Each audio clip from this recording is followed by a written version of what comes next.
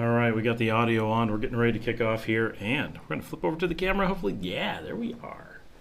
Hey, everybody. Good night. It is live from Sutiaba, León, Nicaragua. Welcome to the live vlog. This is week 5 of continuous live vlogging once a week. It's pretty cool. I am liking getting to do this. It is really cool. So, and a bunch of people already on. I just looked away, so I'm not quite sure how many are on right at the moment, but it was 5 a second ago, which doesn't sound like a lot, but when it is kicking off before we've even turned on the cameras, that is a really good number. So awesome to have everyone here. Thanks for coming in and joining. It is great to have everybody. I'm sending out links to a bunch of people so that they know that this is going on. There's a ton of people who are like, I didn't know. And that's how I tell them. So there we go. Let's go see who we have on. Hopefully a few people. Oh, we're down to 2. Down to 2? 3? That's going to come back in a second. All right. Janine is here. Ah, yes, you caught it live tonight. And TJ is here. Hey, guys. We'll give people a minute to get on here. We are on the Fuji again. I love how this looked the other night, but I've got 2 lights now, so it should be a little bit less harsh. I'm still in the process of putting together a studio and making it look good and figuring out how it should be. So it's each week we're making it a little bit better because the live stream is a new thing, and the whole having a formal studio here in the middle of the my office is quite a bit different. And I keep finding little things I need a longer microphone cord. That's a major problem. And I don't have a stand to put the microphone on, so I've got to put it on the Sony and work with it that way, which is fine, but it's a huge pain and all that. So yeah. All right. What do we have to do to get the word out to people tonight? I have no idea. We let them know on the shorts. So hopefully we'll have some people joining in a minute. If you guys have questions, start sending them in. Get the discussion rolling. Can you get Dr. Pepper here? Good question. So technically, yes. It is certainly available here. Can I go to the corner store and get it? No. I have to go to a store called Superporta in Managua. And they specifically stock things like Dr. Pepper, and Dr. Pepper specifically.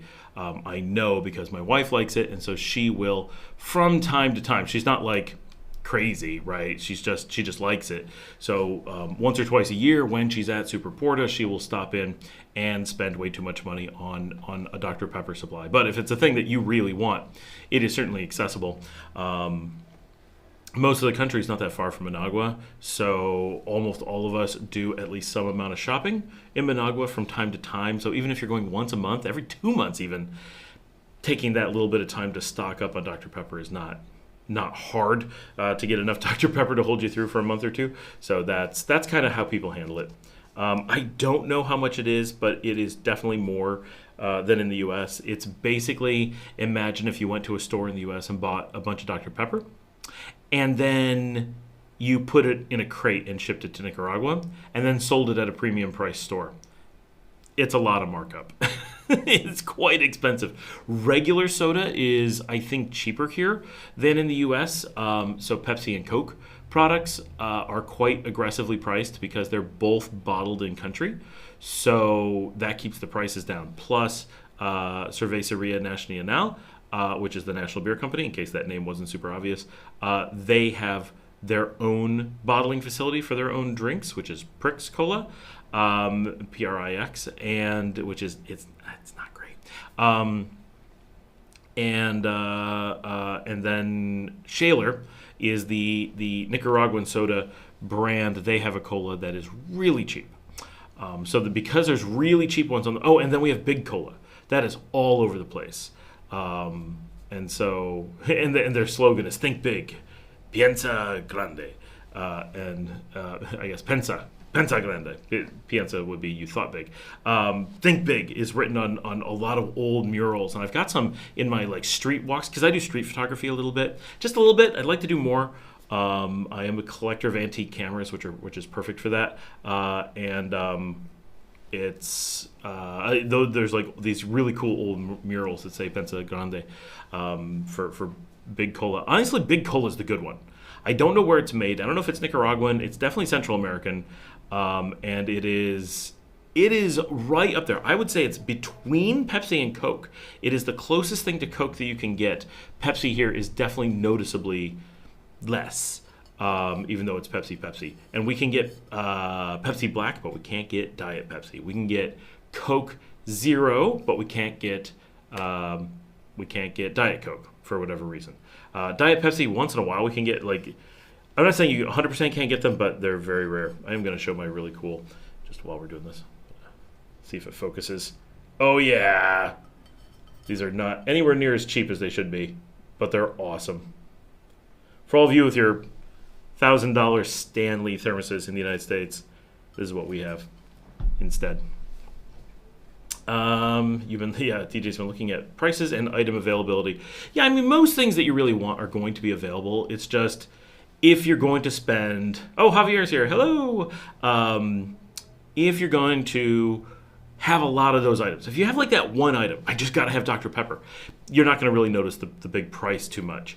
If it's a regular thing where you're like constantly like, well, I got to have U.S. cereal, I got to have U.S. this, I got to have U.S. that, that's going to add up really quickly, and then you're going to be very, very sad. So balance it as much as you can. Janine says, planning a trip in December, including Christmas and New Year's. Just struggling on whether I want to stay flexible or completely book my overnight stays due to high season. What would you suggest? Depends a little bit where you're going to go. So type in the comments where it is you expect to go during that time. But your thought is correct. During the high season, especially Christmas and New Year's, there is essentially no availability. Everything sells out. And even tonight, right? Like I literally had a friend call a few hours ago and was like, hey, are there any rooms available on the beach? So I called down to the beach and they're like, no. I'm like, it's Thursday. Like, I get that it's busy, but I was not expecting it to be sold out. They're like, no. But because it was a friend, someone gave up their own room and bunked with someone else so they could have a place to stay. You cannot find biscuits. No, TJ, you cannot find biscuits because shipping in from the UK is much more expensive than shipping in from the US, and the number of people who want British products from the nature of being British instead of being American is much smaller. So you have a smaller market looking for it, and the markup on it will be higher because of the shipping distance. I, too, would like biscuits. They are much tastier than most of the cookies that we get here. TJ, I was here in January. Oh, yeah. Milton, hey, Scott. How could I get a tour of Casamango for vacation later this year? That's easy. Just let me know anytime. I don't do... Well, I mean, I could give a tour of Casamango. Normally, we've said we're not doing any real estate stuff. Casamango is specifically an exception. I can show you Casamango just because it's like one of my best friend's houses. So showing it is no problem.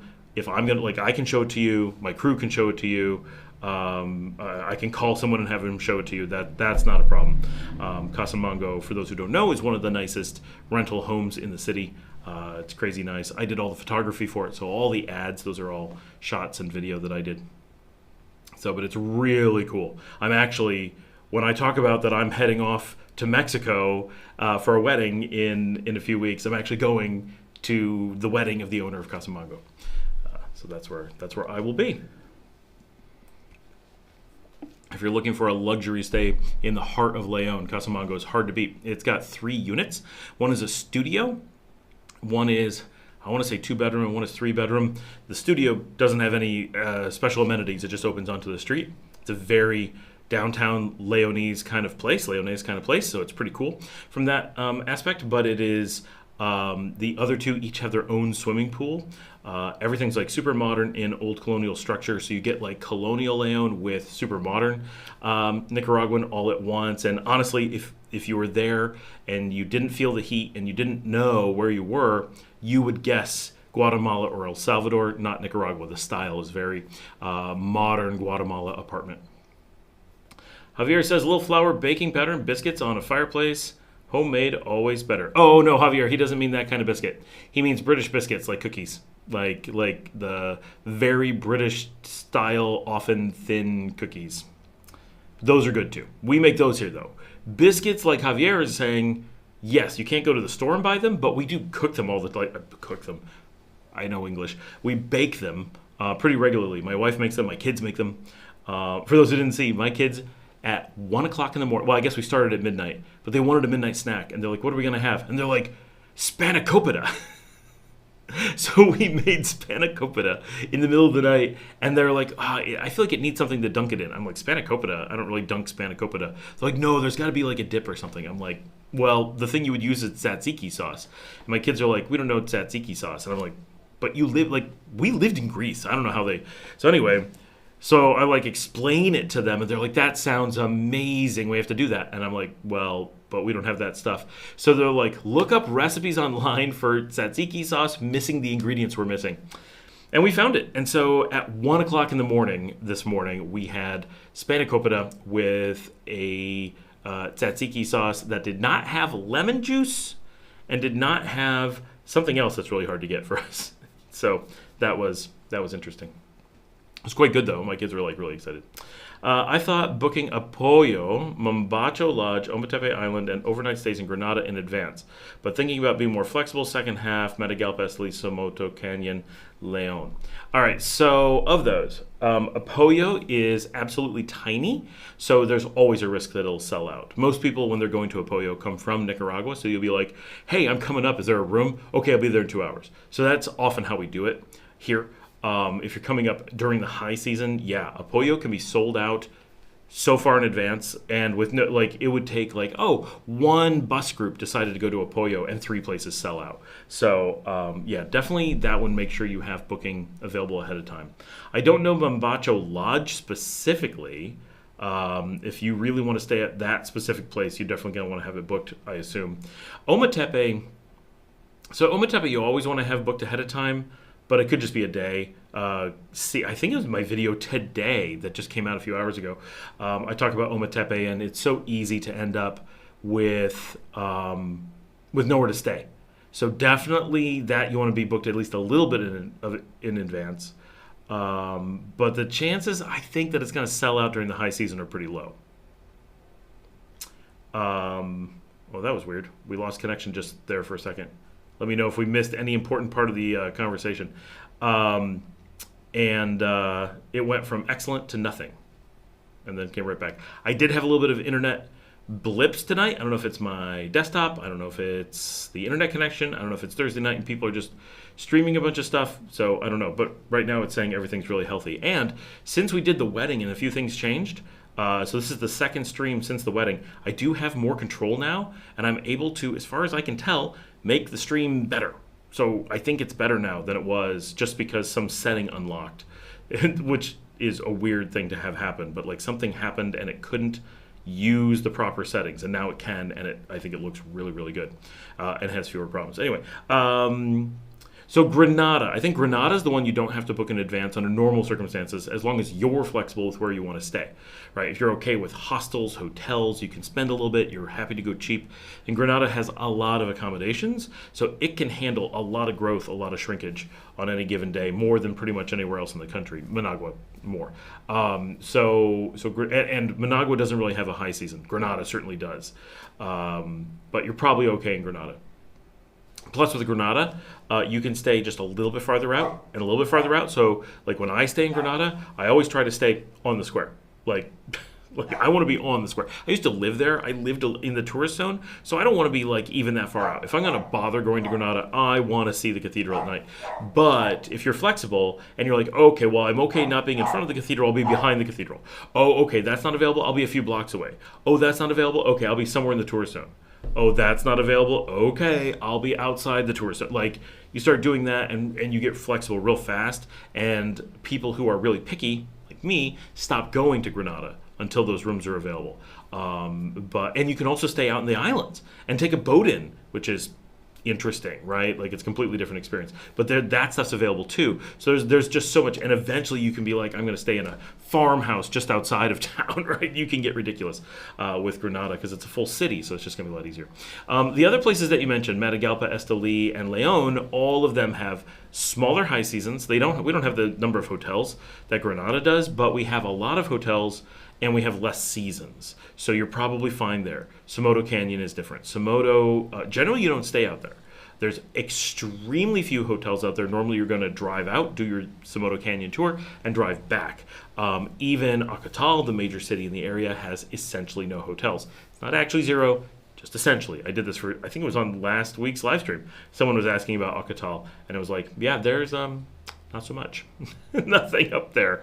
Somoto actually has a little bit more, but it's all very, very little. So those can sell out very quickly, but it may not matter. You may not want to stay. So yeah, in general, the rest will be pretty flexible if you want. TJ, I visited Managua, Granada, Ometepe last trip. What should my itinerary be for my next trip? I'm looking for where I want to retire to. Okay, so before I answer that, TJ, I'll go on for Charlene's. I don't know if it's a question I haven't looked yet. But tell me what it is you're looking for, what you liked in the things you saw, and what it is your retirement vision a little bit. Doesn't have to be a lot, but like, oh, I need cooler weather. Oh, I need a beach. I want a big city. That kind of stuff. Just let me know. But you already hit the capital, Granada and Ometepe. So actually that's a pretty small region other than the ferry out to Ometepe. So there's potentially quite a bit for you to explore. Charlene says, hi, my husband and I just bought a piece of land and we'll be building a home in Jinotepe, Nicaragua. Oh, I love Jinotepe. Love it, love it, love it. He is Nicaraguan and I'm the state. I imagine you mean American. Estadounidense. Where can I buy American products? Oh, you came on late. We talked about that at the beginning of the live stream. So you can buy a number of American products in a number of places, right? So La Colonia, the national grocery store chain, they, hold on. I'll get clarification while I'm telling you this. How is the highway to the Pacific Coast Corn Islands? Is that, in digital format, is that a question? How is the highway to get from the Pacific Coast to the Corn Islands? Is that the question? Just clarify that. How can we connect this week for Casamongo? Just shoot me your email. My email, everyone should know, but it's info@relocatenicaragua.com. Milton, send me an email there. info@relocatenicaragua.com. And I'll get that email and we'll make it happen. So American products. So first, just Jinotepe, fantastic. Love Jinotepe. Such a cool town. Yeah, but you have to be willing to have not a big city, right? For as far as a small city of 30,000 goes, fantastic. And one of our regular viewers was doing some research and just found a jazz club in Didiamba, which is like 10 minutes away, which I haven't been to yet, but yeah. Cafe Alicia in town, one of the best coffee shops in the country. The Malaysian restaurant in Jinotepe is one of the best restaurants hands down in the country. So good. Love Jinotepe. So yeah, American products. So La Colonia, the national supermarket chain, they have quite a few American products. But they're Nicaraguan, so they have fewer. They're more likely to have European products than American, but you'll certainly find American products. As far as other chains where you can get a lot of American stuff, the group of Pali, Maxi Pali, and Walmart and La Union, those four, plus they have a mini mart chain, but I don't think they have anything. Those four are all owned by Walmart, and they all have an American supply chain directly to them, so they all tend to have quite a few American products. Beyond that kind of stuff, you can get some amount of American products at La Curacao. That is the appliance and home goods store, but they're American. They're from California, and they own Radio Shack. Radio Shack is a division of La Curacao, and there's Radio Shacks everywhere. They're not loaded. None of those are loaded with American products, but they will have them, things that you may be looking for. The specialty place that we had mentioned earlier is Superporta. They're in Managua, and they are kind of a grocery, kind of a specialty shop, and their whole thing is that they bring in high-cost American items for people who really want American items. The other option, of course, is flying to Miami on Spirit. Literally, we do this. Fly to Miami. It's about $110. Load up and fly back. You'd be amazed how cost-effective that actually ends up being if you're getting any amount of stuff. Will I be doing any special giveaways when you reach 1 million subscribers? Certainly, when we reach 1 million subscribers, we'll give away like a vacation or something. I'll just make that commitment now. 1 million subscribers, we'll give away a vacation. I heard they were rebuilding it. Okay, I am not 100% sure what thing you heard they were rebuilding, so I'll give you what I know. There is because the things you mentioned are, I think, a couple different things. So there's a Pacific Coast Highway. So I know you said highway to the Pacific Coast, but there's a thing called the Pacific Coast Highway. It is not rebuilding it, it is new, but it is being built. So if the term is, I heard they were building it, yes, and we have eyeball confirmation, political confirmation. Like, I know from a million different sources, it's really not just happening in the future, it's happening now. Like there are actually bulldozers making that road. So that part is an absolute yes, if that's the question. If it's a question that from the southern Pacific coast to the southern Caribbean coast, will they build a highway? Actually, that's old news. They did build it between the time that I was here in 2015 and the time I was back in 2019. So in between there, closer to 2019, they built that road. And there's a circle when you're heading down the Pan American. There's a big roundabout, a rotunda in the road, and you just head off east, and it takes you out to Bluefields. I have not done that drive. I plan to when I'm back from Mexico. Not like as soon as I get back, but after Mexico, I plan on doing that. And so that, because I want to film the whole thing, I'm going to get you guys every inch of the road you can watch on Drive Warp, my sister channel, where I don't talk normally, which may be a huge bonus. I'm surprised more people don't subscribe. Same cameras, less talking. But so that exists. So can you go from there? And if you're going to the Corn Islands, obviously there are islands. They're never going to put a bridge out there. That's like 100 miles. It's crazy. But if you're going to go to the Corn Islands and you want to use a road as opposed to the airport in Managua, then the highway that you're talking about is there. And the place that it goes to is Bluefields. Bluefields is the city with the boat that goes out to the Corn Islands. So the Pacific Coast to Corn Islands Highway has been built, and you can go use it today. What you may have heard is a combination of these things. There is a road that is not going from the Pacific Coast, but it is going from what we call Pacific Nicaragua, which includes every city we talk about on here. All of it is the Pacific side of Nicaragua. There is a highway from Matagalpa up in the mountains to the northeast of here that is being rebuilt, and it is the famous road that they put on World's Most Dangerous Highways Season 1, on like episode 2 or something like that. They show the Puerto Cabeza Road, and it is on there like super awful. In real life, it's not that bad. But they show it like super dangerous road. It's like, yeah, you get muddy and you get stuck, whatever. That road is being rebuilt as a, I don't want to say like not like a super highway, but it's being rebuilt as like a serious, well-maintained road, and that's going to connect the northern port, the northeastern port of Puerto Cabeza, also known as Bilwi, that's its indigenous name, and then that road will come into Matagalpa, where it will connect to the road going to Esteli and Managua. So all of the things you said kind of are true or are already true or are underway, depending on exactly how you read what your question was. So those are the possible roads that might answer that for you. There is also, in addition to that, one other major road project going on, which is a new highway from Esteli to León, which is two really major powerhouse cities that have never had direct connection before. So you always had to go to Sabaco and connect up, and that's not great for connecting the two. So it's going to make transit between us and the northern highlands and even up to Acatal and the real Pan American, because we're on the Pan American bypass, so much better. So it's going to be pretty cool, but I don't know if that's going to be done like this year, next year. I don't know. Any videos from Super Bowl Sunday? I did not take any videos. We just had a small group. I mean, the restaurant did really well. We were really happy with the turnout. We had a good time, but we didn't take any video. So sorry, I meant to, and I got distracted because I was drinking and hanging out with you guys. Buddhist, who looks like Buddhist in the thing, he was there the whole time hanging out, which is really cool.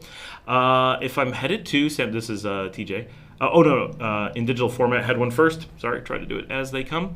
Can you ferry from Ometepe to Granada? So there is a Granada to Ometepe ferry, and that's amazing because the port of Granada is beautiful, and it's like in the perfect spot. Like, it is such a cool thing to grab the ferry out of Granada, and I was so excited last year when they put that ferry back into service. That was before the drought. Unfortunately, the lake is not very deep, and because of the drought, the lake level is down enough that ferry had to stop running. The other ferry from San Jorge to Ometepe, from San Jorge to Moyagalpa, that still runs and is fine. It's a much deeper part of the lake, and it's much shorter. The ferry from Granada has to traverse like half the lake. It's crazy. And while it's super cool, it is currently not running. Now, we did get rain just the other day, but I don't think we got that kind of rain. We're going to have to wait for the rainy season, and hopefully it brings the lake level back up and they start running that ferry again. But the ferry exists, the route exists, the pricing exists, all the infrastructure exists, all the ports exist. They just, at the moment, are not running the ferry, which makes me very sad because I really want to do that ferry for the show and for myself because it's fun. I like ferries. Can you bring in a drone these days? No, absolutely not. 100% no. No ifs, ands, or buts. And before anyone says, well, you can go apply for, yeah, you can apply for anything you want. You can apply for a free ticket to the moon if you'd like, but no one's going to give it to you. Yeah, if there was any way to get a drone, and this is a little bit of bragging rights, right? But if there was a way for a non-government official to get a drone in Nicaragua, I have to be at the number one on the list. I am the highest visibility. I am the largest YouTube show, the largest show at all of any sort in English, the largest of any sort of expats, and I am right on the verge of being the largest in Spanish as well. Not that I'm in Spanish, but bigger than the Spanish shows. Like we've passed the Department of Tourism by a large margin, by like 40% in traffic. And we're a promotional show. Like, we're constantly talking about Nicaragua in ways that brings in potentially thousands of expats. So if there was an argument for getting a drone, we have so much more argument than anybody. And we have connections with the Department of Tourism has reached out to talk about other things, but definitely not drones. And departments like that want to work with us, and there's just no way for us to get a drone. We've managed to get meetings with people who are like, we'd love to approve it, but even if we approved it, the police are just going to shoot it down. They're not going to ask if you have a license. They're going to shoot it down and then be like, oh, sorry. That was the best, and they didn't give us a license anyway. But yeah, it's that hard. Anyone who's telling you can apply for something, they're just blowing smoke. If I'm headed, this is down to TJ, if I'm heading to San Juan del Sur, SJDS, should I fly to Managua or Liberia? Honestly, they're almost equal, so it kind of comes down to where you get a good flight. Seriously, that's all that matters. The border crossing at Piñas Blancas is super easy as border crossings go. If you're going through Los Manos from Tegucigalpa, that one's a pain because they're not used to tourists. They're like, you don't have a truck, I don't know what to do. But the one from Costa Rica is really easy. So if you're going to San Juan del Sur, it truly is 6 of one, half dozen of the other. So whatever you get a good flight on. Like if you're coming from Houston, fly southwest into Liberia, I would do that every time. But I fly Spirit out of Miami, so that goes to Managua. So I do that one every time. But it depends where I'm going. If I'm going to Houston, which I do sometimes, I will totally switch and do Costa Rica because it's just the better flight path. Thanks. Frank Gomez, g'day mate, a belated Happy New Year. Thanks Frank, Happy New Year to you as well.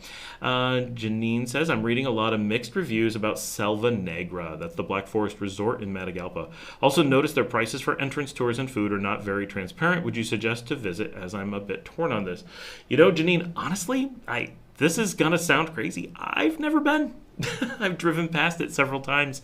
I love Matagalpa, but I'm not a resort guy, so unless I'm doing a show specifically for you guys, I don't go to places like that at all. And not that I'm opposed, not I'm not going to go, but am I going to drop, I don't know, $50, $75 to go to something like that? I wouldn't. I have friends who've gone. They all like it. Most of them are Nicaraguan. Some are not, some are expats. I've never had someone say it was bad, but I've also never had someone describe it as a place that made me go to it myself. So I'm sure it's very nice. Everybody says it's nice. Is it worth the money? Is it the kind of thing you would enjoy? I don't know. The thing I would say is, if you're here just for vacation experiences, it's going to be pretty good. If you're here for researching stuff and really, it's probably not. Javier says, my wife and I visited Nicaragua. We're very happy with all the reconstruction of infrastructure projects.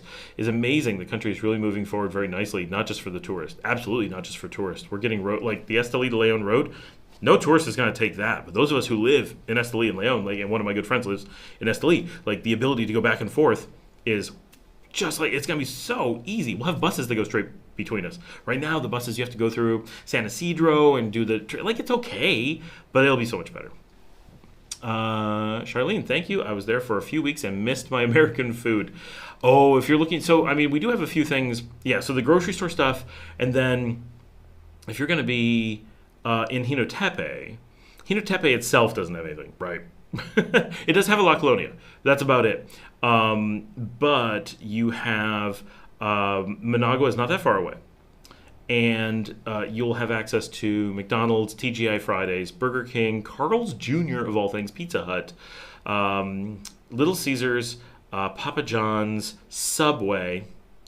Trying to think. There's a handful of them. There's not a ton, but there are a handful of actual American restaurant chains that are available there. Then, if you, from Hinotepe, what you would do if you're really, really having a problem for American food, you do the drive to Costa Rica, which obviously you don't do for dinner, but like if you're going to go for a weekend, go see my episode where I talked about do vacations in Costa Rica last week. I think it was last week. From Hinotepe, it is, you don't have a single city to go through. Well, Rivas. You just head south, and you're going to be in Costa Rica in, I don't know, 2.5 hours. So it's really easy. And then Liberia is just 90 minutes over the border. So it's about 4 hours. Okay, that's a bit of a drive, but it's all beautiful and empty and nice. And suddenly you're in Liberia, and you can hang out, and you've got just endless, American-style food at Taco Bell, and you've got, like, restaurants to go to instead of fast food chains, and other stores to shop at, and Walmart with a bigger supply chain. So you can get very Americanized with, now and then doing a trip down there. And honestly, Nicaragua is so cheap that if you budget in, like, I don't know, once a month, once every 2 months, heading down to Costa Rica for fun, you'll be like, okay, that is an expensive weekend, but in the big scheme of things, it's nothing. So that's, for a lot of people, that is something that works really, really well. Gotcha, lost one. You lost a drone? Here. Alan's on Selva Negra. Alan is one of the people I know who've been to Selva Negra. It's beautiful, but it's essentially a pond, restaurant, and hiking trails. Okay, that's what the pictures I've seen of it are, and I'm like, that's what it looks like, a nice restaurant, pond, and hiking trail. Every single thing shows a picture of a beautiful pond, and I'm like, okay. It depends on what you want. When you pay the entrance, you get a credit to the restaurant. Oh, that's cool. Alan says, I'm VIP in Nicaragua. I actually kind of am. The country has her boots on and growing for the better, cleaning rivers. Oh, if we could clean the rivers faster. That's new highways, electric is on 100%, and very clean water. Thanks for your site. In digital format. Awesome. Well, I want to work with you. All right. Awesome. Did you post something about that in the other thread? It's hard for me to keep all the threads straight. Jerry just got back from Via Via. Who's playing at Via Via tonight? Or did you just have dinner? It is 7 o'clock. Oh, you didn't see a band. Jerry, I believe, if you're still around, tomorrow night Sakasa is playing Via Via, and Mario Sakasa, he's freaking fantastic. He's in from Managua, one of my favorite artists, great guy, amazing musician, really worth going to see. So if you're around, that'll be Via Via. I think he goes on stage around 8:30 tomorrow night, but as always, now we get to do a commercial. Go check out nicarumba.com. All the events in town are listed on there, so you can find out who's at Via Via. But I know they're at Via Via tomorrow. I don't think I'm going to be there. I think I'm at Bodegón this weekend. They're opening a new space. Alan says he's been to Selva Negra a few times. I'm sorry. That definitely sounds like a place you go once. Gallo beer from Guatemala. Yes, that's right. I went there with my friend from Esteli and a friend from Mexico, and they were like, you have to have this hat. And I'm like, I have to have this hat. I do like Gallo beer. It is not my favorite, but it's quite good. But I love the hat. It's a fantastic hat. This hat, I believe, is from Ciudad Cajala. No, not that much, Scott. It's a few hundred Cordoba to get in. Then you get it back in the restaurant credit. Oh, that's really not bad. Janine, thanks, Alan and Scott. DA Miami, or damn IMI. I thought Spirit only flew out of FLL, not Miami. Okay, so just to be clear, for those of us from everywhere except Miami, Fort Lauderdale is the airport of Miami, and Miami Airport is like some other thing, but that's all Miami to the rest of the world. Yes, you are correct. It is Fort Lauderdale, not Miami, not MIA, that Spirit flies out of. In digital format, do you have any idea of demographics of current tourist, age, country, etc.? I've got a little bit of basics. I mean, certain things never change too much. U.S. is not well represented. Canada has a really strong presence. You tend to see a lot of Europeans, primarily from the Germanic countries, so Germany, Sweden, Norway, Denmark, Switzerland, a ton, the Netherlands, a ton, a little bit from Austria. You will occasionally get Italians, occasionally get Australians. Kiwis, really not. Brits, yes, but not in large numbers. Typically San Juan del Sur, not the north. And then age is a inverse bell curve. Let's see if I can do this on camera. So if you're really young, from about 19 to 24, there's a really big group because it's the backpackers. It's San Juan del Sur, Ometepe. Those places are just drawing people in. And then there's a huge drop off as people with family, Nicaragua's great for families, of course, but it's not a famous family vacation destination. And so you have this big drop off after the backpacking bit, because it's kind of like, we went backpacking in Nicaragua because it's crazy and wild and exotic, right? And then you get here and you're like, okay, it's cool and different, but I wouldn't call it wild and exotic. But okay, but so families have a tendency to be like, well, there's no big attractions, there's not the big marketing push, so kids don't think of it. And then as you get older, normally into your 40s, you get this big upswing again, where there's a lot of people who are like, oh, I'm looking for something that's more chill. I've already been to other places. I don't have kids anymore. And you're starting to get people who are maybe have an eye towards retirement, and so they have a completely different reason for coming. So normally, if you're going to a Florida, like a Disney World, you have a bell curve, right? You have the kids who are young and paying for it themselves. They're not going, right? When I went to Disney and did a full-on Disney vacation when I was 21, which was amazing, by the way. It was the best time to ever go. I was the only one. It was me and my buddies. We were all 21, 22, something like that. And everyone else was either much younger, kids with their parents, or much older. And it was like, wow, what a weird experience. We were the isolated youngsters. Well, you get the opposite in Nicaragua. That age group is just flocking here because it's so cheap and accessible, and marketed towards them. So, yeah, so it's a weird thing. So if you're 30, married with kids, you're the anti-Nicaraguan demographic. But honestly, it would be a great place to come because you'd have just such a completely different experience than everybody. I haven't heard you mention PriceSmart. Oh, yeah, sorry. Yeah, Larry's right. I should have mentioned PriceSmart. I don't know why that slipped my mind.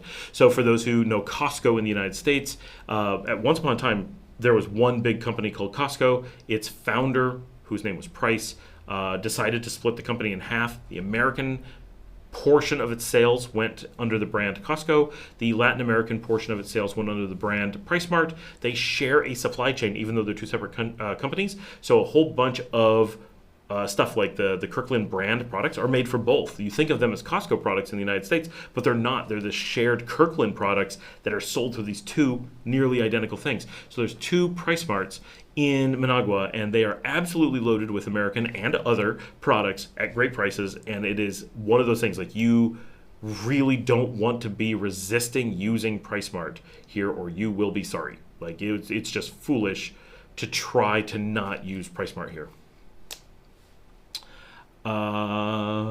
Spirit is direct to FLL. Yes, it is. I haven't heard you on PriceSmart. Do you have a ton? Yep. Okay.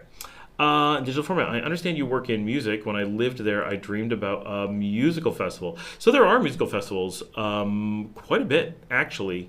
It's a country that's all about music. So I don't attend too many of the festivals because they tend to be really crowded, and they already have media, and it's big budget stuff, and I just don't like all the crowds. It's not a good way to see the bands.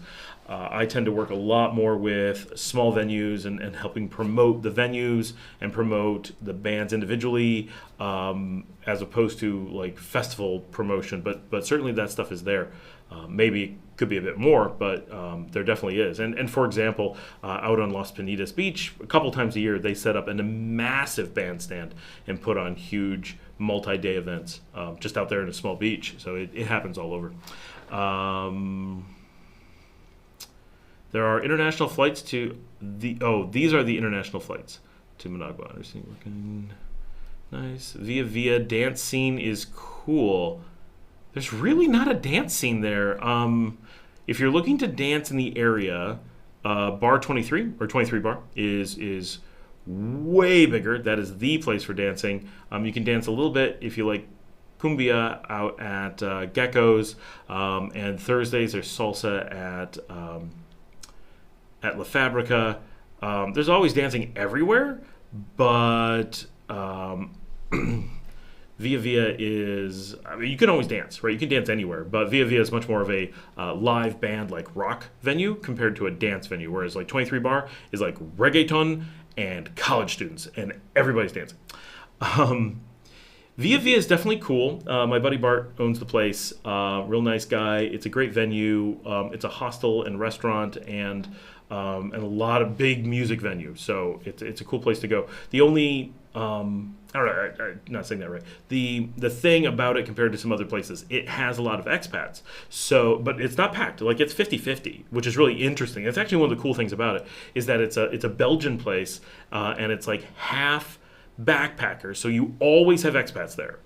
But they're mostly backpackers. And then you have a small group of us locals, like Alan and me. We're there, but there's not a ton of other people. Of the expat crowds, it's like our group and the backpackers, and then a lot of Nicaraguans, which is cool that you have all these groups go there and do that. Dancing is cool. So excited Via Via. This is what I experienced. DA Miami says Israelis, but kind of I don't know what the context of that is. Is that in the context of dancing at Via Via? Not that I've noticed. Maybe. The Fear of Americans, silly. Dance is 23 Bar for sure. Gecko's has some dancing. What you get at Gecko's is a lot of people dancing between the tables, and definitely older. At 23, it tends to be like really like, and it's a younger crowd. And at Gecko's, you really get like the parents who left their kids home and they went out for like dinner and date night, and like the music got them going, and so you got people who are like 35 to 50 who are maybe even 55 who are like suddenly, the guy's like grabbing his wife and like, we're gonna dance by the table, and it's really fun because it's like all the older folks having like a romantic night out, older like me. I went to Pachitas. Where's Pachitas? I don't know where that is. What happened to Bigfoot? Nothing happened to it. It's still across the street from Via Via. They are partners with us for a whole bunch of stuff. We work with them every day. They are the place to go for volcano tours. They're the place to go for the bus going out to the beach. If you want to hang out at places that I manage on the beach to drink, that Bigfoot will take you there. They're huge. They're the center hostel. So Via Via is big for live music. Bigfoot is the big hostel. Via Via has a hostel, but it's real minor in their business. Bigfoot is hostel. They are the party hostel for Leon. I have a very expensive monitor for my gaming PC, and I think there's more coming. Does Bigfoot still have the Las Penitas bar? No, in digital format. I know exactly what you're talking about. And that closed down a long time ago, like 6 years. It was gone, I think, in 2018. The traffic, like the tourist traffic to the beach, just went away. The place that used to be Bigfoot is now Olazul, which is, but Bigfoot switched, and Bigfoot's manager from there runs El Simple at Las Penitas now, and Bigfoot in Leon, instead of shuttling people to Bigfoot on the beach, now shuttles people to El Simple on the beach. So the whole mechanism is still there. There is still a hostel on the beach that takes you. It is the same manager that used to take you at the Bigfoot on the beach. All of that is still true. It's just that it's a different physical place, and the name is no longer Bigfoot Hostel. It's now El Simple. That's cool. You used to live next door. I assume you mean you live next door to the one in Leon, which is also next to Via Via. 49-inch ultra wide, I'm worried about bringing it. Yeah, I would totally be worried about bringing it. I have no idea how you would get that here. I couldn't even come up with a process for doing that. That's unfortunate because that would be super cool. So two things. One, the chances that it will make it here in one piece is very low, and the cost at customs could be mind-blowing. That is because, so general rule with customs, If it's a legit tourist item, meaning you would carry it from country to country on any vacation, and you would always take it, chances are you just bring it in no problem. If you do not, if it is in any way not something you would take, so if it's going to stay, it's going to become part of your house, it is a one-way thing, obviously, that is an import, and that's what they look for. And the price, the taxes can be 100%, right? They're not normally, but they're bad, right? And something, depending on what it is, if it's got like network ports, it can be double taxed, because you can be taxed for import and then taxed for verification by the Department of Communications. So generally, you just don't want to do that in general. And you certainly don't want to do it until you're living here and know what you're doing. It is not something you lead with. A big monitor like that, you can't buy that here, and that's really unfortunate that something like that is going to be really, really tough. The best thing you could do is either ship it to or rebuy it in Costa Rica and drive it personally over the border once you have a vehicle that can do that. I don't know what else to do. I don't know how you would ship it. You can't bring that in luggage. I brought monitors in luggage, just to be clear, but they were small, right? Like 24-inch. And they were cheap, like $100. They were cheap Walmart ones, but I had a bunch. I threw them in, wrapped them in clothes, and they're super rugged because they're tiny, right? So they can get bounced around a bit, and they're not worth anything. So if they get ruined, and one did, well, I'm out $100, but I already owned them. I didn't buy them to bring. I just didn't want to throw them away. So I tried that, and they let those slide because those legit I could carry from place to place. Like clearly, I put it in my luggage. I didn't ship it in special. It was in my luggage. So they were really chill with it. And they're like, oh, yeah, these are just little monitors. You're not using a laptop. You're using a desktop. They pulled out my desktop. What's this? It's my desktop. Okay, cool. No problem. He uses it for gaming. Yep, see, gaming.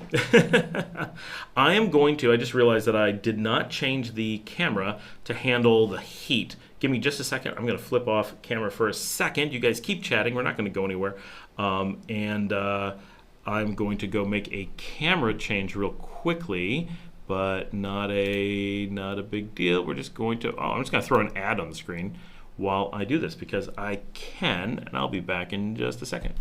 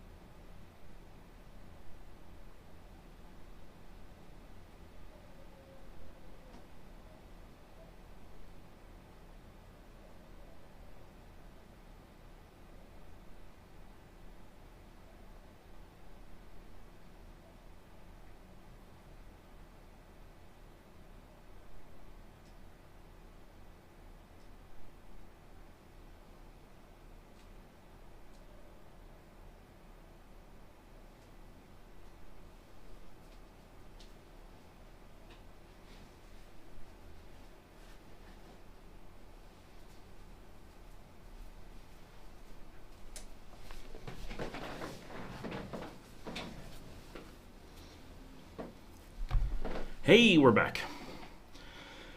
All right. 240 hertz Samsung ultra wide. Oh, I wish. Yeah, that'd be really cool. Miami, please stand by. Ha ha ha.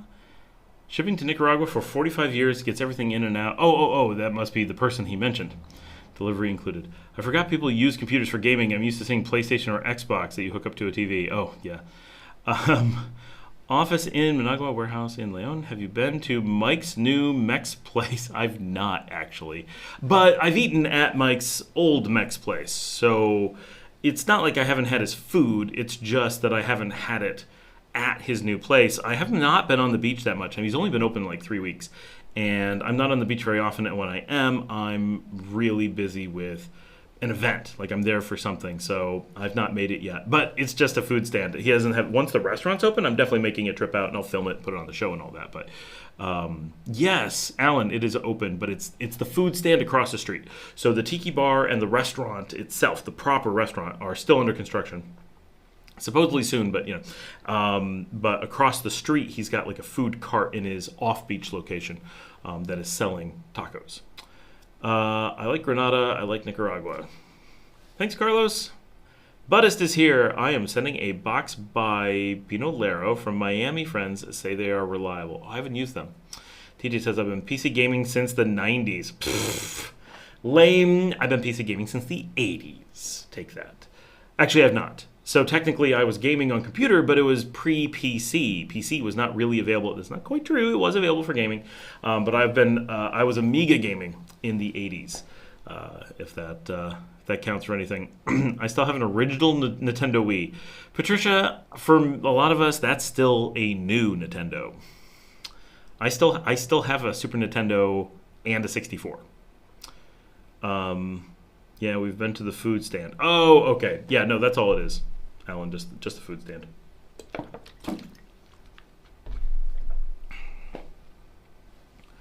Wow, I caught up on the comments. That's crazy. While you're thinking of questions, you can buy me a coffee. I just like that. I made that today. No one commented on my awesome owl artwork. That's supposed to be like me as an owl drinking coffee in Paris. For those who didn't pay attention and see what it is. It's pretty cool. That is like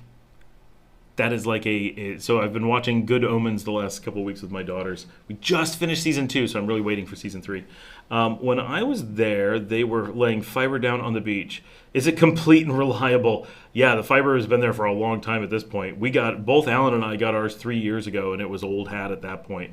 Yeah, there's fiber everywhere now. When I was here in I want to say the beginning, like March of 2021, so a full 3 years ago, they were way past fiber on the beach, and it was like fiber in like remote fields in the middle of nowhere. Like there's fiber everywhere, and has been for years at this point.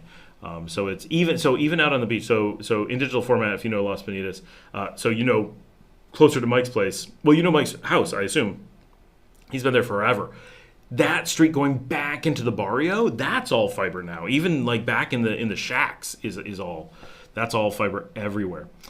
Do a lot of things close on Sunday and holidays? I'm trying not to travel on Sunday or holidays, but maybe it's not. So, no, everything's open on Sundays because that's the one day off of the week. So everything happens on Sunday. That's the busy day to go out and party. So like the beach, that's its busiest day. There are some things that are closed, right? Little shops, like because that's their day off, but not because it's Sunday, just because they're little shops. Holidays are hit and miss. It depends on the holiday. Big holidays can get pretty crazy with things being closed. But hotels and restaurants are mostly available. Like we really don't have problems doing anything like that.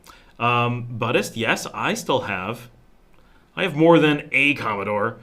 Alan's going to be like, oh, I've heard this story before. I have all in working condition, 2 of them in the original boxes. A Commodore 64, a Commodore 128, a Commodore VIC-20, which is the old one, and a Commodore 16, which is the new one. They actually go VIC-20, 64, 128, 16 is the order of release, plus then the one that replaced them, the Amiga 1000. So I have all 5 of those, all in working order. It does look like you as an owl. Thank you. I was trying for that. And for those who missed the episode, I have a bunch of owls who live in my yard now, and I've seen them again just flying around. So it's getting pretty cool. They've like taken over. I don't know what they're doing out here. I have a rogue cat and a bunch of owls. I'm old. It's been a while. Sorry. Fiber in Leon and the beach, Las Bonitas and Ponalea. Yep. I have an NES. TJ's got me. I do not have an NES. If you have one, you should get an EverDrive. Oh, that would be cool. No, I missed the NES stuff when I was young. I had a Coleco, which is older. I was into gaming a little bit pre-Atari, and then I never got an Atari, but I got a Coleco.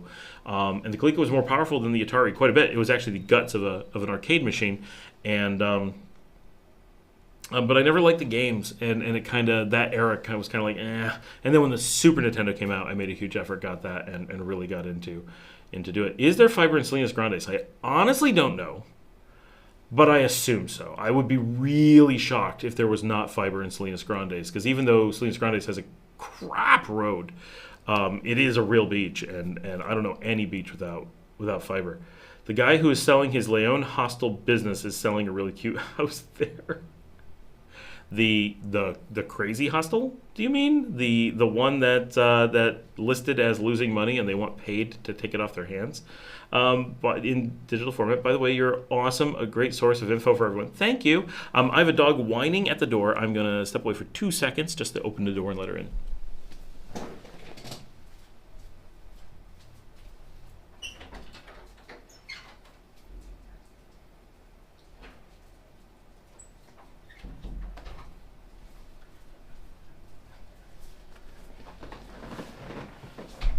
Right. Now my dog is here. Yes. You gonna be on the show this time? No. All right. Yes, that hostel guy. Yeah, I don't know. So Salinas Grandes, I've been out there. Have you watched my episode on it? That is the question. It's a beautiful beach and Leon area.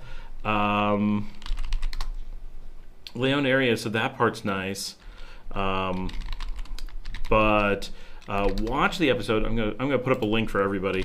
I should have these more. See, I need an assistant when I'm doing this. It would make it so much easier to do a lot of this stuff. You have like all kinds of like communications going on. What I really want to do eventually is turn the camera around and do the filming over there and have someone sitting here at like the command center because right now I've actually got 3 cameras pointed at me, but I don't leave them on because 2 of them are on battery. I'm starting to get this figured out though, so I've got a lot of wiring done, but I want to do it because I have a studio wall and I want to get the lights set up. I do have multiple lights this time, so let me know if the lighting looks better. But then someone can sit here and respond to things while I am talking. And then I can just have a laptop set up. And I can still chat and see what you're saying. But I think that would be really cool because then they could respond to things or do whatever all while I am busy doing that. So that is my hope in the not too distant future. There's the live stream. And there is the Salinas Grandes video. My family had a ColecoVision with the Atari adapter. You must not have played Ladybug. That was good. That is my dad's favorite game, and that was the first one. That's the one we got Zaxxon with the console, and then Ladybug was the first game that we bought. So I played it a lot. I mean, it's better than Pac-Man, that's for sure. My dad loved it, but I like games with stories, and that stuff kind of ruined gaming for me for a while. You have an assistant for me. You saw the Salinas Grandes episode. So the real thing is the drive out. It takes forever. You got to have a truck. You're so isolated. But it's a beautiful community. If you want to be a recluse with a beautiful beach, Salinas Grandes is nice. Really, really nice. But the degree to which it is isolated is tough. Carlos says, "What is your favorite place in Nicaragua?" And he has his name as Salinas. Are you in Salinas Grandes? Just checking. Carlos, really. So I've got a lot of places I really like. Like Nicaragua's full of great places. Like I mentioned, Jinotepe, that area I really like. Obviously, I live in Las Penitas, and I really love that community. But pretty much without a doubt, I would say my favorite place in the country is Matagalpa, but downtown. But I am a big city person. I really like urban environments. I really like cafe culture. I like being able to walk around a city and walk to things and have like clubs and bars and cafes and restaurants and that stuff be really close. I like to be on foot. I like to not have a car. And Matagalpa gives me all of that, combined with cooler temperatures, lower cost of living. Like it's a really great combination of things that just really works out well. So that's, for me, Matagalpa is perfect. My family prefers Leon. So we're down here. I love Leon. It's a fantastic city. Beats other places I've been for sure. But Matagalpa is, if it was nothing but me picking based on nothing but the location. Now I have so many friends in Leon, I can't imagine moving to Matagalpa and not being close to everybody. But yeah. Ladybug was my mom's favorite game. I wouldn't play it because I didn't want the ladybug to die. I've been going back and watching your old videos. Oh, thank you. That's what people need to do. Old videos. That helps so much. And if you find any that are like missing thumbnails or don't have descriptions or need something, let me know, because like as we find ones that people are actually watching, we go back and we add stuff, and like Valentina goes back and makes new thumbnails, and sometimes those old episodes actually get some traction. Not very often, but if you find a good one, sometimes it will. Mainly the ones on budget. Any plans to update them in 2024? Yeah, most of the stuff that's popular in older ones I plan to do again in 2024. It's a good way to get a lot of mileage and not have to beg for topics. Topics are hard. I've been doing this for 4 years now, and we're pushing 3 years without missing an episode. Constantly coming up with topics is tough. That's why I like being able to, and with I've had so much going on, like work has been super busy, blame Alan, and like just there's so much going on that a lot of times I can't get out and like take the car and go somewhere. When I had the car to myself, we're talking about getting a second car partially because I need to like go quickly to really distant places, do a bunch of filming, often in remote locations, because one of the things that is tough for me is like I preach using the buses a lot, and for people who are going to like shop or go to dinner or whatever, the buses are fantastic and I love taking them. But when I'm going to film, I'm carrying like 4 cameras. All of them are relatively expensive. The cheapest cameras I have are like $300, and the more expensive ones push $4,000. And so like I'm carrying all this stuff, and sometimes it's really awkward, and I've got to have tripods, and I've got to have batteries and charging stations, and maybe a laptop, and I've got extension poles. I have like a lot of stuff that I'm carrying, and gimbals and all kinds of stuff. And often I need to go to a location, and I can't like tell the bus driver, oh, can you pull over for 10 minutes while I film this field? And I just need to get some shots. I think it's going to look good in a few minutes of the light, and then get back in and go. Like, I can't do that, right? So having a car means I can drive along, see a beautiful scene, just pull over and take a photo, take a 360 video, whatever. And that's how we got some of those really great ones of like the rice paddies. I love that. Okay, it's not a very popular 360, but for those who watch Nicaragua 360, there's this rice paddy field video that I think is just beautiful. It's this green, lush green, like the whole thing is just, oh my gosh, that's what Nicaragua looks like in that part of the country. Like, that's crazy. I didn't know anything looked like that. Well, I would never be able to get that shot if I was doing everything from a bus. I have to have a car to be able to go out and do that kind of stuff and get that kind of footage. And so I really want to have my own car to do that stuff. There's the rice paddies. So yeah, I don't know, lost my train. Am I still planning on doing, so not to be controversial, hold that thought while I get an eyelash out of my eye. It's the problem with LiveStream, can't edit out the eyelash stuff. Are you connected and have open communications with official government officials? As opposed to unofficial government officials, just to be clear.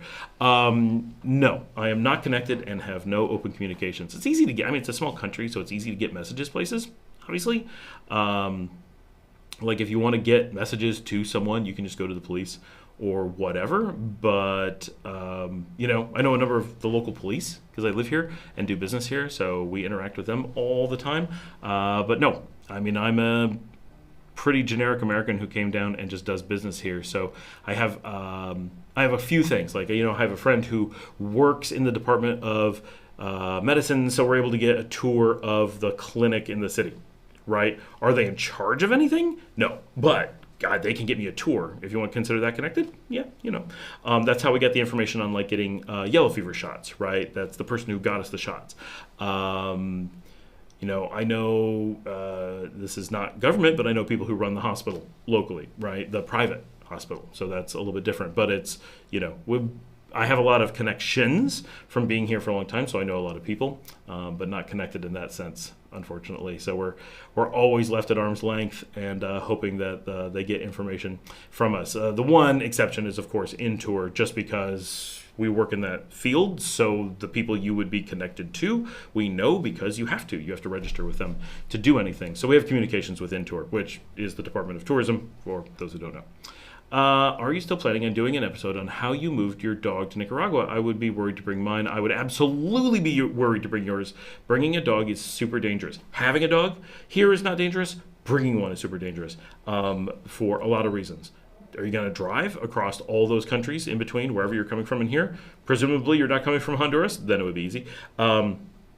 It's really hard. It's very dangerous. There's so much to go wrong in a car all that way. Flying down, we've had people who have been extorted for the lives of their dogs on the tarmac and left their dogs to cook outside. They were able to pay thousands of dollars and get them saved, but it was a near thing. They almost lost them.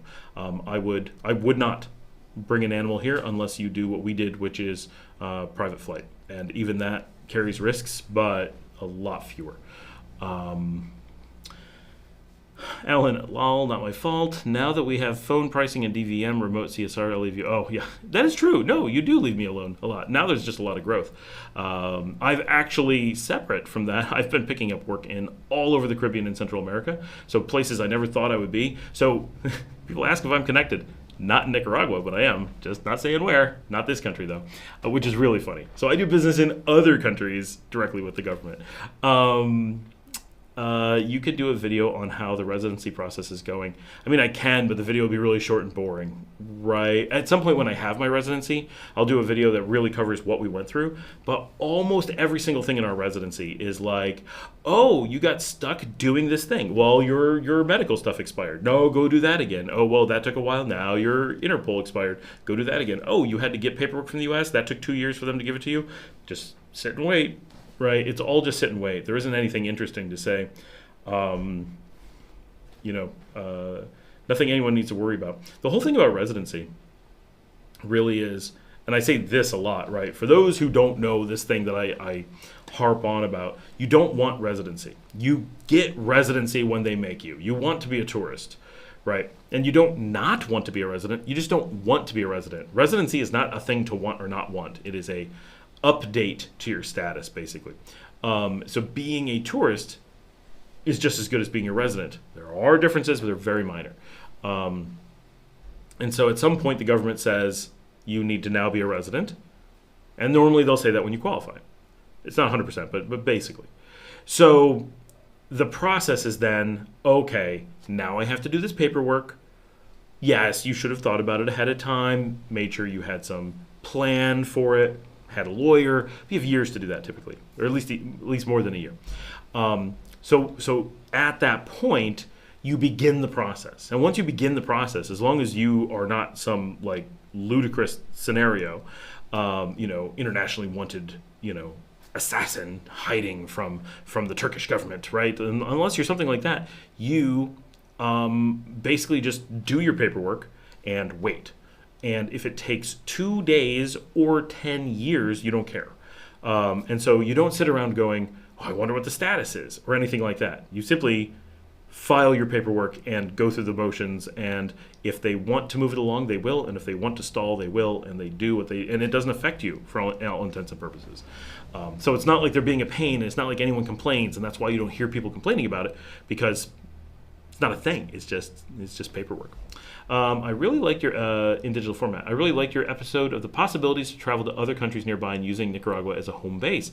I never did that except for border runs, so I'll try to pursue that if I am back. Yeah, and I don't do it enough. My schedule is so busy, I hate it, but I'm working really hard to try to get to where that's going to be available, and I have a couple things coming up. So I'm going to Mexico in a few weeks. That can't be stopped. The train is going down the tracks. I am in plans to go to El Salvador shortly after I'm back from Mexico, meaning in like the month after I get back from Mexico. That is the current plan. And I've never done like a real trip to El Salvador. I've been to El Salvador twice. I've been all the way across the country twice, but it was all very quick and cursory, right? So it's not like I did El Salvador. So I'm going with friends and hanging out a bit in the capital is the plan, and really going to do some filming, do some restaurants, do some like doing El Salvador. And we're from Nicaragua, so the things that a lot of people do in El Salvador, which is exactly the same as Nicaragua, we're not going to do, right? Like we're not going to go to the beach and be like, ooh, Central American beach, how cool. No, it's the same beaches that we have, right? Like we can take a ferry from our beach to their beach. It's right there. We can see each other.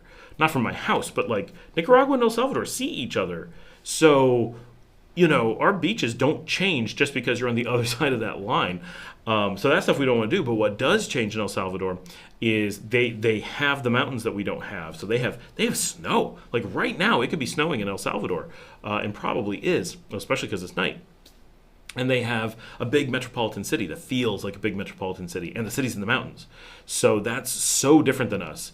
It's almost exactly twice the size of Managua, and just a very different vibe, very urbane. So really looking forward to getting some time up there and really using the stuff next door.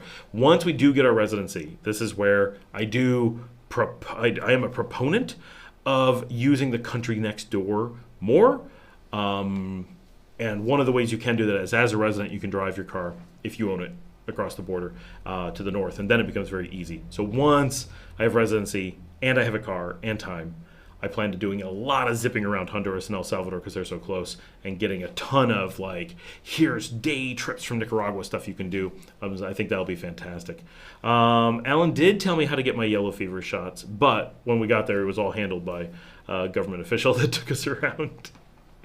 Come on, man. Could you do an episode on shopping and the availability prices of imported food items and suitable substitutes? I could, yeah. I mean, that's no problem. I kind of need a list of things that you would like. Maybe put that in something. As far as are you looking for canned peas or super specific cereal kind of thing, whatever. Because it's kind of unlimited. I've done some on they're a little bit older now on what's in the grocery store, but we could do quite a bit more. Have you heard if LAX may ever get a nonstop flight to Managua? You mean get it again? So we had one when I was here in 2019. We still had flights from when I was here in 2015, we still had flights from LAX, and they went away somewhere in the 2018 COVID stuff. And so they're still viable. The path still exists, unlike Atlanta, which has been canceled. So there's every possibility that LAX will get a flight again. I don't remember which airline comes out of LAX, so that's the bigger factor, is who's going to fly it. Patricia says, I'm going to need a video about dogs being left on the tarmac. Yeah, I gotta see if I can get the people that had that happen to come on the show and talk about it. They have their dogs. They survived, but very, very scary, awful situation. And I'd be very, very, very wary of it. Do you still have to do border runs while your residency is pending? Yes. Under normal circumstances, you do. There are situations where the government is always allowed to say, no, you don't have to. I have had moments where they're like, no. But then in general, they'd make us do it. So, but it's, right, border runs are nothing, right? And so there's two things, is that the border run is so much less effort, so phenomenally less effort than people imagine. And the alternative when you're a resident is so much more work than people imagine, that the difference is trivial. It is easier, for sure, when you have your residency. But with your residency, especially your normal residency, right? If you're married, it's a little bit different, for sure. And if you're an investor, then it changes a lot. Right, so for those, and this is where you guys are not going to be too interested in my residency because I'm an investor resident. That's partially why it takes so long. There are so many things that have to be checked and cleared that that most of my audience, all of my audience that I know of, won't have to go through. Investor residency is not generally recommended. We fell into it, and it was like, well, okay, and there are benefits to that. And that's when I think it was in digital, asked if I'm connected. The connections that I do have are because of my investor residency. That makes us, we're like one of the, handful. It's like 6 people doing this in the country right now. I'm making up a number. It is so few that every agency is like, oh, you're that guy, right? It changes everything. So instantly you have access to people, simply because you are going through that process. And if you go through normal residency, you don't get that. So that's where things are a little bit different. But the border runs are ridiculously easy because all you do, now yes, if you're living in Ocotal, they suck. But if you live in Matagalpa and south, they're really not bad. It's 4 hours to the border. I get it. It's a long drive. but you can take a taxi, you can take a shuttle, you can take the bus, you can have a friend drive you. There's so many ways to do it that just find the one that's good for you. And then you can just do the hairpin around the border and just get back in the car and drive back. And there's all these it's a beautiful drive from everywhere in the country. There's all kinds of places to stop. Use it as your chance to do some shopping. Use it as your chance to go eat at a different restaurant. My kids actually look forward to border runs because they know the restaurants we're going to go to. Or they make a schedule. Like, here's the ones we're going to go to. And we do that. So like stuff like that is so easy that border runs can be fun. And if you go on in Costa Rica, you can make it a mini vacation, you can make it a weekend, you can go out to eat in those restaurants, you can do your shopping. You have all these things you can do because you're already across the border. And normally you want to do some of that anyway. And remember, if you ever go anywhere, any vacation, any returning to the U.S. to see family, any like little I decided I have a doctor in Colombia, and this sounds crazy, right? Like, oh, you're gonna have a doctor in Colombia, except like my business partner has a doctor in Colombia, so he is doing this coming up for some normal thing, just something with his eye, right? He's going to Colombia. He doesn't have to do a border run for that entire year because he's gonna go see an eye doctor, right? Normal course of business in a small zone, it would be the equivalent of someone in the United States being like, okay, I live in St. Louis, but I'm gonna go see a doctor in Chicago. Right? If someone had lived in St. Louis and said, I'm going to once a year go to Chicago to see a doctor, you would think nothing of it. You'd say, oh, yeah, that's a sucky day, long drive, right? But you wouldn't be like, that's crazy. You'd be like, you going to spend the night up there? Yeah, I think so. A couple of restaurants I want to check out, hit a bar, maybe do a touristy thing. What do you do in Chicago? Eat pizza, right? Well, what do you do in Colombia? Drink coffee like crazy, walk around the city, ride the cable cars, whatever, right? But so first of all, flights out of here, $74 for a weekend in Colombia, like that's nuts. So if you're doing any of those things, you skip the border run. So it's really easy for the average person to do a maximum of every other border run. So for the average person who's on the tourist system only needs to do a border run once a year. Technically, if you do absolutely nothing and never leave the country, ever, yes, you have to do it twice a year. But it is very much the exception, not the rule, that you will fall into that in real life. So that is so minor. But if you are a resident, you must go every 6 months to Managua to get your cedula reprinted, which, yes, is much easier than doing the border. But how much easier? The border is so easy that the fact that you're doing anything, if you had to go to Managua and blow your nose, it would be a significant portion of the effort of the border run. So the border run is not that different, but the border runs you only have to do every so often, but the cedula runs you must do every 6 months.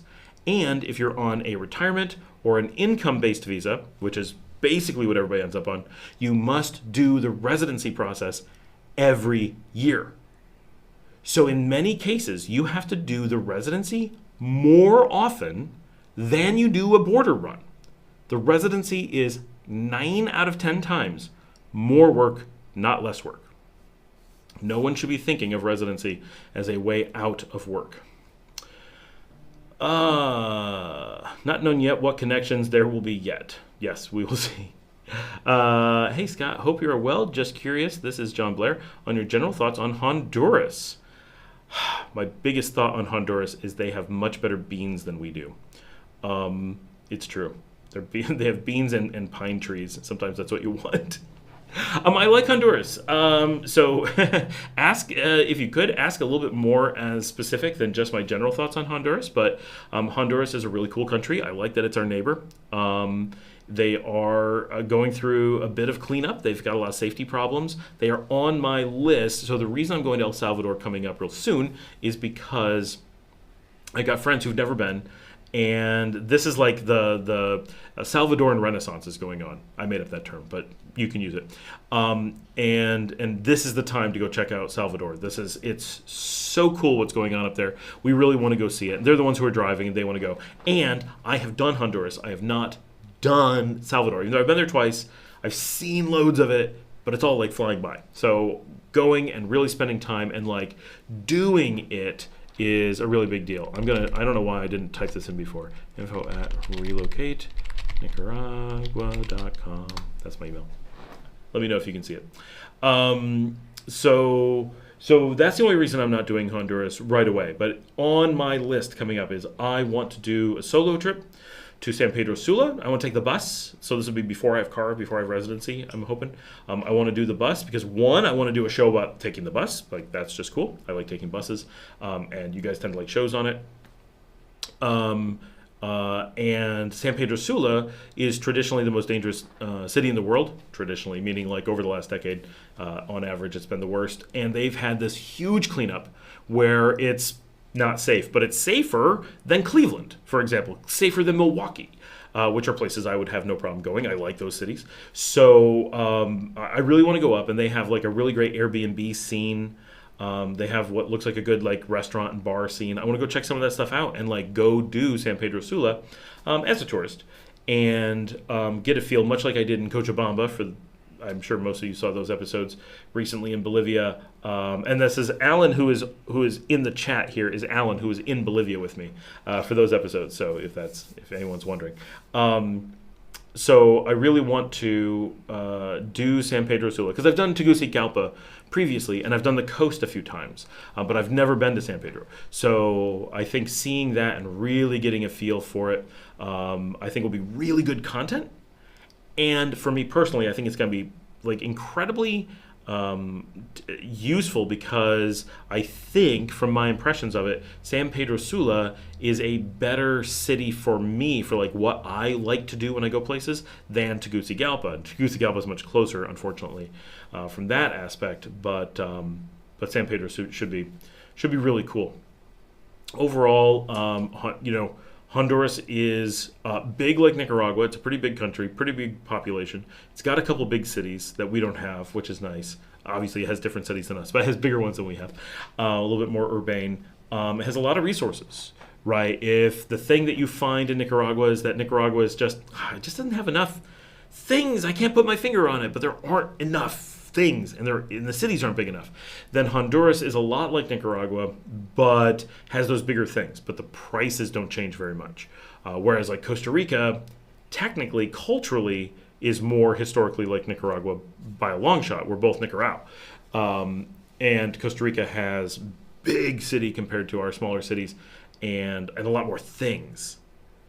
But the cost and the style have changed so much because of the cost of living. So Honduras, even though you're making that leap into the Mayan world instead of the Nicaragua world, it's the cultural barrier, right, is at that border. It does give you a lot of feeling of Nicaragua because it has the same kind of like general layout of land. It is cooler. It is a higher altitude for most of the country, so that's a little bit of a bonus for most people. But it has very little coast compared to Nicaragua, so that's a negative for most people. So I haven't done a ton there, so I can't like give you a lot of different areas. Like, oh, this place is so cool. This place, stay away, it's boring. Like, I don't have that really. I've done a bit of driving around Honduras. I've stayed there a few times. I do like it. I like their airport a lot. I like using Tegucigalpa to fly in and out. I find their restaurant scene, what little bit I've been to, I find good. So I think it's a great option. And long term, I want to do a book on all of Costa Rica. Wow, on all Central America, and spend quite a bit of time in all the countries, and kind of go, really create a guide to this region in the way that we're doing now with Nicaragua and really spread it out. So being able to get in the car and spend more time in all of that would be great. And I am like currently sprawling work into the region through a lot of different ways. So there's a lot of reasons why I'm going to be more throughout the region as well. In digital format, I said, well, hold on, I'm skipping around. After John Allen said, voy a pasar tiempo con mi esposa. Adios, pues. Oh, see you later. Adios. I would need a vacation in Costa Rica after a 4-hour drive. So I lived in New York and Texas. I'm used to 4 hours, like in Texas, where I lived in Texas, in Dallas, to get to my wife's family in Houston, which is the very next city, it's 5 hours. So I'm used to 5 hours being the get out of work and run to her sister's house time. So we just do that at the drop of a hat. To me, the 4-hour drive into Costa Rica. We get up at 4:30 in the morning. We're in Costa Rica for breakfast. So it's like we haven't even started the day. In digital format says, FYI, I've seen American dogs that do not do well in a tropical environment. Definitely if you have older dogs that have not had time to acclimate, that can be a major thing.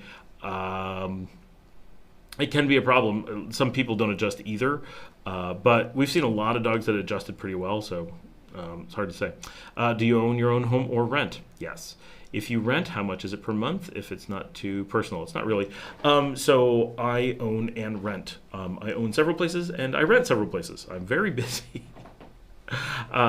So rents here in Leon, pretty much the smallest places that you're reasonably going to want are renting around 150. You can like 140 something, but 150 is the smallest that I've looked at and considered and may get.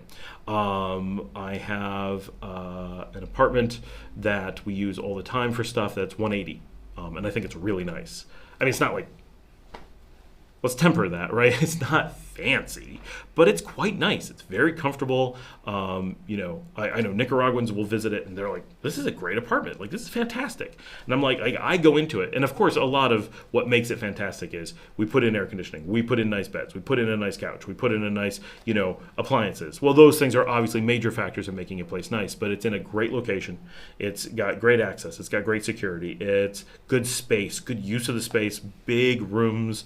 For the most part, nice little backyard, able to have like a washing machine outside. There's not always space for that. Like, it's got like a pad for it. It's really a nice, usable apartment. You're never gonna use it and like show it off and be like, check out my baller apartment. Like, you're not gonna be showcasing it on Instagram kind of thing. But for living a Nicaragua lifestyle, it is a really nice apartment for 180, 2-bedroom. And then the largest places that we've ever considered are in the 750 to 800 range, which obviously one of those I'm in. So this we rent. Where I am now, where I live every day, where I film with the garden, all that we rent. But I own places on the beach that are mine, and I am building as well, because we plan to be here for forever. This is our home. This is our long-term home. I need studio space. I need office space. I need a lot of things that are very, very custom and unique. So we know the financial hit to building, but we have special needs for it. I met a lot of folks who were running into problems with not enough pages left on their passports. Awesome. It's true. I mean, if you travel a lot, you run out of pages. Coming in July for a visit, Lawrence Cox. Hey, Lawrence. Awesome. I should be here in July. In digital, on the buses in Nicaragua. The buses in Nicaragua are old U.S. yellow school buses, which is weird when you first see them. Lol. So that is still true, obviously. But not true to the degree that it is in Guatemala and those countries. They have way more of that. And when I was in Bolivia, theirs are worse. Theirs are 1950s school buses. It's insane. You have to see it. It's crazy. But when I first lived in Panama, there were more of the chicken buses, the old school buses converted.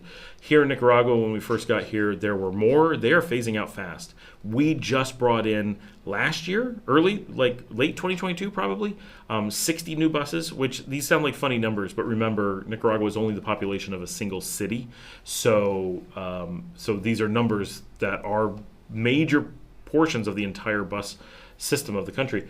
We got 60 new buses in 2022 and 500 new buses in 2023. Those are brand new buses. Those are not school buses. Those are not converted. They're not used. They're not from somewhere. The country went out and bought loads and loads.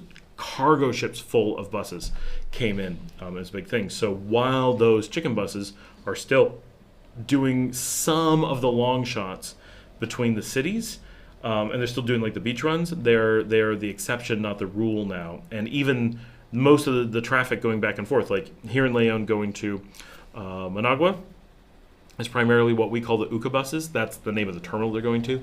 But they are 17-person passenger vans. So a chicken bus is the old school buses, right? And so you wait for like an hour, and they pack that full of people, and then it goes kind of slowly, and it picks up all the people along the way, and it drops people off along the way. And it takes forever. And there's one, and it's like every hour they go. But the UCA buses, which are small, they only fit 17 people, but they have a line of them. And they just pull up, and people just load up, and the instant the 17th person is in, they go, pew! And then they drive so fast, and they don't stop anywhere. Some people call them the Express, they're not really. So a chicken bus will get you from Leon to Managua in 2 to 2.5 hours. But an UCA bus will get you from Leon to Managua in 95 minutes. And it will get you to the outskirts in 85. Like, I can go do things out there in 85 minutes. So it's a completely different experience. And it costs like a little bit more. It's like 75 cents more, maybe $1 more. Which, if you're Nicaraguan and you're on a really tight budget, that can be significant. But if you are an expat and just looking to travel by public transportation because you don't want to pay for a taxi or something, the cost difference you may not even notice at all. And it is so comfortable and so fast and all that. So that is the old American school buses are phasing out quickly. Still trying. This is Mark Pedipe? Pedipe? I'm going to need help with that. Still trying to figure out the cheapest way to fly to Managua from Sacramento. Yeah, I don't know. I'm talking about the home that I filmed from. Yeah, so this is a 9-bedroom for $750. This one is really large, but it's a little bit older. So I've definitely priced out smaller places for $800 in different neighborhood. Obviously, they're a lot more modern, a lot like cool. You can walk through a lot more. Like, you could take pictures and be like, ooh, like any given shot is like really cool. Here, if I like take pictures of any one given spot, you're just like, nah, that's all right. Right? None of it's like, ooh, knock your socks off. But the overall layout, then you're like, oh yeah, cool. Yeah, no, that's really something. What do we got? You should do tours of your apartments since you got pushback from local sellers. Yes, I will. So honestly, everything in my life is we get so busy. And there's certain things I can't do. Like, I can't decorate a house.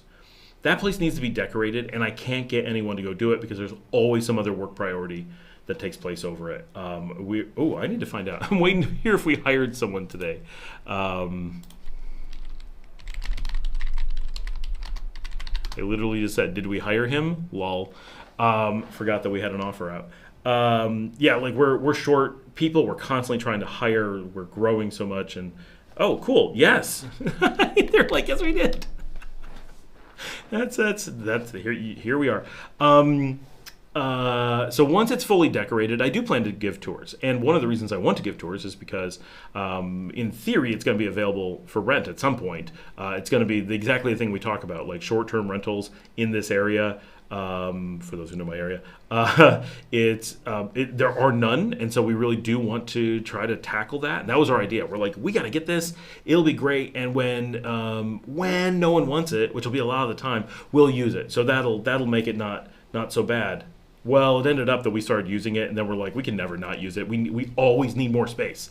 So we use it to expand basically to 11 rooms is more or less how it is, and we use it 5 out of 7 days, right? 5 days a week. It's probably in use because we always have staff staying in the area and they need it. So it gets consumed that way. But at some point, we're hoping to have it available so that it is actually for rent. So doing, yeah. So my team is like, thank goodness we hired someone. They're so far behind. Yeah, I don't know, Mark, how to get in from Sacramento. Look at Spirit.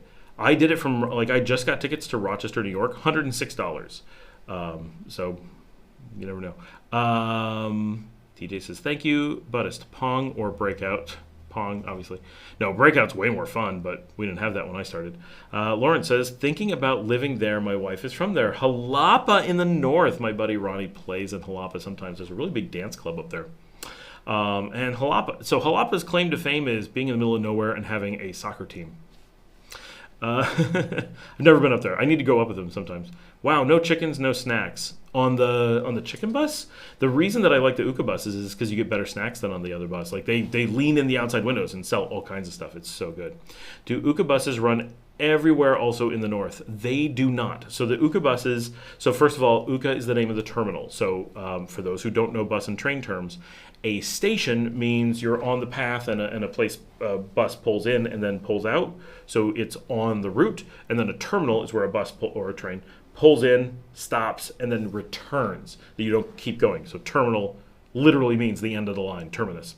So in Managua is the UCA terminal. That means every line that goes there ends there, and then it returns out to wherever it's going again.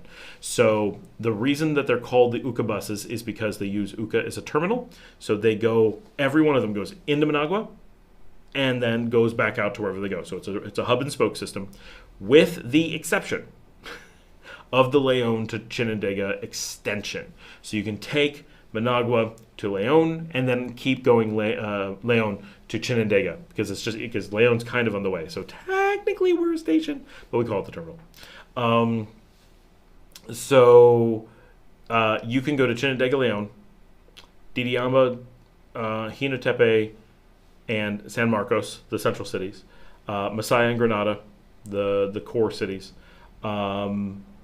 I don't believe that there is an UCA going to the northern cities. I think Esteli, Jinotega, and Matagalpa are all cut off from UCA. You have to go to either take the chicken bus up to there, or you have to go to Leon and take an express that is not an UCA out of Leon to Esteli. And then Rivas is neither. It is a really large fancy bus, like a Greyhound, right? Air conditioned, the whole thing. I have no idea why, but the Rivas run from Managua is a giant bus. It's much slower than the UCAs. I would prefer the UCAs, but when I've gone to Rivas and San Jorge by bus, it was a big fancy bus and super luxurious. So who knows? But so the majority of the country, you can take UCA. Have you spoken to the young coffee farmer lately? Elton, I assume? He went back to Nicaragua to build his family coffee farm. Nice guy. Yes, that's Elton. We stay in contact all the time. I don't talk to him every day or anything, but yeah, we're always in contact. I also lived, this is in digital format, I lived on the surfing mecca in Popoyo. Is it still drawing crowds? I don't know if it's drawing crowds. It is still the surfing mecca. It's doing okay. They've got a bit of development going on down there. Lawrence wants to live in Granada. I used to live in Granada. Used to. Javier says, I think asking a person a question about how much your home base costs a little bit. We have to have a bit of sharing of how much places are. It's so different than in the U.S. In the U.S., it's like, how much can you afford to pay for a place? And here it really isn't. Here it really is, what should the price be of a place like that, right? I understand if it was the U.S., it totally would be that way. But it's understanding what the price ranges are and which places cost what is super hard here. It really, and you only find out what prices are when you know someone who actually rents. Otherwise, you're just really in the dark, and it's really easy to get misled. So I totally get it. Patricia says, I just got an advertisement. Hope you got paid the big bucks for that. Yeah, I already got an email about all the money I got from you watching that ad. Woo. On average, I think I make like 25 cents doing one of these live streams. I should let you know. I should look it up, is what I should have said. I have no idea what I make on these. I'm going to go look. Let's go find out. This will be interesting. You're in real time about to find out how much money I make from doing a live stream. Because I have no idea. I have never looked at any of the live streams. There's only been a couple, so it's not like there's been a lot of opportunity. So it is loading up right now. They're super slow today. Some days YouTube really is just like, and this is one of them. All right, so let's look.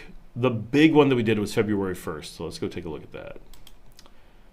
I can't do a screen share, so I just have to tell you what I'm seeing. Monetization, how did we do? It's on, oh, that's not useful. Analytics, that must be where it tells me.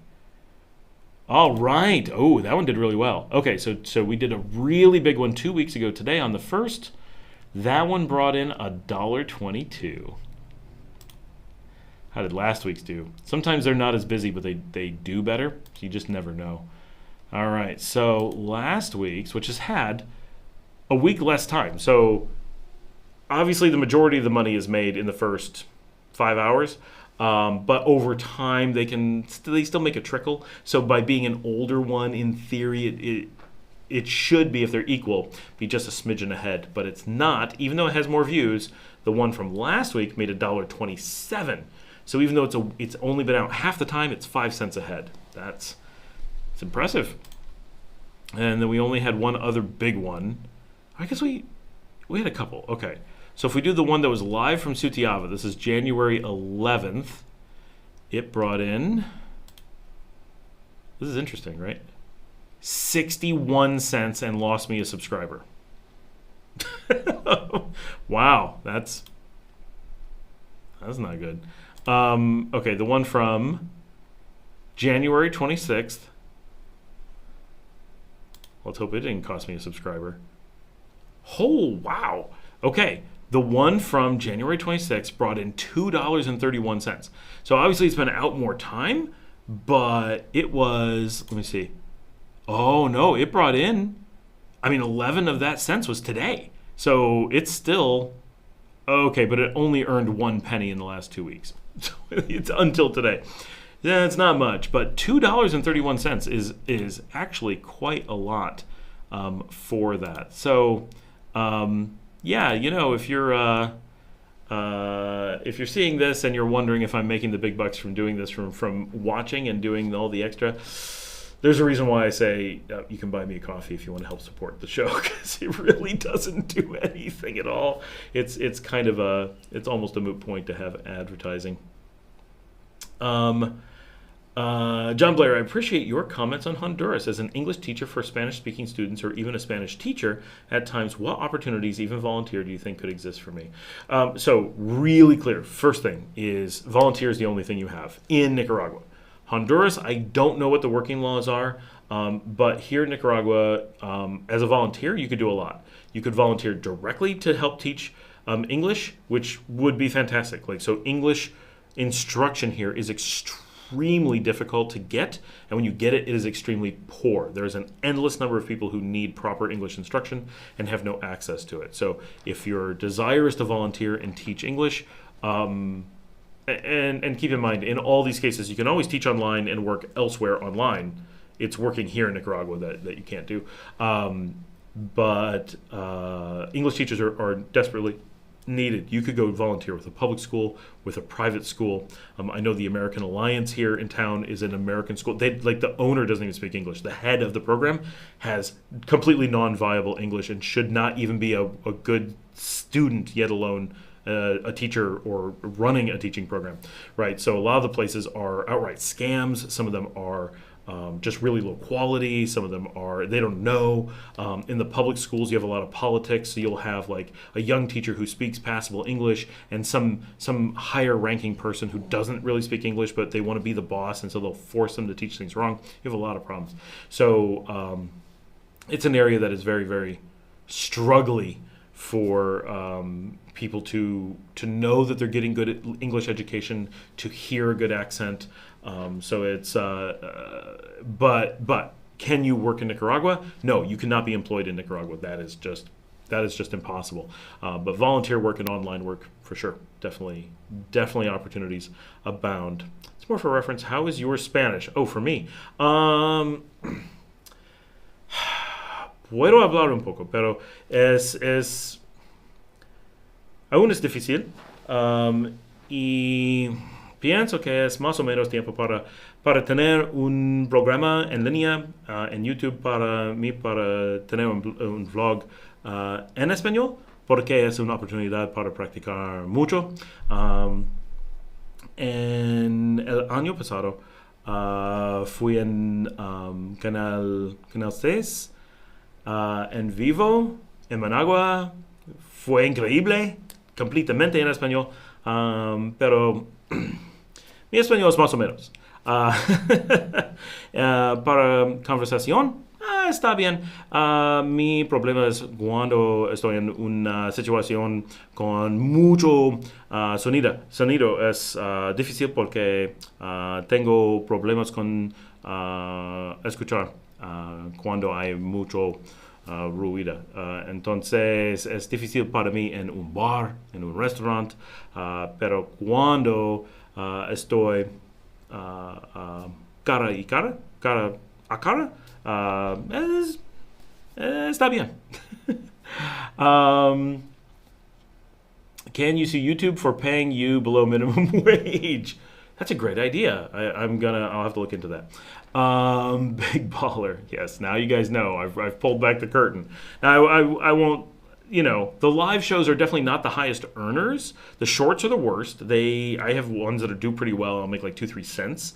Like that, they even make money. I don't even know how they make money. Like, the lives that they can make money, there's potentially ways to make more money with them. I don't know what they are, but in theory, I need to look into it because maybe it'll help. But the regular show, when we have a really good show and a lot of people watch it and they watch for a long time, and it's targeted at the right audience, because it's not just like if I do a thing that's like, here's a great new restaurant in Granada and everybody watches it, I'll still make like $3 because it's Nicaraguans watching it. But if I do an episode and it's like how to buy a flight into Nicaragua, then with the same audience, it'll make like $8. Nothing makes much more than 8. Like that's like the record, right? I think my best day ever was like 11, and it's really obvious. It's like when Kemi and I went to Hinotega. If you get my channel, you must get advertisements for that episode nonstop. I see that every time there's a list of my shows, it's in there. They push it so hard. That is the biggest earner of all my shows, and it's definitely really far south of $20. That's my record. On an average day, I think it's like $2. I'm sure we have to buy you more coffees to make it worth your while. I appreciate that. Yes, more coffees. More coffees, please. That is what I need. buymeacoffee.com/Scott Allen Miller. That 11 cents was probably from me. You're so welcome. It probably was, Patricia. That's how it happens. Javier says, Patricia, I visited his home 3 times. Never had Mary says, is that before or after taxes? Actually, it's both because we're tax-free here. The benefit of earning so little money is that it's not taxed. A lot more coffee, so appreciate all the info provided. Thank you. Yes, a lot more coffee would be great. That is, since day one, the coffee has been much more than the show. That really is what does it. Do you have a favorite online platforms for remote work opportunities? So I don't. The quick answer is no, I do not. I don't know anything about platforms for remote work. I assume that's things like Fiverr and stuff like that. I've never used anything like that. For those who don't know, I've owned my own company for 25 years. Like this week is our 25th anniversary, so really excited that we've hit 25 years. Like that's really huge. We're like 100 employees. I've been doing this a long time, and we've been work from home since day one in February 1999. So I have done remote work in every possible scenario you can imagine. I have supported a team who all we're 100% work from home and always have been. So we're all in on work from home. We're passionate about it. We know the technology to do it, but we're the platform for our people. I don't know anything about finding third-party like open work from home stuff. I'm sure there's some great stuff out there. I've never had to investigate it, and all of my team works with us. So unfortunately, I'm a bad resource for that. In digital format, I saw you mention in one of your videos, U.S. companies had backup offices there. Yeah, absolutely. We build those for companies. Like other companies do it without us, obviously, but smart ones do it with us. You can send me an email about that. That would fix the coffee problem, right? You don't need to buy me a coffee if you bring us customers. But we do full outsourcing of all kinds of stuff. We do business process outsourcing as a small piece of our business. We're an IT outsourcing company. So we help companies that could be very small, just a few people. And we definitely have customers who are in the Fortune 10. And we do their IT departments or a portion thereof. Obviously not an entire Fortune 10. But we provide everything from people who just take calls and are like, hey, can I put in a ticket and find someone who can help you with your Excel spreadsheet, all the way to we have CIO services that can sit on Wall Street and go to the biggest banks and represent the U.S. government and give advice and talk and that stuff. So we do everything, and we're really unique in that, actually. And we provide conference speakers, we write books, we do training material. Like, we provide our own training because no university does what we do. So we do that kind of stuff. Now, what we do for backup offices here is typically call centers and believe it or not, American veterinary come to us to provide entire, because we make veterinary software. We do IT for veterinary. We make telephony for veterinary. We have our own veterinary. Like, we have doctors. We have vet techs. We have customer service. We do veterinary like you wouldn't believe. So that's the companies who have offices in the U.S.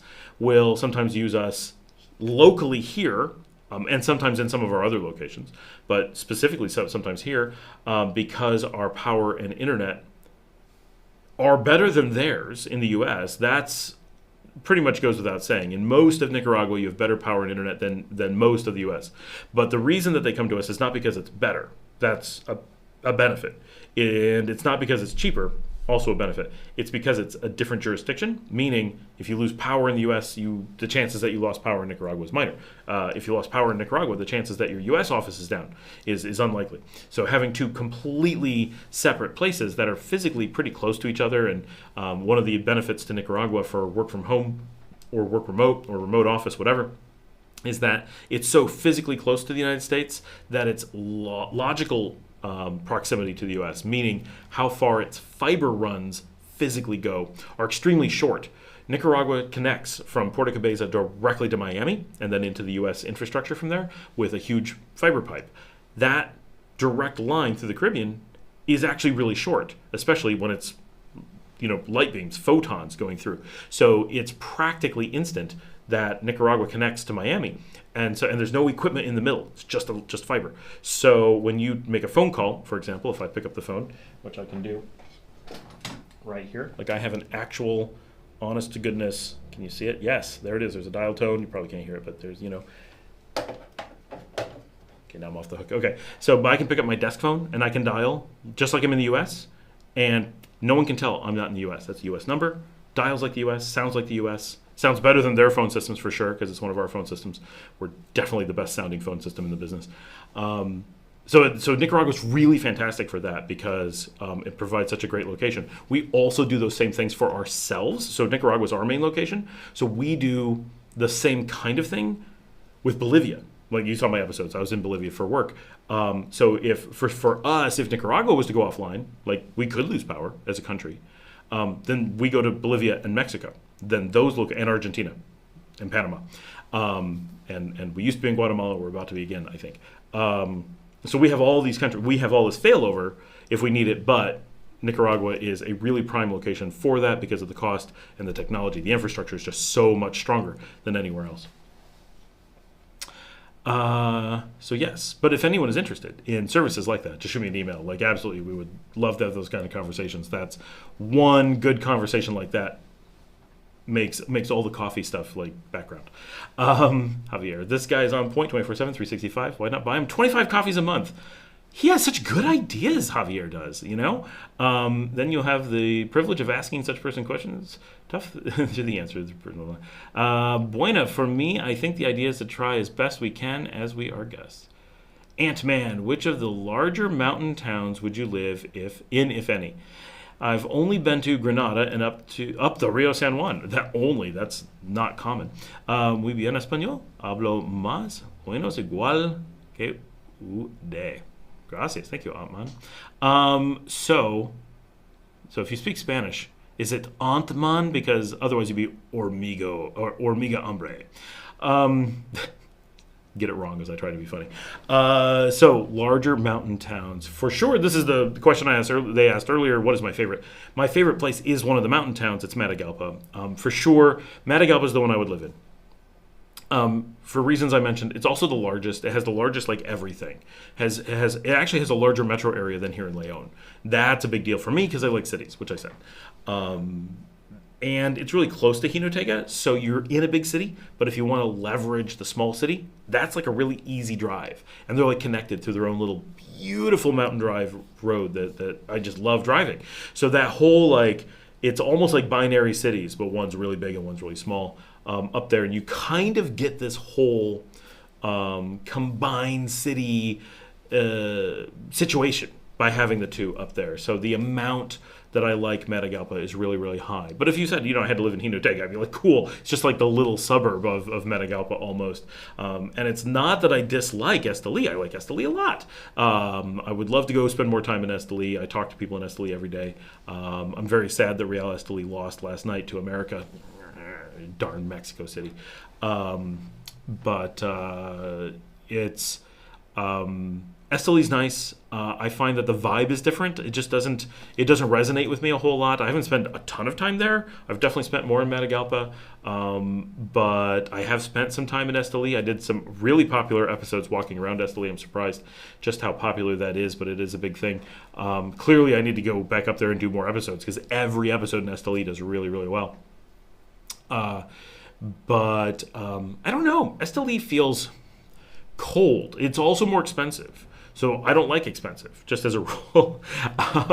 That's you may have picked that up in my personality of the show. But in general, I would say all of them are very viable. Jinotega tends to turn off a lot of people because it's so small. But it's got the best weather. If you don't want warm, Jinotega is your place. But it is really, really small, and it's pretty isolated. It's farther than the other two. You don't have to, but you basically go through Matagalpa to get there from the rest of the country. But it has a beautiful lake. It's got beautiful mountains.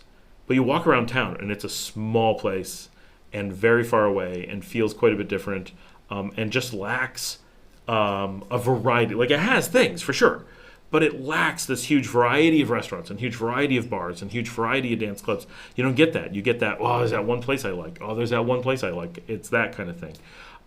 So that's where I would find it, that it would wear on me over time. If you're like, you got to spend a month somewhere, but take it would be fantastic, for sure. But to live permanently, I feel like it's too small for a lot of people. Some people it's perfect, right? And all of it's beautiful. Like, it truly is. Esteli is so much bigger that it has that full city size. Matagalpa has, I feel like more businesses, more smaller things. And then Esteli has Real Esteli. It has the nation's leading soccer team. It has the leading baseball team. No, I'm sorry. Third tier baseball team. It has the leading basketball team. It has the leading volleyball team. It has a whole bunch of things that you wouldn't guess are all in Esteli. Big stadium and really popular stuff. They've got some cool museums that I really want to do on the show. They were closed when I was there, and I need to make a trip to do them. It's got a pretty big downtown that you can walk. It's very walkable. It's got a lot of stuff. It's got some fancy stuff. Very different architecture than you get, but it's the only of the mountain towns that's flat. So I do like it. It's cool, and it's on the Pan American. So you're coming through Esteli, and you're you just go right up to Acatala and right up to Tegucigalpa. All that is pretty easy. It's not that far to Somoto, so it's got a whole different vibe in the country. And I'm excited about the new highway coming in that'll connect us to it. John Blair says, your Spanish sounded great. Keep it up. Enjoy the journey. Thank you. I've been working really hard on my Spanish for a long time. I am not good at learning languages, Carlos says. Nice. In digital, no way. Oh, sorry, I don't know what that's in reference to. Patricia, I spent an absurd amount of money on veterinarians this month. Yeah, you should totally come down here. I have amazing vets here in the country, really, really good. They constantly embarrass American vets that they work with, to the point where the American vets are constantly trying to get rid of them for making them look bad. I have really good vets here. Maybe we can work on coffee makers. All right. Do you offer services to help a digital nomad set up in Nicaragua to ensure success? Yeah, Gigi. I don't know exactly what you would need, but for sure, especially from a work perspective, that's the kind of stuff we do. And we have so many.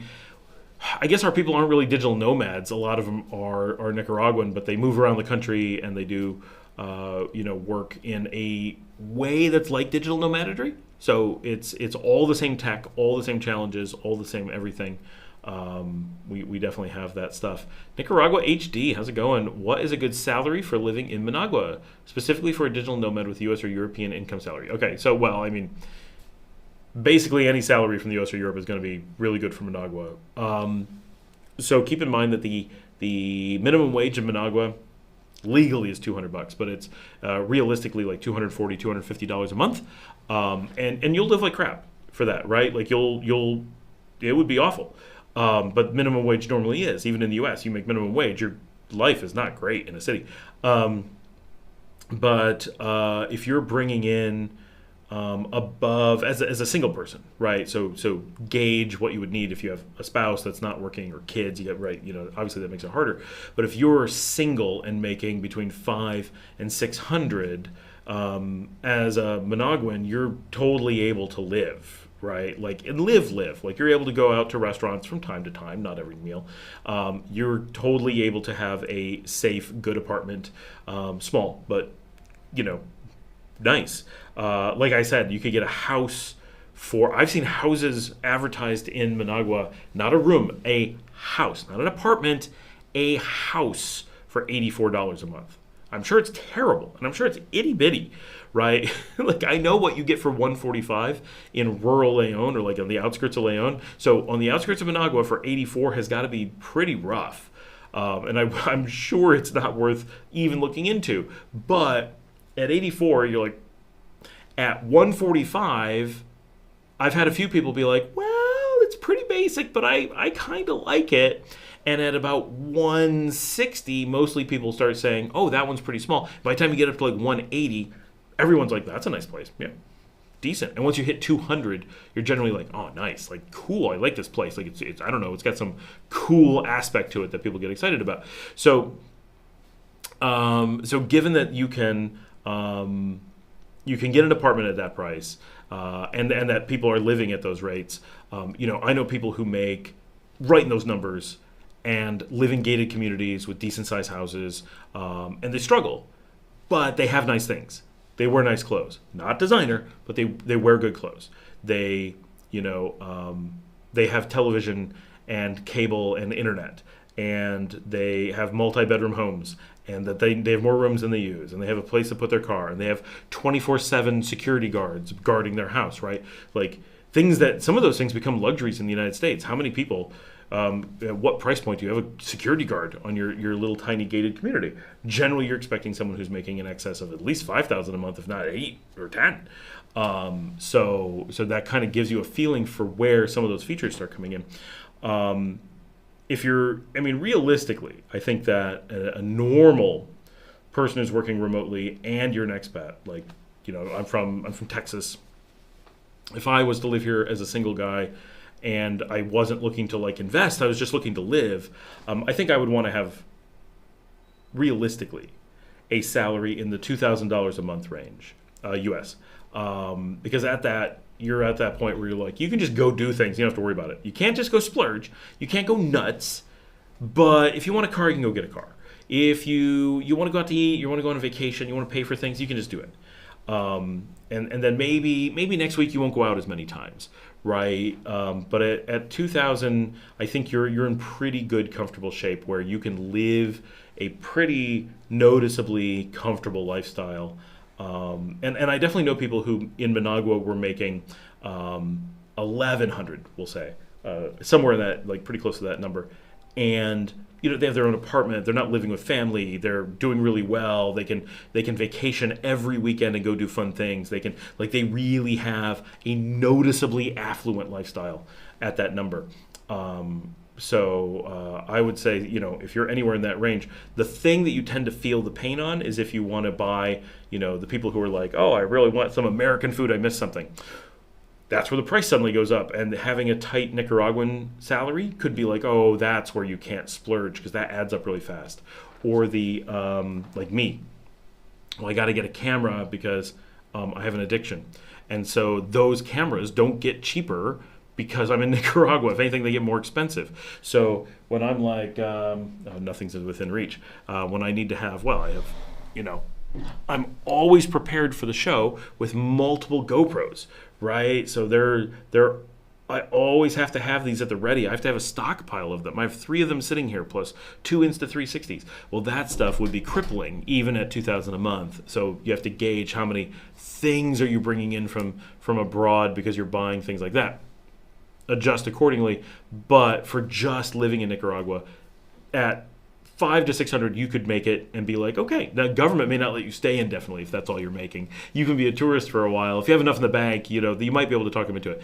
But generally, you need to make over $1,000 to have indefinite stay capability. But if you're making $1,000, right, at $1,000, it might be $1,200. I could be off just a little bit, but somewhere between $1,000 and $1,200, you're bringing in enough money that the Nicaraguan government is like, you have so much money, just stay and spend it. You're golden. Like, you're not in a failure mode. You're doing so well. So anything above that starts becoming comfort.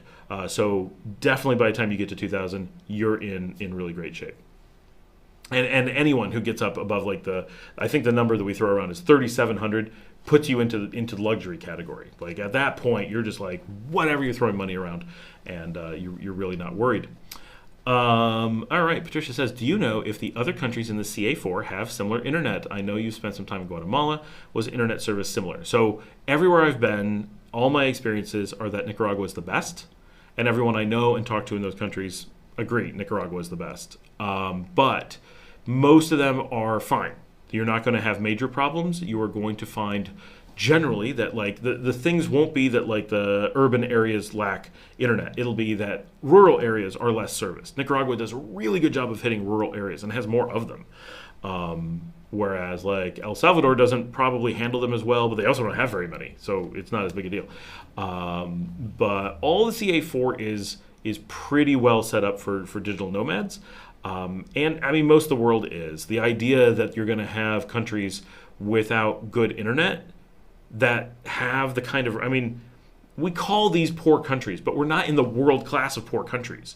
We're not almost all of Africa is poorer than this region. A lot of Southeast Asia is poorer than this region. A lot of the Pacific is poorer than this region. It's actually a middling region. And so for a middling region, there really isn't anywhere that has problems with internet except the US, Canada, and Europe. It's actually the places you think they would never have problems. They have some of the worst. Spain, Italy, they're bad. Their internet is bad. And you really have to struggle to maintain the ability to work online, or you really have to search. You have to put in so much more effort than you do anywhere in Latin America. It's a different thing. Now, if you get to Romania, Ukraine, theirs is so much better than anywhere. So they have hot and cold in Europe, but no, the worries about there being bad internet is mostly if this was the U.S., it would be atrocious. Yeah, if this was the U.S., it would be atrocious, but it's not, so we're okay. Was looking at Vet Telemed. In what regards were you looking at it? You're looking to use it? That's definitely something we offer. Gigi, do they offer international cuisine like American or Chinese, for example? Yeah, so for sure we have some amount of American, because we do have Americans here, and Chinese definitely. We have, I don't want to say a fairly large Chinese population, but there is a noticeable number of Chinese who live here, and every city is going to have at least a few Chinese restaurants, and then a lot in Managua. American, yeah, there's a fair amount, definitely more Chinese than American. America doesn't have a really strong cuisine, in that way. But we do. America has a lot really strong cuisines. China has Chinese cuisine, which is really horrible to reduce the world's second largest country to Chinese cuisine. But that's kind of how it's treated.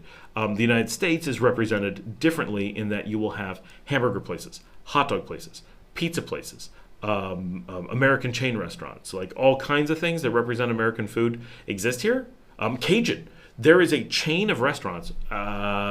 There is more than one restaurant in a group whose name is Cajun, and they specifically do Louisiana-style food here. And my kids like it, so we go there from time to time. It's a Nicaragua chain, but it's American-style Louisiana food. So yes, we definitely have that kind of stuff. We also typically have Mexican and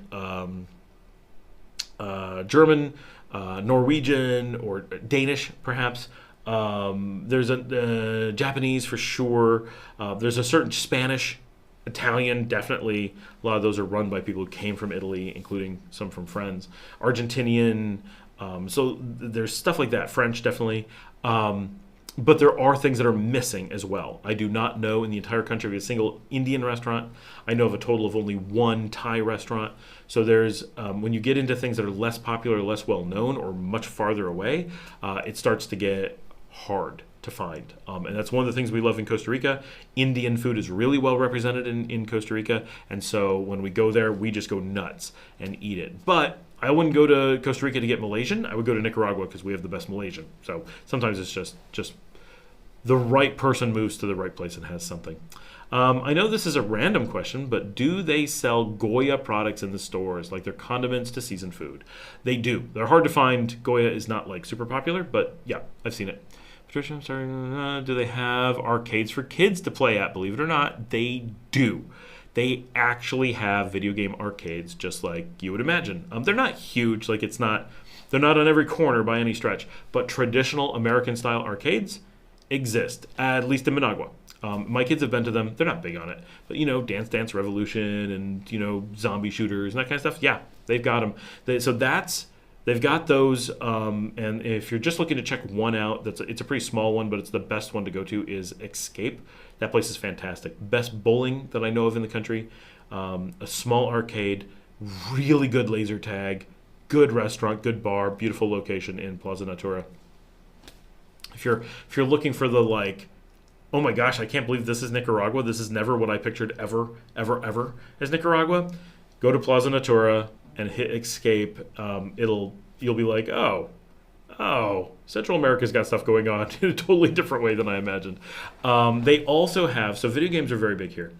All throughout the country, everywhere in the country, they have what used to be cyber cafes have been mostly converted, and they often just call them Nintendos or Nintendorias because Nintendo is a word that has seeped into the consciousness. But they'll have these little places set up where you can buy video games, but more that you can either bring a laptop and hook up, or they have computers ready for you, and you go in and you can play with other people online or in the store. So they're little things. They're not meant for expats. If you walked in there as an expat, people would be seriously surprised. Welcoming for sure, but it'd be really weird. But if you popped in and did that, it's like this. It's like you don't have the computer or the games or the internet connection or the quality of stuff to be able to play from home.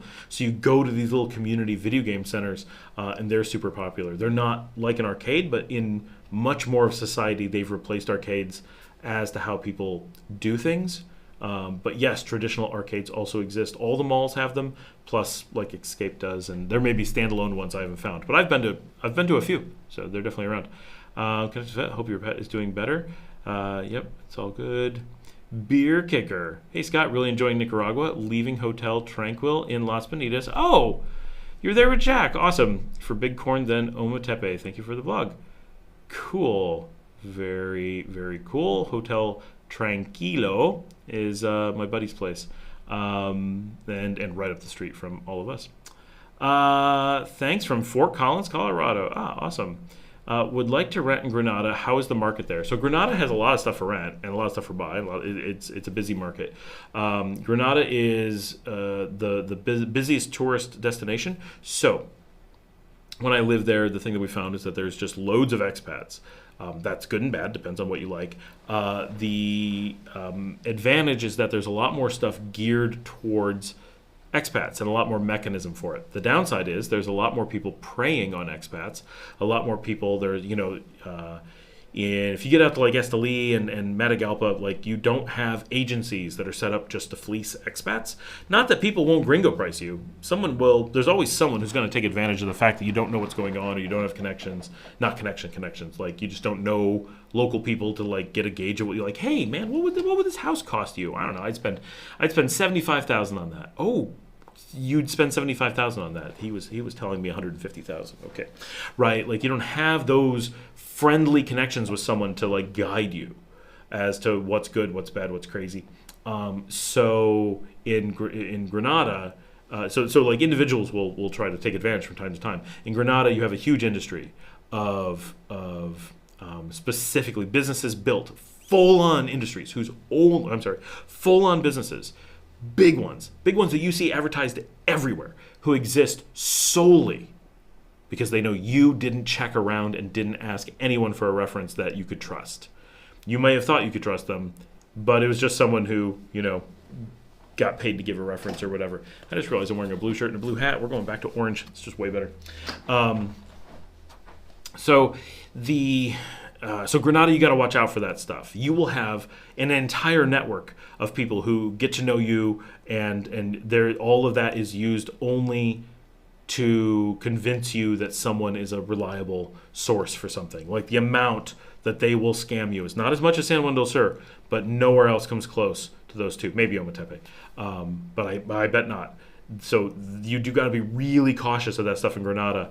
But legitimately, the prices of things in Granada are quite a bit higher. So one of my best friends lives in Granada. He was on the chat last week. And when he comes to Leon, he's like, your rents here are between half and 2/3 what they pay in Granada for things in a bigger city. So just be aware that when you see great prices in a lot of Nicaragua, it's not horrendously different in Granada, but it is our most expensive city to live in for sure, especially as an expat. The kinds of things that you want are the things that are priced a lot more expensive. But a lot of things exist, and it's a nice town. It's not for me, but it's pretty good. Or I assume that you're asking how the rental market is there. If you're asking how the shopping market is there to go buy, handmade souvenirs in the market, it's fine. So your main income comes from a company you own in another country. Is that complicated? Where do your employees live? Tax consequences. So yes, that is true that I do, and no, it is not complicated. It is actually easier than being in your own country, I would say. All the countries involved are very supportive of that kind of structure. There are countries that are not, so it's not a universal question. It depends where you are and where you go. So it's the combination of things that makes it simple or complicated. But I'm American. I own a company in the United States, so that makes it super simple. That I don't live in the United States, the U.S. doesn't care at all. Like they're just like that's not a thing to the U.S. Right? They don't have a punishment for that. They don't have a benefit for that. They don't have a rule for that. Like you can just live wherever. They don't care. Owning a business in no way has a where are you sleeping tonight thing. So some countries do, but not the U.S. So the U.S. just makes that transparent. Like that doesn't exist. Nicaragua also doesn't care. They say, oh, you have money coming in from somewhere else. You're not employed here, so we don't care. So it's very laissez-faire in both ways. That doesn't mean that there's no taxes. It just means that it's really straightforward and simple. So like Nicaragua says, okay, money is coming in that isn't earned here, therefore you don't have to pay taxes on it. But you will when you buy food because there's taxes on the food, right? They know they're going to get your money eventually. They're just going to wait for it. The United States knows that they're going to get their taxes not when you pay people, but from your company earnings, because that's where their taxes are. So there's systems for this. So it's very straightforward. Everyone's getting their money. Everyone's transparent about it. They can phone each other if they want and have a conversation about it, and everyone's up and above board. So it's very, very easy because we're not hiding anything. We're not doing anything wrong. If you wanted to do illegal things, then it gets complicated for sure. And so our employees are all over the place, but primarily Mexico, Nicaragua, Bolivia, and Argentina. Those are our main locations, and have been for quite some time. Argentina is the hardest because of all the stuff going on. Just they have so much upheaval. That makes it tough because you never know what tomorrow is going to be. What bank can you use? What currency can you use? That stuff gets tough. But a lot of the other places, very, very easy. So, the real challenge in business is business. People often get caught up in the jurisdiction's going to be hard, the paying people's going to... No, that stuff's so easy. The hard thing is doing a good job and finding customers. Those are the challenges. And the finding customers is harder for at least people than me than doing the job. Like, I can do our work easy. What I can't do is convince someone who hasn't seen me work that they want to pay me, right? Well, I don't know that you're good. Right? Like, I don't know. I get it. It's tough. How do you know that you want to pay me? You haven't seen me work, but a lot of people have. I've done this a long time. But yeah, tax consequences, there really isn't. If anything, it's a huge, huge tax benefit because I'm from the U.S. So the U.S., if you truly live abroad, and the U.S. has all these strict rules about that, so you have to look them up, make sure you follow the letter of the law. But as long as you are actually living abroad to the U.S., the United States gives you $120,000 of your income tax-free. The first $120,000. So as long as you're earning $120,000 or less, you are income tax-free. There's still some taxes you have to pay. There's some things you never get away from, but they're real small. But the income tax, federal income tax, disappears. And I'm a Texan, so there's no state income tax at all anyway. So I never have to worry about a state tax. I don't have to file or anything. It doesn't exist. Even when I lived in the U.S., I didn't have to. That's one of the great tricks. If you're an American and you want to move abroad, make sure you move to a Texas, a Florida, a Tennessee, someplace that is very, very open to you living overseas without a tax penalty. Or else if you come from like a New York, they could be like, oh, you're not allowed to homeschool. It doesn't matter where you live. You're a New Yorker. We determine what you do. Right. Texas is like, oh, no, you're a Texan. We'll help you wherever you are, but do what you want to do because you're not here. And so like it can affect you quite a bit depending on where you're coming from. But even if you make, say, $1 million a year, which I'm not. So you're saying you're making $1 million a year. If you're living here and doing the same thing that I'm doing, but you have this huge salary, well, basically the U.S. government's going to treat it exactly as if you're in the United States, except with you earning $120,000 less. Whatever taxes you would owe in the U.S., they're going to lower it from the number that they gauge it off of by $120,000 as a bonus for you living abroad. And it's really straightforward. When you live in the United States, the taxes that you pay on your first $120,000 pay for your roads, pay for your health care, pay for whatever resources the government is providing you, which is not very much in the U.S., but that's where that money's coming from, is that first $120,000. So if you truly live abroad, you are truly not using those resources, so you get to not pay that money. But anyone who earns over $120,000, so let's just say you make $125,000 and you live in the U.S., your first $120,000, the taxes off of that is to pay for you. The taxes you pay on the next $5,000 is what you are paying into the system to assist all the other people who aren't making $120,000. That's you paying towards the good of the whole, in theory. So same thing happens. If I made $125,000 and live in Nicaragua, I am not using that first $120,000, so I'm not penalized by having to pay taxes on it even though I'm not using it. It's the only way to be fair. So they're actually being fair about this, so I'm very happy about the way that the U.S. handles this. It's a good system, actually. Then that next $5,000, I do pay taxes on, because if I was in America or not, I need, as an American, to pay in and help all the Americans who aren't earning that amount of money so that they can have services. And I'm fine with that. That's good. So that's how it works, and that's how you calculate it. That sounds a little bit complicated, but once you understand what's happening, it is very straightforward and logical.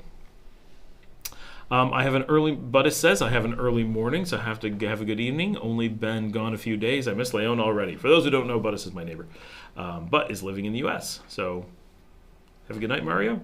Janine says, does Nicaragua allow dual citizenship? Kind of, but no. So they do. So if you're Nicaraguan and you acquire another citizenship, you're good. In order to acquire Nicaraguan citizenship, you must renounce any other citizenship unless it's Spanish. I'm not 100% sure that I have there may be some other details. I know the CA4 is different, like you can be Nicaraguan and Honduran, like that's not a problem.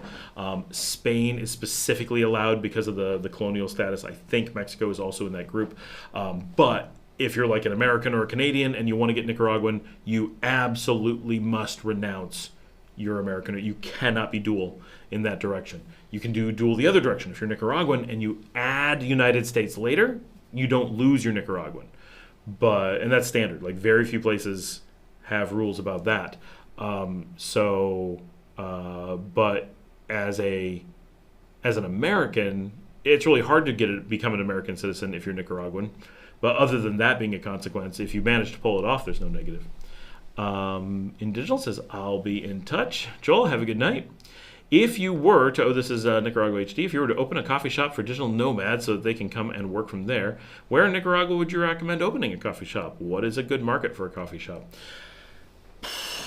Coffee shops are hard. So most of the country doesn't have a cafe culture. So, okay, so a couple things. One, digital nomads don't work from coffee shops. That's what we show on TV. That's not the real world. They can't, right? Coffee shops are where they go when their house is being cleaned or fumigated or when their power's out. But it's not where they go to actually work, not in the real world. The one or two, maybe. But if you think about it, if you're a content creator, you can't do that from a coffee shop. Are you taking phone calls for clients? You can't do that from a coffee shop. Need to do things that require multiple monitors? You can't do that from a coffee shop. I don't know what job you can do from a coffee shop on a day after day basis, but it's very few and far between. So the idea that you're going to make a coffee shop for that is probably a bad idea. There are coffee shops that cater to that in like New York City, where you have loads of really affluent people who are just pretending to be digital nomads. You have a lot of people who are pretending to work from home. They're really just sitting around chatting with people or whatever. Once in a while you have someone who's actually working that way, but it's not the norm. And you have a huge population to draw from, so you only need people who go once in a while. And that you could have. So here in Leon, we have Dr. Coffee. Could I go work from Dr. Coffee? It's quiet-ish. It's got a lot of space. It has internet. Yeah, in theory I could, except what am I going to do? I'm going to set a computer on the table. I got to run cables somewhere. Like, it's all very complicated to be able to work any amount of time. So if I was to do that once every 2 weeks, sure. But if you were getting that kind of audience, they're not going to buy enough coffee to keep you in business. Also, keep in mind that Nicaraguans expect every place to be loud. So the idea of working somewhere in public basically doesn't exist. So that's not that you couldn't create one, and not that that wouldn't be a draw, but you would turn away essentially all your normal business because it is absolutely not acceptable for a Nicaraguan business to not be loud. So digital nomadry in public and Nicaraguan culture are oil and water. In the United States, they're not. The United States, the way that we do things in public and how we work from home mix really well. So that's a huge advantage to that kind of thing in the United States. It's just where the U.S. is strong and Nicaragua is weak. I love Nicaragua, right? Like, I don't think there's any doubt about that. This is a spot where you're really going to feel the pain. So that's the first problem. The second problem is we don't have a cafe culture. So there are some good cafes in Managua. There's Dr. Coffee here in Leon. It's like the only one that I go to for like really good coffee. Matagalpa has plenty. So like Matagalpa is a saturated market. You'd get up there and they would just kick your butt on good coffee. So that would be foolish. Esteli is probably similar, not as much, but like all those coffee towns, I wouldn't want to try to compete with the coffee farmers because that's basically what you're up against. When you come down here, you've got existing places that are not getting any of those digital nomads. So that's hard, right? Hinotepe, college town, no one goes there for that. Leon, we got another thing where it says that the streaming stopped for a minute. My internet may be out. We're going to give it a second. I can't tell if it froze or not. Let me know if you guys see a freeze.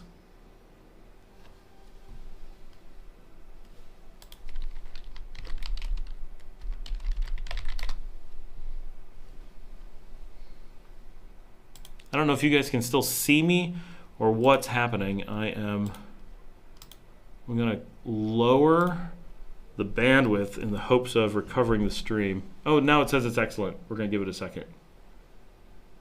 Let the bandwidth come down. Let me know what happened during that blip. Could you hear me?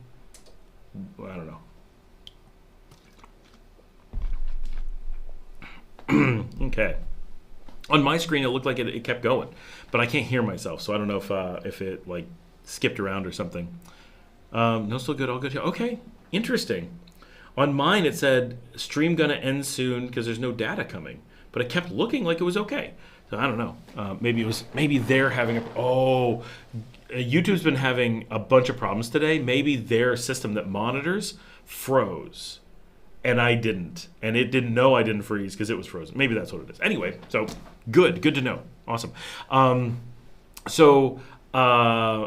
Let's say, so Granada would be a hot spot for digital nomads. Leon would not be not a good spot, but Granada is probably your biggest likely place for digital nomads. I don't know of a good cafe there, so that potentially lends itself to an opportunity. I think it would be very, very hard. From a coffee perspective, making coffee places work here is hard. But, oh no, I do know. There's a Casa del Cafe right on the square. So they exist. So it's... I think this is funny. Gigi says, you're a natural on camera. You talk fluently with no awkward silences or filler words. How did you get so good? And then I paused while I was reading that and did exactly the thing she said I didn't do while I was reading it. I don't know. I talk all the time. So I do this, like vlogging and writing all the time. It's my everyday mode. Of course, now that I'm thinking about it, it'll get really bad. But I do conference speaking, teach in front of rooms, and I really just do it so much, I think, that I don't think of it as being on camera. I don't think of it as an awkward thing.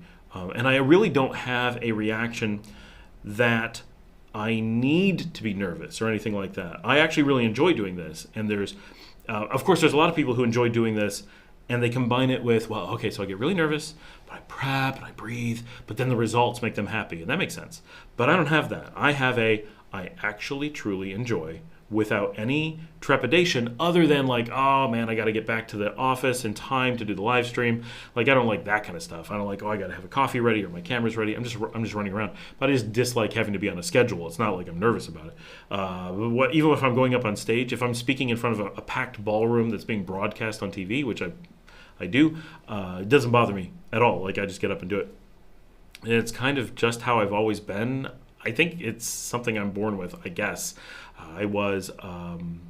When I was 18, I wrote the first thesis for my school district that was made into part of the curriculum, and they made me over and over again present my thesis to the school. And then when I went on to university, I did a lot of similar work where I was constantly presenting and having to do things live, partially because I'm very much a procrastinator, and if you said, oh, you got to prepare and like have all this, I wouldn't, and I would fall apart. But if it's I'm just going to get up and wing it, then I'm like, this is me winging it, like take it as it is, and it doesn't bother me at all. So I don't really have an answer to it other than I talk a lot, and the more you talk, the easier it gets.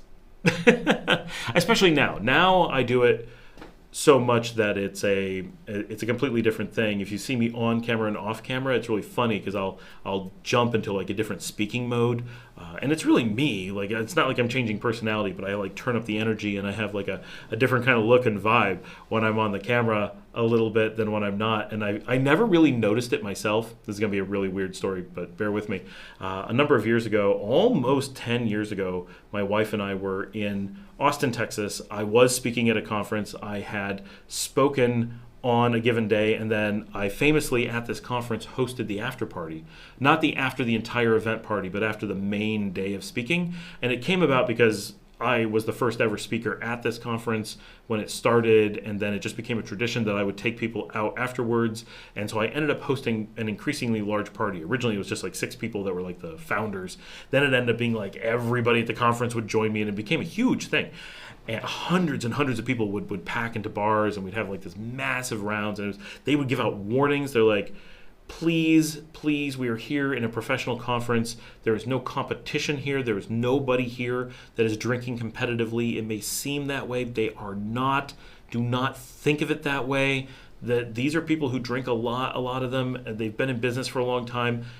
A lot of you are young. Just because they're in front of you having shot after shot or whatever, do not try to keep up. They are not playing a game with you, because every year someone would go to a hospital and we'd be like, why were you drinking so much? Well, I was drinking with you. And like, what?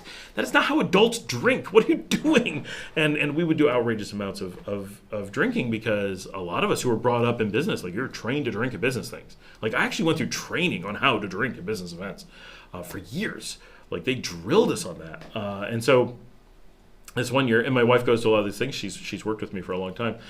And I ended up having, sometime I'll tell the full story, but I ended up having an outrageous amount of alcohol and had to be rescued by the police and fire department. And it was a major thing. And my wife was yelling at the police for not taking me away in the paddy wagon because I was clearly beyond safety levels. And but the important thing is I got up the next day And that I even got up was a miracle. And I went into the conference, and everyone was like cheering because it was like The Walking Dead. Everyone had seen me the night before. Everyone knew the story. Everyone knew that the police were called out at 3 o'clock in the morning. Like, it was crazy. And I got into the conference, and I'm holding a bottle of water and just sipping it, trying to keep myself alive. But I'm there for this conference. I got to keep working. And so I'm just doing my normal stuff. And then someone runs up to me, and they're like, hey, some big vendors want to have you on a live stream today. They're doing an interview round with a bunch of other high-profile people, and we'd like to do this. And I'm like, okay. And I always say yes. Like, that's just, you got a project for me? Let's do it. I always accept the challenge.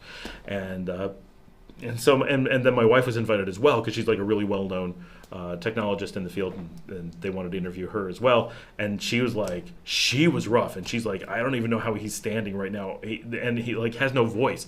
I'm like, talking like this. And then I'm like, yeah, I'll be there. Okay.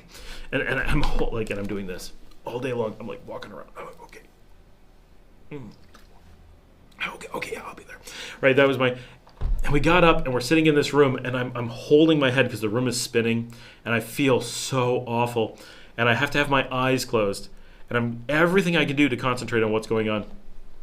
And they come around, and so I'm like this, and my wife's like, oh my gosh, he's just gonna throw up. Like, there's no, like, this is bad. If he survives this room, he's gonna throw up. There's no way he can interview. And they would ask a question. They handed me a microphone, and I'd go, well, so we'd be talking about this, but the thing about the technology is, and I would go on for like 5-10 minutes on like some really deep technical thing, and like deep dive into serious questions. And everyone in the room is staring at me like, what just happened? And the instant I'd hand the microphone off, and I would go, and I'd close my eyes, and I'd hold my head and be like, okay, we're gonna be okay.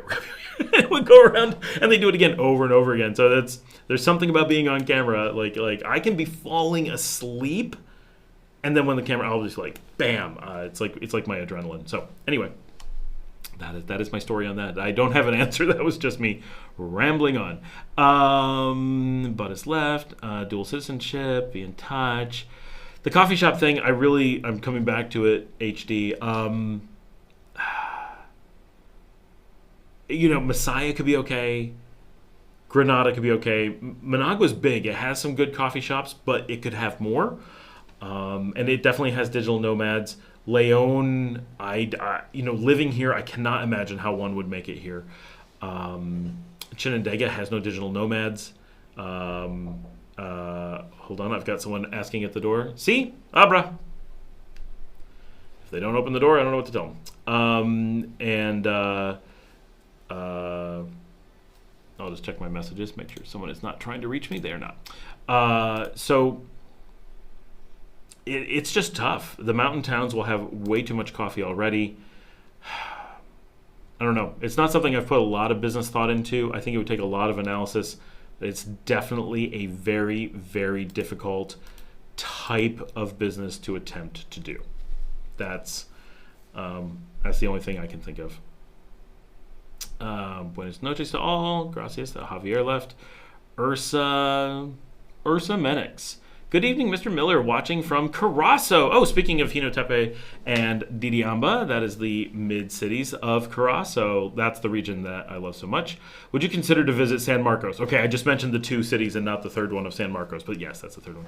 I know this municipality kind of irrelevant to many. I don't think that's true. San Marcos is a great town, so it's the triple cities. The reason that we don't think of San Marcos too much is that the Pan American Highway goes through Diriamba and Hinotepe. They're also a little bit bigger, but not by a lot.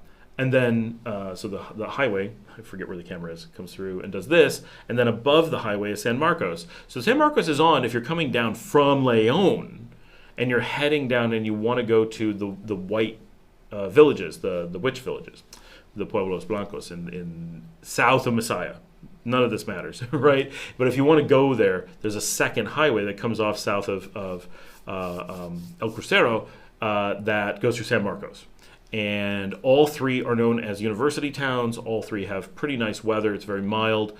It's a really beautiful region of these smaller cities that kind of all run together. Absolutely love the area. It is very nice. And so I've been to San Marcos, but I haven't spent a lot of time in San Marcos. Definitely more time in Hinotepe than anywhere. A little bit in Dolores, which is in between there and Diriamba. a little bit in Didiamba for sure, and I've been to San Marcos, but that is about it. I have someone knocking on my door for some reason. They know I'm in a live stream. I have no idea who's knocking, and they won't open when I say open. So, any places to stay in Corinto, or do you have a place to stay in Chinandega?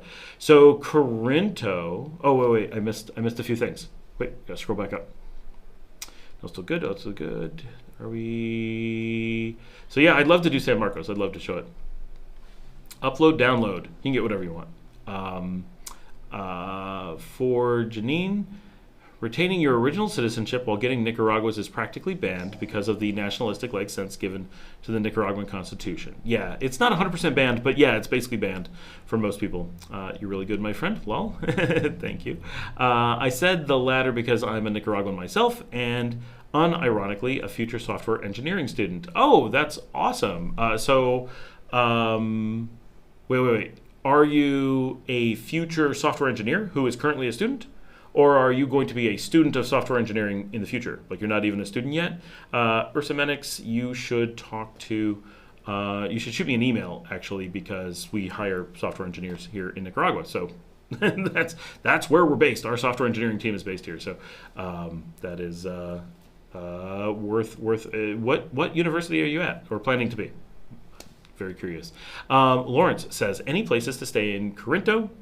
Or do you have to stay in Chinandega? No, there's absolutely places in Corinto. I don't know them. I don't use them myself. But can you stay in Corinto? Yes, in theory. Corinto is not a vacation place, so I would ask, why are you trying to stay in Corinto? That's weird. It is a shipping town. So it's a really small village. That's main activity is the port of Corinto, and so everything's just trucks bringing in stuff and them loading up the boats. There are some nice restaurants, like it does have some pretty stuff. It's a nice area, but because of the deep water port, it's really taken over by that. So the idea that you would stay there and like vacation or anything. Now, for some reason, you really want to live in Corinto. Yeah, you're gonna want to stay and like check it out. I'm sure you can find something. I don't know. For all I know, you're gonna find something absolutely lovely, and I just haven't looked, but I'm going to guess that you want to stay in Chinandega because Chinandega is a big modern city with really nice hotels. So a lot of us, even from León or farther afield, will go to Chinandega specifically to stay because like Los Portales, okay, that's my personal stay spot on the east side of town, absolutely beautiful. Right, and Alan, who was on, he stays there.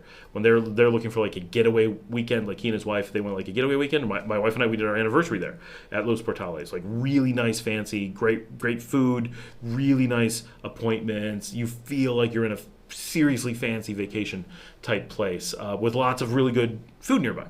So all of that is really great.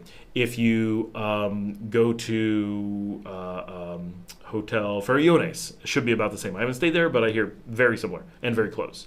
I've also stayed at Los Balcones in the middle of the city. Definitely a lot cheaper, not fancy, but it's nice. Like it's perfectly comfortable. I was very happy with it. So you have a lot of places to stay in Chinandega. Even though it's not a vacation place, it's not a tourism place, it is such a big business town that it has those resources. And it's so rich that some people who live in town just want a nice hotel to go to. Like, I don't want to stay home this weekend. I'm just going to go down the street and stay in a nice hotel. Like, people have money. They can do that there. So I think because of the proximity to the beach, you almost certainly would want to stay in Chinandega, especially because you're going to have nightlife in Chinandega and not in Corinto. So, but you might find something in Corinto, but while you're there. Gigi says, is prostitution legal there? And if so, are they hidden away? Asking because I plan to go there with my spouse and children, and I want to know if there's areas or attractions I should avoid. So, yeah, I see that Ursa Medix answers this a bit. Prostitution is neither legal nor illegal and dangerous zones. I'm not sure what that means. I know in Managua there are so-called Zona Rosa and some barrios like Jorge Dimitrov and Georgino Andrade. I'm not familiar with those in relationships to prostitution. The Zona Rosa, what a lot of people call the Zona Rosa, though, at Zona Ipo, I'm sure there are prostitutes there. One of the things, I'll just mention really quickly, there is definitely prostitution in Nicaragua. I mean, there is in every country, I'm sure, right? Like, good luck finding one where there isn't. But it is essentially legal here. However, it is also completely secret. It's like a don't ask, don't tell system, which is basically what you said, that it's neither legal nor illegal. It is not illegal to do it, but there isn't any legal framework for it. So there aren't, I'm sure there are, right? But there aren't that you're going to find brothels or streetwalkers or anything like that. I have never been out on the street and been like, oh, there's a prostitute, except San Juan del Sur, for sure. Completely different. There, everything is for the Americans. It is completely Americanized, so you have streetwalkers, you have very obvious prostitution. But yeah, that's what you expect in a San Juan del Sur type place where it's all wild party, drugs everywhere. Like, it's a different place. Nicaragua is very much a non-drug culture, but as soon as you're in San Juan del Sur, the amount of Americans that are there, it goes right back to how America would be. So it's very much what you would expect seeing from the U.S. But if you're in the closest that I've ever come to seeing prostitutes is one time extremely late at night. This wasn't too long ago, actually. I was near the airport waiting for something at a flight. Ended up spending 45 minutes at a mini mart at a gas station, and a couple of girls who were dressed completely normally were standing around outside an abnormally long period of time while I was waiting for someone else to get food from this mini mart. And I'm like, those girls are here for a very obviously long period of time. Like, that's it. Two girls stood outside of a mini mart in normal, jeans and t-shirts or whatever, but seemed to be waiting too long. And that would not be enough for me to think they were prostitutes, but that was enough for me to be like, that's odd. And then as we left, some third girl joined them, and as she walked past me, she said something I didn't catch, but it was very casual, like, oh, are you looking for, not a good time, but just enough that I was like, oh, I could tell like the tone just enough. That, and then the person I was with is like, yeah, I'm pretty confident those are probably, I'm like, I think those are probably, he's like, yeah. So that was like it. Like, that's the most ever. And there's one time it was in Managua, in a barrio near the airport, in like an industrial, like not a place where families would be kind of place. I have been out in the Zona Rosa partying a lot. I have been in the late night party stuff in Leon. The number of times I've been approached by, noticed, had any interaction with, or any like obvious connection to a prostitute is a total of 0. Absolutely never. That said, I absolutely know that if you are seeking it, it is very easy to make connections with someone and have someone make a call, and you would be able to acquire those services. But it is not something you are going to stumble on casually, which is about the best scenario, right? People who work in that industry are not identifiable, so it keeps them very safe. I think in many ways, nothing keeps them completely safe. It makes it safer than it may be in other ways. And as a person living in the country, I think pretty much everyone, even people who use those services, generally agree that it's not something you want to see. You don't want to see streetwalkers. You don't want to see people being propositioned. Like, all of that is very awkward and just not desirable. And you don't see it here. At least I have not seen it. And I know people who have discussed it and been like, yeah, they have no idea. People who are from here are like, I have no idea how to find one. Like, I know they exist, but I wouldn't know. So it's certainly not an in-your-face kind of thing in any way whatsoever. Corinto, areas of attraction I should avoid. Down to earth. Why does my door... Okay, I'm going to put you on this for a second.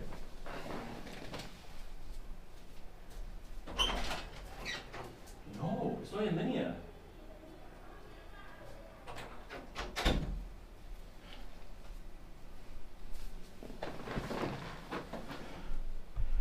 Sorry about that. I don't know why there are kids knocking at my door. Oh,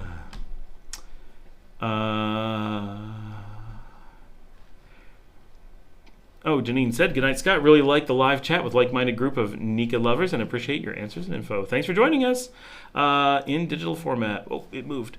A mobile coffee truck that would go into remote areas and provide temp services and access could be awesome. Well, okay, so one thing I'm going to say, I know you've lived here, so you have a little bit of this. any idea you have as an expat is guaranteed to not be useful. So here's the thing. If a mobile coffee truck would do that, the things that are here, they would do it instantly. Someone would do it and be like, oh, here we go, problem solved. That's not something that is a challenge. It isn't a thing that people would struggle to be able to do. It's just not something that people need. So maybe I'm missing something in what you're saying, but a mobile coffee truck, we have mobile trucks everywhere, right? That's a popular thing that could go into remote areas. What would the temp services and access be? Because everyone has internet, right? If you need internet, if you're working as a digital nomad or anything like that, you are golden. Like you're so good. And anything that's mobile will struggle to be able to use as a digital nomad because you won't have the fiber line. So you would have to go into those remote areas and they would have to provide you assistance. From that aspect, are you thinking that people who are working in remote areas need emergency coffee? I'm missing something. Maybe you have to write it up. Lawrence says, wife grew up as a child. Well, I hate to tell you, Lawrence, but everyone grows up as a child. That's when you grow up. I know, you're talking about Corinto. It was just funny.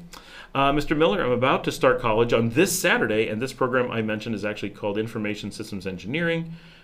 Yes, that is not at all software engineering in English, however. That translation is IT, which is a very different field. But they don't teach IT here. They just put IT names on software engineering careers. We're aware of that. But which school are you at? There's another business idea, opening a brothel. Patricia's all over these things. She is so ready for whatever's needed here in Nicaragua. Yeah, certainly a Colombian-style brothel is definitely a gap in the market as far as I know. So that might be a big hit. You also might disappear, just saying. Like if you're wondering if there is a career you could do that may result in you not being found, I imagine that could be it. Like they may be like, this is totally a legit business. Go for it. Or they may be like, no, and you're gone. I have no idea. So I know this is Rob Stenator. How's it going, Rob? So I know importing a car to Nicaragua is generally not a good idea, but as always, look, I know this is going to be a bad idea, but I'm going to ask it anyway. Okay, I haven't read the rest. Figuratively speaking, what happens after the 30 days of having brought an older vehicle into the country? What do you mean by an older vehicle? Do you just mean one you already own? Or do you mean something like really old? So I know people who've brought cars into the country, and what they ended up doing. Now they were really screwed. So I'll tell you just how bad this ended up. They brought in a Jeep, which is not a car that is sold here. There are Jeeps here, but they're all imported. So instantly you're on every cop's radar. 2, it was not painted like a normal everyday Jeep. 3, they added things to it that were not technically legal, like extra lights and winches and stuff. Some of that stuff's legal, some of it's just weird, but there's very strict laws here about a lot of things, and it was not like gonna get them in trouble, but it definitely got them pulled over a lot. That part was bad enough. That made them a just beacon for every problem. Oh, okay. Well, essentially, you can't import and get rid of a car. I'm not saying that 100% you can't, but the whole 10-year thing, I don't know anybody who's had anything with that happen. The problems with importing a car are so much harder than the things that people worry about are never issues. The things that you don't worry about are the things that make it completely crazy. So they brought this in, and they also had a trailer. And what they didn't know, and this was a showstopper. This was a had to leave Nicaragua showstopper.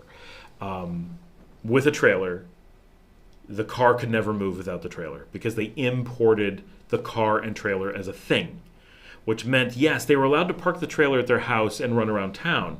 And they could get pulled over by the cops and show their paperwork, and the cops would be like, cool, no trailer. Yeah, it's a house. Okay, cool, whatever. That was fine. But if they had to renew their tourist permit, the car, so you get 6 months when you come into the country on a visa, but your car never gets more than 30 days. So every 30 days they had to go into the capital and get paperwork done. Well, because they had an odd vehicle, because they had a trailer, whatever, they couldn't get the paperwork right. They ended up having to go every 2 weeks. They basically ended up doing nothing but living in Nicaragua to file paperwork for their car. That's all they did. Every day. What are you doing today? Got to go to Managua, file paperwork. Didn't you do that yesterday? Yeah, I do it every day. They were trapped. Every single thing. They kept thinking, well, it'll get better after this time. And maybe it did get a little bit better, but fundamentally they were here for 6 to 9 months. And during that time, basically they did nothing but work for the Nicaraguan government, driving a Jeep hours and hours and hours between León and Managua, driving all around Managua, spending whole days in Managua doing nothing but trying to get through lines and do paperwork, and then they would drive back to León only to turn around a few days later and do it all again. And now that was an extreme case, but that is a real person who really did it, thinking that driving a car would be a little bit of a pain but solve a lot of other things. It solved nothing. It ruined their lives. They left Nicaragua. That was the driving factor, pun intended. So I cannot recommend enough. If you're bringing a car, it needs to be because it makes so much sense. There should never be a, maybe I should bring it. No, stop right there. Like, why would you ever bring a car in? Because they will literally be like, your next move is you got to go. That's it. You have to go. You don't get to unload a car. You have to drive back to wherever you came from and deal with this, and then come back when you've done it. Right? That's pretty much how it works. There's the degree to which there's punishment for bringing in a car is extreme. And it's not like go to jail punishment. It's just do a bunch of paperwork and get out punishment. I mean, like bringing a car that I don't mind losing. You can't lose a car here. Like, that could send you to jail. After the 30-day temporary permit, can I just donate it or scrap it or something? Nope. That would definitely be a go to jail, be arrested for money laundering. That is, they would instantly say, so you just illegally, secretly imported an object that could be worth more than $10,000 and you let it vanish. You would have to go to the police and be like, this car was stolen. Here's where you'd have to convince the police it was stolen. Because if you just let it disappear, you would not be allowed to exit the country, right? Like, that would be bad. For some medics, but this program I mentioned is a bit related to software engineering, and it's in the National Autonomous University of Nicaragua, UNAN. I chose the every weekend schedule since I look for some job to get. Okay, cool.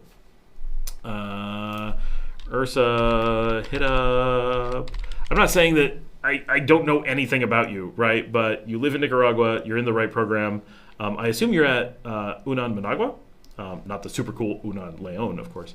But shoot an email over to Osvaldo and just let him know that you're in the program and have a conversation with him. He is head of software engineering Bolivia for people I know. Ex-Canadian perpetual traveler working in AI. You know, with a title like that, it just makes us think you're actually an AI bot. Like, it kind of tips us off. I'm just kidding.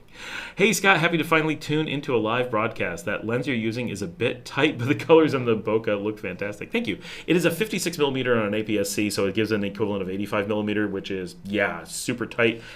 It's where it is because the combination of where the cables are, and it's actually shooting me between two monitors. So I'll try to do this. I'm touching both monitors right now. I'm also touching the microphone, sorry. So I'm touching both monitors. It is exactly just shot through between two monitors to get this picture of me. So the 85 millimeter equivalent is like really awkward and super tight in. But I also love like the colors on, it's a Suri lens, a Suri sniper, which is a cinema lens, but with autofocus, right? Because if I do this, right, a real cinema lens is manual focus, so we wouldn't be able to do that unless I had like a follow focus, which I don't. But this is a sniper, so they literally took a Suri Saturn, which is a cinema lens, and retrofitted it with autofocus by the manufacturer. And they're new, and I've got the white ceramic coated ones, the entire set. I love it. It is really, really cool. So on a Fuji XS20. So this is, X-Trans processor, or X-Trans sensor with the new Series 5 processor. The look, I got a lot of really good reviews on the Surrey, and I'm like, okay, they seem like I could take a chance on them, but like, am I really going to get these over tried and true Viltrox? I am so happy with the Surreys. First of all, dealing with them to buy the lenses was so fantastic, but the look of these lenses, I use this for a lot of commercial work as well, and every time I pull it out, I had a professional photographer, which I guess I'm a professional, so what does that mean? But a Spanish professional photographer was out on the beach and at one of my places this weekend, and he was just hanging out having a drink, and I'm like, hey, and I pull out my camera and I handed it to him with this lens on there, and he just goes, what is this? He was like having so much fun, and he grabbed one of the girls and he's like, we're going to do a model shoot. He went and did a bunch of pictures with her. He was like, this is fantastic. So yeah, thank you. I love this lens. But yeah, I need to switch it for the 33 millimeter, which is a 50 millimeter equivalent. Then I can move it just a little bit closer, and it'll be. I didn't have a lot of time to switch lenses today. What if you don't officially import the car? Okay, but you enter Nika saying that you're driving through to Costa Rica, but you just didn't leave before the 30 days. So there's no such thing as driving through. You have to import to get to Costa Rica. So you could run the border and hope they don't shoot you down, or you could drive through really slowly and walk along the side of the car and hope they don't see the car rolling beside you and just ignore the fact that you drifted into the country. But that's what you're talking about doing. Like, if you cross the border, it requires importing the car, and you'll have to import, right? When you go from the U.S. into Mexico, you import. Even if you're driving through, you import it, and then you export it when it goes on to Guatemala. And then you export it from Guatemala into, depending on where you drive, Honduras. And then you import into Nicaragua, and then you export into Costa Rica. It's unbelievably painful to do that, but that's how you have to do it with a car. This is not Europe. You can't just drive through. So the only place where you don't have to do that in North America is the U.S. and Canada have an agreement where the cars can drive back and forth, and that's what Americans get used to and don't realize that Mexico, once you pass 100 miles past the border, you can only go 100 miles past the border if you've imported the car. There's a little border zone, so you can go to Tijuana, you can go to Nueva Segovia, there's a couple, Nuevo Leon, there's a couple places you can go along the border without importing a car. But you can't go to Mexico City. You can't go to any real place because Mexico has a little bit of cities right along the border, and then this huge desert zone, and then like the big population of Mexico. You can't get to the real Mexico without importing a car. So you've already got all these imports that have to be unwound before you can get out of that car. So if you leave the United States heading south with a car, you are guaranteeing you're either looking at filing police reports and figuring out how to have someone else arrested for stealing your car, completely unwinding your process and getting your car back to the United States, or going to jail yourself. Those are the decisions you make as your options when you drive south of the United States. So, like, seriously, there's no getting away from the car problems. Live broadcast. I tried to export the old Toyota Land Cruisers, denied. You tried to export them into Nicaragua or export them out of Nicaragua? Because we have a lot of old Land Cruisers here. Okay, that's basically the question I was curious about. Yeah, it sucks, Rob. Like, it's so bad. If you are truly a tourist and you're just driving in, you're going to be here for 30 days and you're driving out, it's not a problem. But you're also got to ask, like, what kind of tourism is that? That's got to suck. But if that's what you're doing, it's okay. If you're trying to do anything else, they have a system to catch you. They really don't want that happening. Won't be driving to Nicaragua, I'm pretty sure. Just hoping I can get my corgis onto the plane. Well, no. So the thing that you do is you just rent a car or you buy a car really cheap in the U.S. You drive down, drop off the corgis, and drive back. That is an option. Or you find someone who has a car you can borrow that they don't care about. But generally, you want to do it with an old beat-up car because that's a really rough, problematic drive. Or you hire a service that does that. Here, there are people who will do that for you, who just do that drive. For animals. Like, there's literally people who that's their income. They drive from Nicaragua up to the U.S., get animals, and drive back, and hope someone wants to take animals the other way so they can get it in both directions, but generally they can't. That is an actual career that people actually do. Thanks for the offer, but I'm afraid of working as a freelancer for some IT companies. You're welcome not to apply. We do not have freelancers. We're an actual Nicaragua employer, but like, we're a really large company in Nicaragua.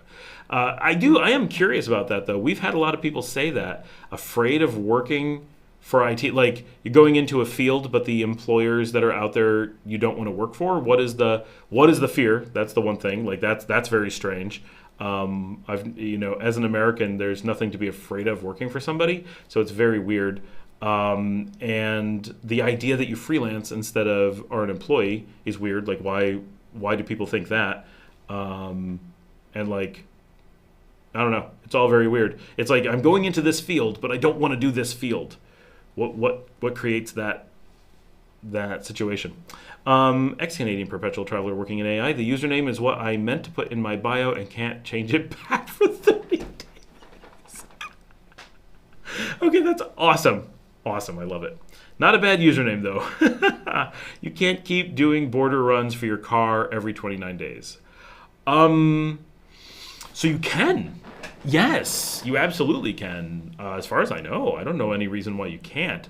I think the thing that makes you not want to do that is that when you cross the border crossing, so the entire process takes a little while because like you walk from one desk to another, you go do a thing, you take a bathroom break, whatever. So like it adds up. So it's not like 15 minutes, but the actual time of going through the border is like 15 minutes in many cases.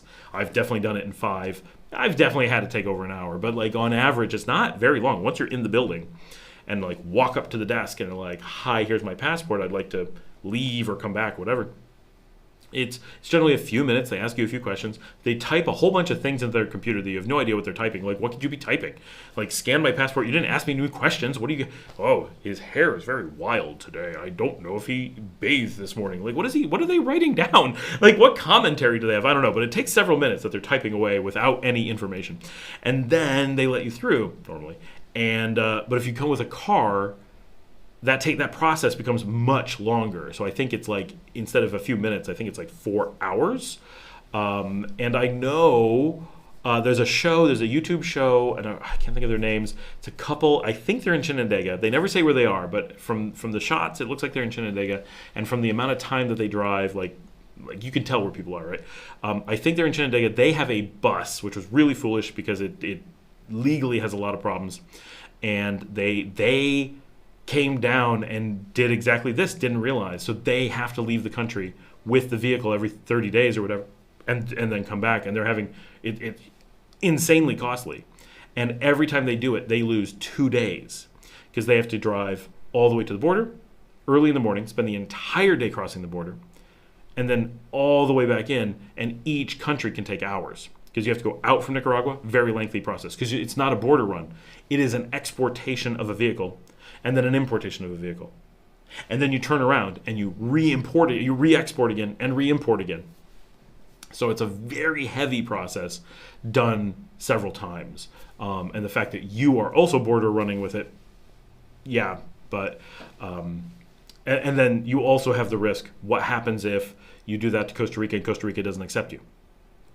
Oh, now you've got to get that vehicle potentially really quickly into Honduras. What if Honduras doesn't accept you? No country has to take that bus, and you can't put it on a plane, right? Or you're that bus, that car, whatever you have. So be aware it is possible to drive in and be caught in a legal quagmire that you can't get out of. And if you're doing border runs of the vehicle, it's much more likely that they're like, you've done this a couple times, you can't do it anymore. And they're going to be like, what do I do with my car? And they'll be like, not our problem, right? You have to ship it on a cargo ship for $20,000. That could end, and you'll be given like, you have to have it shipped in the next 72 hours, right? Or go to jail. Like, those are the potential risks that you'd be facing. Like, it's trying to skirt importation laws is a very risky thing. Not a bad username. Keep doing the border runs. Yeah, if we have to, we'll do that. But if we can avoid the extra expense by getting our dogs onto the plane, yeah. We did private plane. It was $16,000 a few years ago. 2 dogs, but it kept them safe and kept them from panicking. And we moved all of our stuff with it. So we leveraged it. And at the end of the day, we actually felt that it was good, right? It's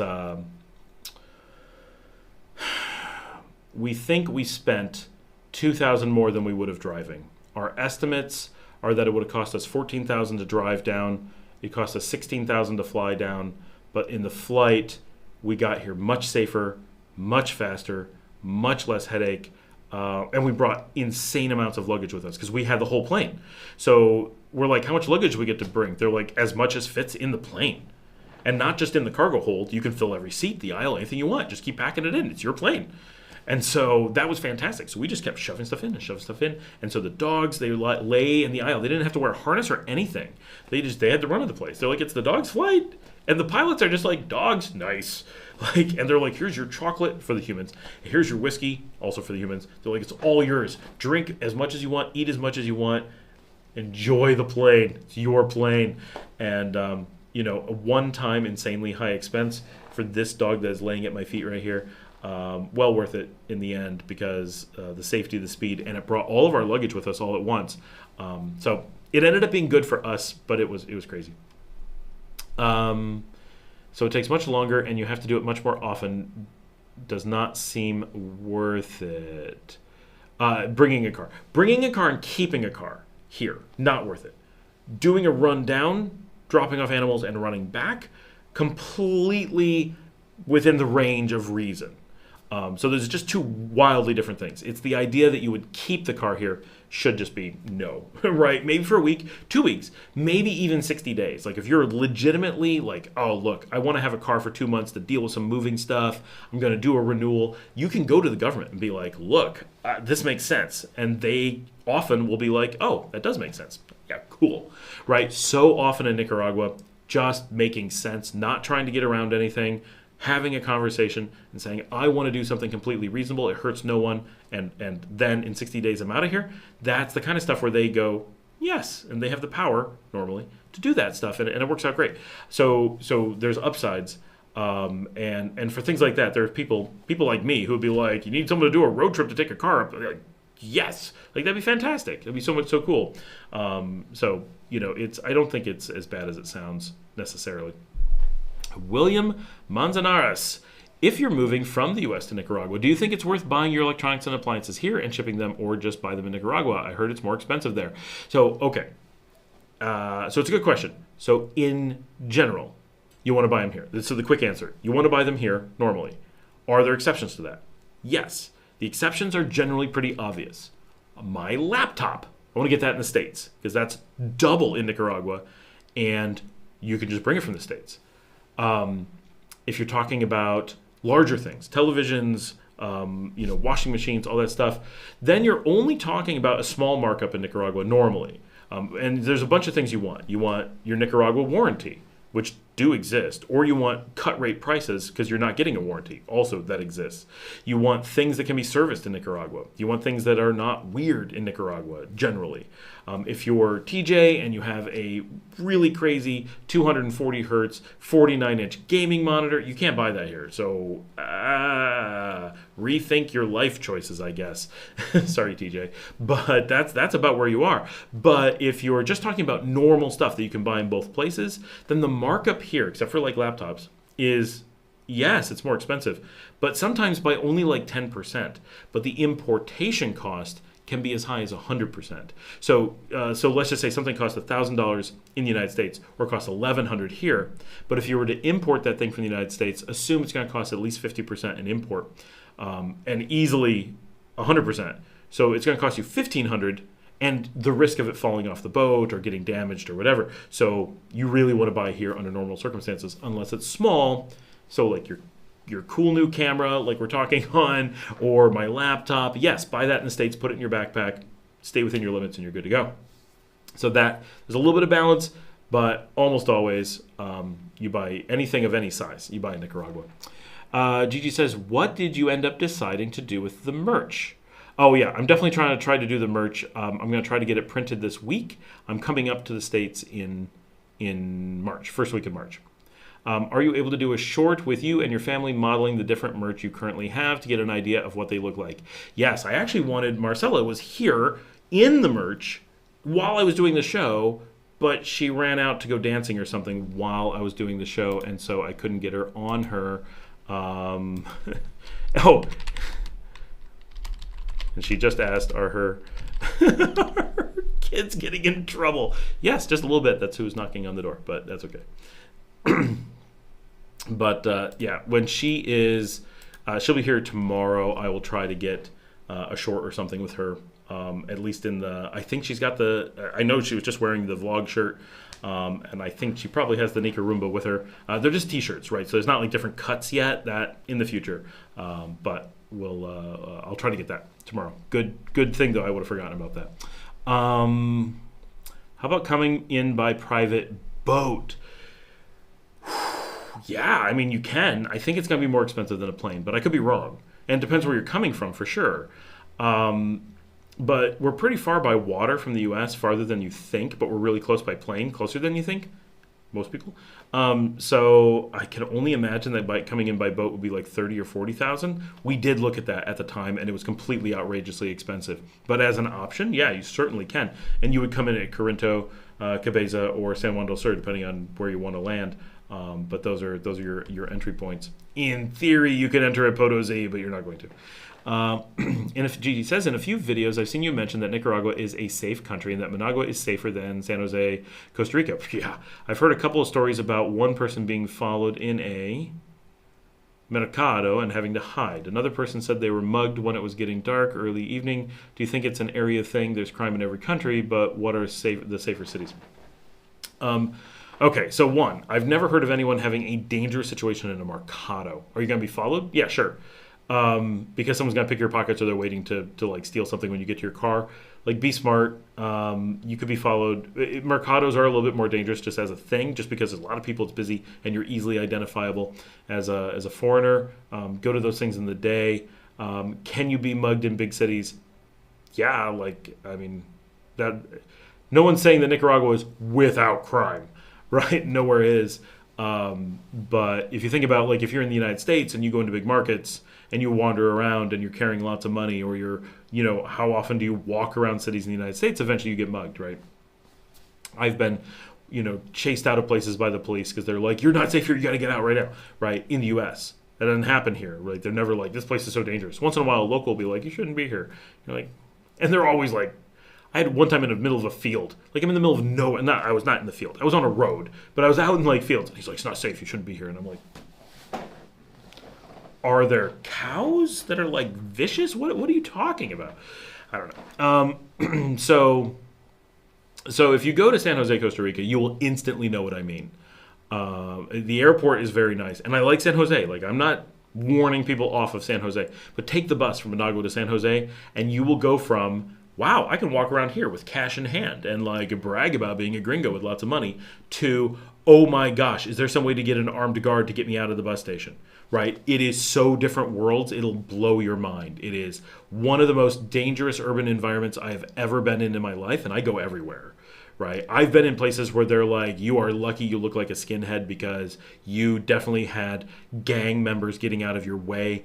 Had they known you weren't a gang leader, you'd be dead. Right, I've been in those things, and I've been in places in Latin America where they're like, oh, it's a good thing you're tall because like you posed enough of a threat. I have never been in a place where I felt as much fear as San Jose.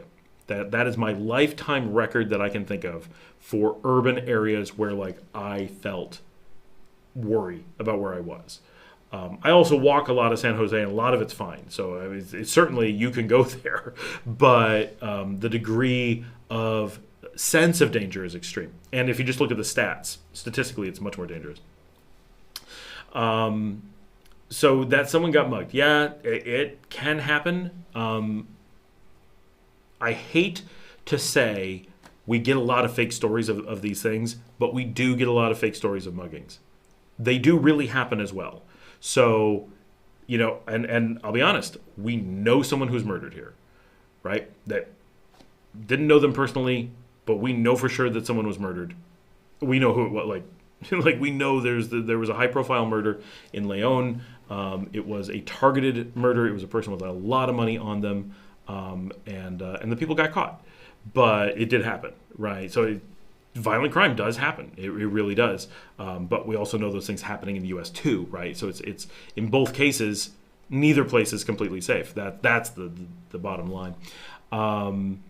But are you looking for safer places? Yeah, so going to a mercado as an individual action leans towards dangerous. Although I just said in a video, it's a mercado. People go there every day. It's not super dangerous. It's not, but you do have to be aware. Another person that said they were mugged when it was getting dark early evening. I don't know if you're saying that was in Managua or just somewhere in the country. I'm going to assume you mean in Managua. That's definitely kind of the most dangerous time. So I do a lot of walking at night. I do a lot of walking under different conditions. I'm a bigger guy though, so I pose a threat to someone who's going to mug me. And I'm very confident and identifiable. So I'm less likely to be mugged than an average person for sure. But Managua's a big city, so it does have crime. It has the majority of the crime in the country. It's not as dangerous, I don't think, as San Juan del Sur. That has the most of everything that you would not want is generally in San Juan del Sur. Has the most scams, has the most street crime, has the most loud sounds, the most litter, like all the problems, they're in San Juan del Sur. You can't put that many tourists in a place without having some amount of problems. It's not San Juan del Sur's fault, except for the con stuff. But as far as safer, everywhere is safer than Managua. Granada is a little bit safer. Masaya is a bit safer. Leon is dramatically safer. Chinandega, probably okay.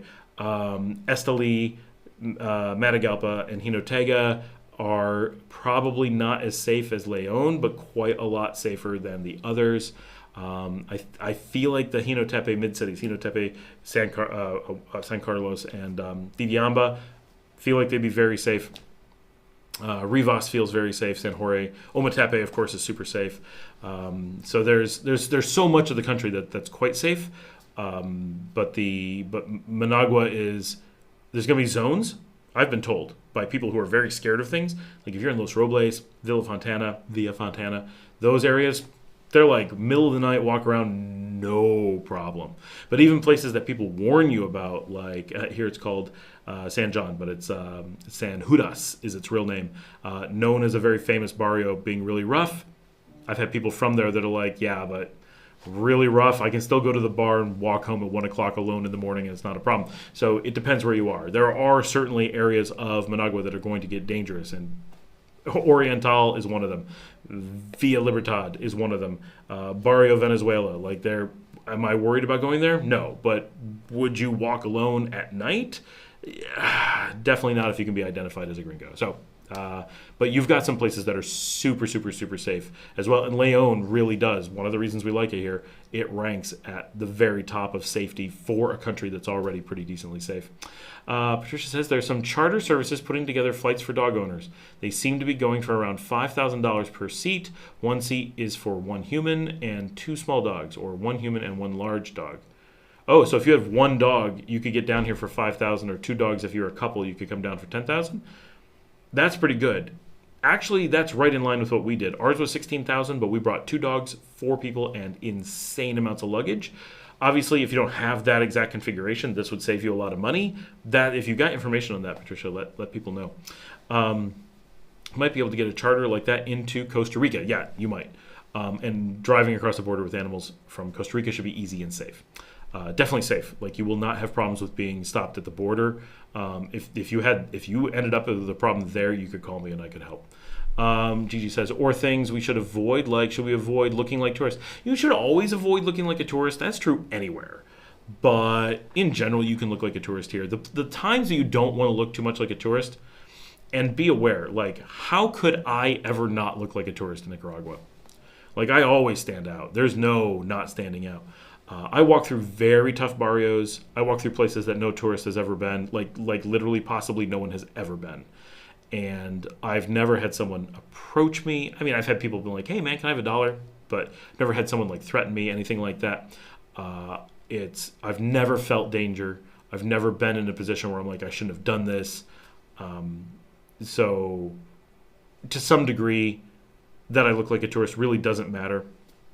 And I have had moments where I've had people say, you obviously shouldn't be here. This is you went too far. And so I've had moments where I've been warned where I didn't feel danger, but they said going past this point would be dangerous, like people in a very rough neighborhood. And you know, I took the cue and turned around, and that was just me walking through really poor barrios, right? So it's not like I needed to be there. It's not like I knew where I was going. So that's, you know, if you can not look like a tourist, the bigger thing is that you start to, and this is where the people with the you know, the stories we hear, which are hard to believe as often as they come up, but they seem to come from reliable sources, and I know it does happen. So there's a balance, but we do hear some stories of people who are like, oh, I got shaken down by the police. I had to pay them whatever. It's like $10 or something. $12 is a real common thing. And I've not had that happen, right, for 9 years. 9 years ago, I had it happen. And it was like, okay, I knew exactly. I wasn't the one driving, but I was there. So I've never had it when I was driving, but I have had it when I was in the car. And but for 9 years, it's never happened with me in the car, never happened with me driving, ever. So, and I get pulled over by the cops all the time. And not just ones that know me because they're local. I mean, out in Managua, far away, and via Carmen, I get pulled over. And in doing that, I have this high degree of confidence. I'm like, here's my papers. How's it going, officer? Having a good night? Like, we're very talkative. He's like, hey, what's going on? Yeah, where do you live? I live in Sutiaba. Instantly. Oh, you live in Sutiaba. Here's your papers. Have a good night. Right? I'm not a tourist. I live in Sutiaba. I speak Spanish. I know what papers to give them. I don't panic when the cops pull me over. I'm smiling and friendly, and I know how to behave. Those things have kept me, I assume, from ever having a shakedown. It does tip off the police. Ooh, if there was going to be a foreigner who was going to make a call and know somebody, it's probably this guy, right? When the next person comes along and doesn't know what paperwork to give them and is panicking and treating them like an American cop. Oh, officer, what appears to be the problem? Why would there be? What are you asking that for? You got pulled over in a random stop like everyone else. It's random. They want to see your papers, that they're checking your documents, which they're supposed to do. This is not a being pulled over like in the U.S. You're not in the process of being arrested. This is just a routine inspection as you drive. It's the thing. Reacting like you're guilty is going to make them be like, something's going on. I don't know what it is, but we got them, right? Like, I don't know. I don't know why this is happening, but it really does. And so that is I think, I'm hypothesizing quite a bit. I think they're acting like a tourist to police. And that is causing problems. Every time someone has these stories, I'm like, I wish I had a camera on it so I could be like, okay, you could have done these things and protected yourself, but they did this thing wrong. They took advantage of the fact that you exposed your lack of resources, your lack of knowledge, or whatever. Like and we'd be able to watch it and say, did this thing even happen? Because a lot of people, when they say it, they're like, I was pulled over for no reason. Well, if that's what you're leading with, I don't trust the rest of your statement because you just led with a tone as if you were pulled over for no reason, which is completely false. You were pulled over because you were driving, and you get pulled over when you're driving. That is not no reason, right? So you're already pretending that something is true that isn't, or something is false that is true. So I don't trust the rest of the statement. And almost every time I get these stories, it is always combined with, but I was pulled over for no reason.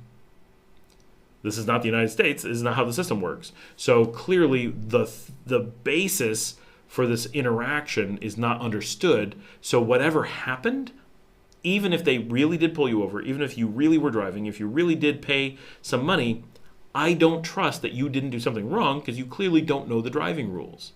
So how do I have faith that you did something correct when observation on the ground suggests you were probably the one doing something wrong? I have definitely been pulled over and been given a ticket for doing something wrong that I really did.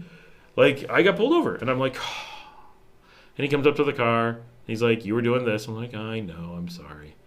Like, then I got a ticket. That's not a shakedown. That's me getting a ticket. And being an idiot, because I was in Villa Carmen, I knew I was going to get pulled over. So anyway, that's, not looking like a tourist goes a long way. When you make yourself a target, a lot of things go wrong. But you'll always look like a gringo, I'm sure. Well, our corgis are pretty close to the usual 25-pound rule, maybe a little bit over. I've heard of some planes allowing up to 35 pounds dogs down. Yeah, just be aware of the problems, the dangers of having them on the tarmac. When you fly cargo from the United States or from outside Nicaragua, this is where we know. They know that once you lose control of your dogs, once they're in cargo, they can hold them hostage. And it can be well over 100 degrees heat on the tarmac. And they know that you know your dog is going to die out there. And you just paid to fly them down. They know you have the financial resources to pay a lot to have them released. and they know that there is nothing you can do. And you do not have time to call a lawyer. You do not have time to call the police. You do not have the choice of letting them take the dogs and coming back tomorrow. So you are in a extreme level of giving up your power to be extorted when you fly down on a plane to Nicaragua. And I hate that there is a possibility of this happening. And it is one of the most horrible things that happens in Nicaragua. But it is a actual potential problem. And because the life of your dog is on the line, there is nothing you can do to protect yourself against it. In theory, you could have lawyers lined up in Nicaragua on speed dial. Be like, I'm bringing in my dogs. I'm ready to hit the button. If I hit this button, I need military at the airport. Is your lawyer going to be able to do that?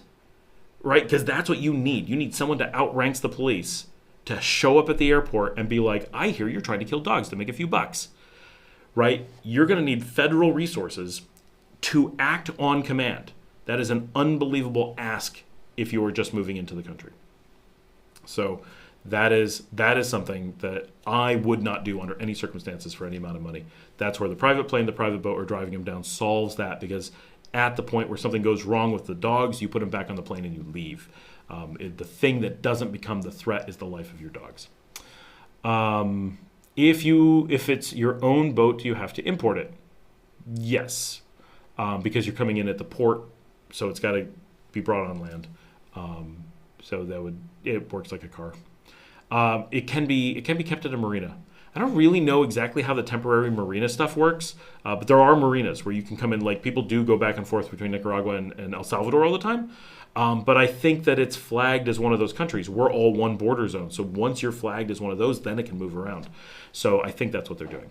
Only a local like me will tell you about dangerous areas you have to avoid while traveling. I visited the Mercado Oriental, and it's a somewhat chaotic place. You must take care in it. Oh, it's definitely chaotic. Yeah, that's... Hello, Scott. Oh, Hans, you're here. What were some of the things that turned you and your family away from Grenada? So the biggest one is that, so we live downtown, so there's some really simple ones. Everything costs more. That sucks.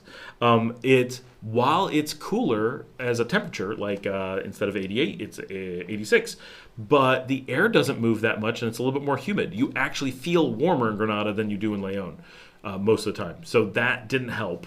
We now could handle it without noticing, I'm sure, but at the time, honestly, it was noticeable that we needed more air,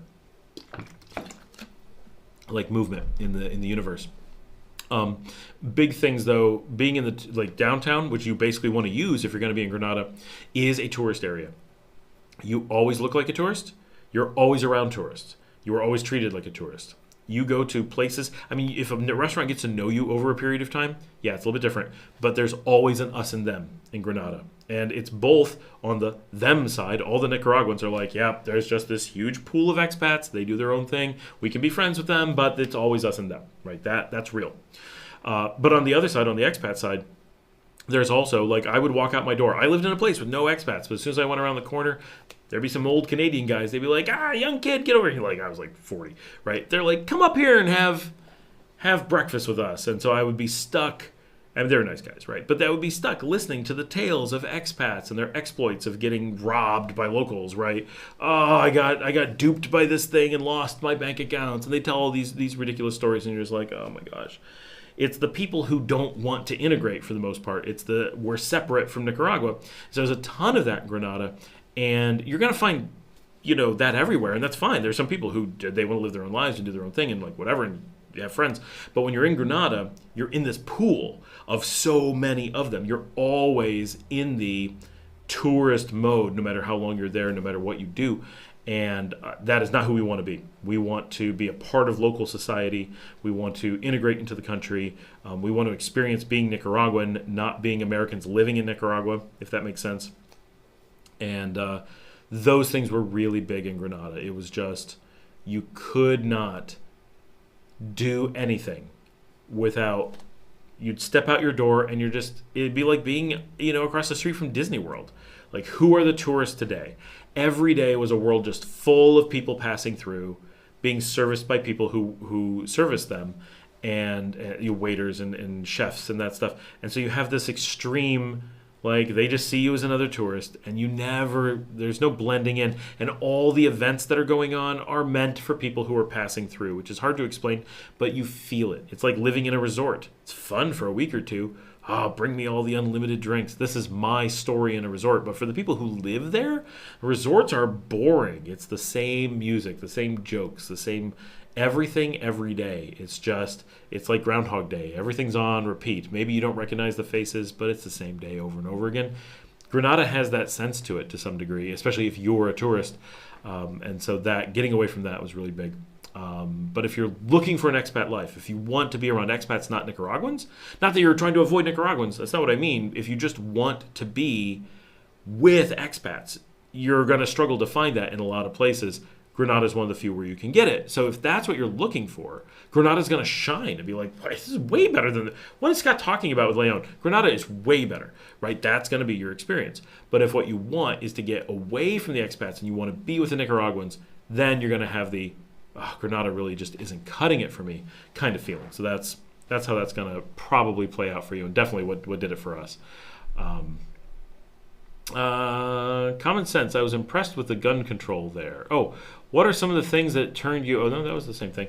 Common sense. I was impressed with the gun control there. I guess the country in general. Very high gun control now. Basically, you can't own guns anymore. Gigi, you can go to the Mercado Oriental if you have a local person that knows the market well to accompany you. Going there alone, you will get lost. It's very dense and endless and very often dirty. Yeah, getting lost in all the markets. Even in like Messiah, you're going to get lost. Real market Messiah, not the tourist market. You're going to get pretty lost pretty quickly. And not that you can't find your way out, just you can't find where you're trying to get. Ernesto, hi Scott. I'm flying from New Orleans to Seattle and now watching your channel. Awesome. Thanks for joining in. How likely do you think, from Rob Stenator, how likely do you think it is that they'd do that? Sorry, I missed it, Robinator. Which thing are we wondering if we would do? The really dangerous thing, we had friends that had that happen. This is not it could happen, like that could happen. No, we are aware that this has happened at the airport this past year. And they did pay thousands of dollars to get their dogs to be allowed to survive. And it was a near thing. They almost died. Like, the dogs were on the verge of expiring. I absolutely, when I say there is nothing in the world that would allow me to tell someone that it was acceptable to put your dogs on a plane and fly to Nicaragua, I mean it. I cannot tell you it's okay to do. It is absolutely terrifyingly dangerous. It is the degree of danger that you potentially put your dogs in. I'm not saying that this average on happens. People bring in dogs all the time. I have 0 people who have told me that their dogs have died in flight. But it is a known risk that we know could happen. And that's an anecdote, right? 10,000 dogs fly in every year. It happened one time, or it happened every time. We don't know. All we know is at the time that we know the people who did it, we knew it was happening, and it's the most recent. Like, this just happened about like 9-10 months ago. It really did happen. So that is a extreme level of panic. But for me, nothing would let me put my dogs on a plane like that coming here. I assume that was what you were asking about. Ex-Canadian perpetual traveler working in AI. Have been in plenty of bad barrios in Managua, even at night, but I always knew someone from the barrio and had a reason to be there. Never felt unsafe. Yeah, I've definitely spent time at night in like Libertad and Venezuela and stuff. Always felt like I could walk out and be outside and no problems. Normally with someone, but I can be alone and not with a problem. That is so scary. Common sense. Yes, it is scary. It's back to the flight thing, I'm sure. I was sitting here, okay, that is an interesting take on Granada that I have not yet heard. I've been interested in that area, but I may reconsider it now. Lots of options in Nicaragua. It was about so it was the right thing. How loud are the howler monkeys really? Okay, so Hans, so howler monkeys are actually quite loud, but they're also almost never near human settlements. So, like here in Leon, I've never heard a howler monkey, or if I have, it was so distant that I didn't recognize it. When I was in Granada, we would hear them from time to time, but they're like way outside the city. Or if you're in the islets, like they're out there in the islands for sure, but then they're yelling, they're in your face, so they're loud. But you'd have to live much closer to the jungle to encounter howler monkeys so that you would hear them from your home. So if the question is, I got into a taxi that happened to be shared with a howler monkey, and it's now screaming at me inside the taxi, how loud is it? Very loud. But if the question is, I'm living in a place like Grenada where howler monkeys are in the region, how much are they going to keep me up at night? None. Does that answer the question? They're not anywhere near as loud as the owls that live in my yard. How's that? Yeah, so Grenada. Yeah, that's... so I have a friend who just moved to Grenada, and he really likes it. Like, he's enjoying it. But he's had a very similar experience. I don't know that he noticed the heat, but he's from Trinidad. So he's from a place that's already relatively warm, whereas I'm originally from New York, so I'm much more sensitive to the heat, as is my family. He was in Grenada for other reasons, so he really was like put in time to make Grenada his home, and I think that helped a lot, and he had like connections there, whereas we didn't have people. When we went to Grenada, we went sight unseen. We've been living in Panama. I had to do work in the United States for like, I don't know, a month, and so we were just staying in hotels, and then we're like, we're moving to Nicaragua. This is a long time ago. Moved to Grenada based on we found a good Airbnb. That was it. My wife found a place on, I don't know if it was Airbnb, but some online rental. She found a house that looked beautiful. It's still available now, Casa Los Arcos in Grenada, and we came down. We were like the first ones to rent it. It was basically a brand new house, and so that's where we lived. And it was a beautiful house. We loved the house. We liked a lot of stuff. We fell in love with Nicaragua. So the experience was not super negative. We fell in love with the country and ended up making this our home. It did take a little bit of time, though.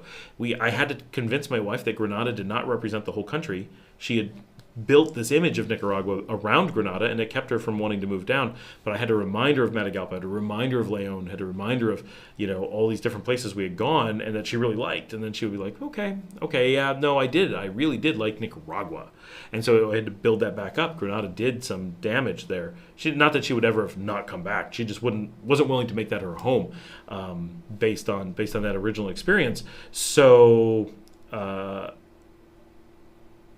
but my friend who's there, he's got some advantages because he already knows people. He came down, he was like connected, he has friends, and he works there. He actually runs a business in Nicaragua. That got him connected to a lot of things, and he immediately he knows us because friends of friends, and like very quickly he was introduced. So he became part of a community, and so it made Grenada very different. But I do know that his life there involves a lot of working with tourists and a lot of being a part of very transient lifestyles and stuff, and so it carries some negatives, and he's the one that complains about how expensive it is, and he nearly moved to Leon a few weeks ago. He was like go find me an apartment. I'm ready to save all this money and live in a more chill place. So it's, your mileage will vary, of course, but people that I know that are in Leon, that are in Grenada, pretty much with rare exception, they are people who are seeking a soft enclave experience, meaning they enjoy Grenada because they want to be around other expats, but don't want to isolate themselves from Nicaragua. So they're happy to learn Spanish. They're happy to shop at the local grocery store. They're happy to not be like isolated in a bubble, but they want to go out to dinner and talk to people in English. They want to go out and see tourists or interface with other people from the US or Canada or whatever, and that's what they're looking to do. And you get that in a lot of beaches, and there's nothing wrong with that, right? Well, I love Nicaragua, and I like the people. It's not my vibe, right? Okay, like that's cool. So they're trying to come into a middle ground, and Grenada's great for that middle ground. But every time I meet a person who likes Grenada, it feels like someone who's looking for that middle ground. That's my impression of those people. So when they say they like it, I'm sure they do. It also tends to be people who didn't look very far, right? Grenada is also where both Grenada and San Juan del Sur have a very high percentage of, well, I just came down and bought the first thing I was shown online. I didn't shop around. I didn't realize Nicaragua was a country. I was moving, and I thought this one place was the one thing available, so I just bought it, and then their life is in that place, and they never, it's amazing how often you talk to people in Grenada, and they're like, I've never actually been to, like, all the major competitor cities. And you're like, how did you decide without even checking? And they're like, I didn't even know there was a decision to make. And you're like, what? Like, it's weird. But there's a lot of that. So that ends up being the kind of community it is. William, any towns you recommend just outside of Managua that's within a 30-minute drive of Managua? That's a lot. Reason I'm asking is because my wife and I will be taking over a family business in Managua, but we want to live in a safer area. Well, honestly, I don't know if you're going to get much safer than just some of the areas in Managua. Right, the Via Fontanas, the Bologna. There's a lot of Managua that's extremely safe, and there's bits of Managua that's less safe. But you can be very safe in the middle of the city. Like, you can be extremely safe in the middle of the city. It's going to cost you a little bit more, right? Like, the cheaper places tend to be more dangerous. That's what makes them cheap, and then that's just how it works. But if you head southeast primarily, and the reason for this, for those who don't know, the reason that Managua is so aligned in a diagonal from northwest to southeast is because the southwest corner of the city is actually against a mountain range. And so it's actually forcing the city to do what it does. It's not like some weird urban design, but it takes you a while of, like, it's a weird city to figure out how it's laid out. And there's stuff in every direction from Managua. And this is going to be silly, but as a great example, Ciudad Sandino is not too far in the west. But it's also commonly said to be the most dangerous city in Nicaragua, which I think is crazy because I don't worry about it at all. I find it completely safe, very nice. I've been told there's areas of it that are safe and areas of it that are dangerous, and I'm sure that's true. But I hang out in Ciudad Sandino on a regular basis, and I really like it. And then there's like great gated communities and stuff where I feel absolutely safe. Robsonator said Los Robles, I've heard, is very safe. Los Robles is ridiculously safe. I've been told that there is basically nothing you can do to end up in danger in Los Robles. Your pockets could be picked. It can get crowded, but it's beautiful, it's rich, it's well patrolled. I didn't realize this until I was looking at a map recently. One side of Los Robles, you'll be like, oh, there's some trees there. It's just, I wonder why no one's built there. It's because it's a police complex. It's like I don't know what it is, but it's like where the detectives work. It's like their office building is hidden in the trees, and if they're doing investigations, that's where the people are. So you can imagine it's a pretty high police presence. So that's partially why. But it's a very pretty area, lots of good restaurants, really good nightlife. It is the main Zona Ipo. It is the place where the parades come through. It's the place where people, like, if you watch my videos for the Ipico in Managua, and you see where it's like all the Tonya girls and all the bars and all the people partying on decks, that is Los Robles. And so it looks like the wildest, most dangerous place you could possibly imagine, and it is one of the safest things in the country. So it's a really interesting area. And I like, that's almost always we stay in Los Robles.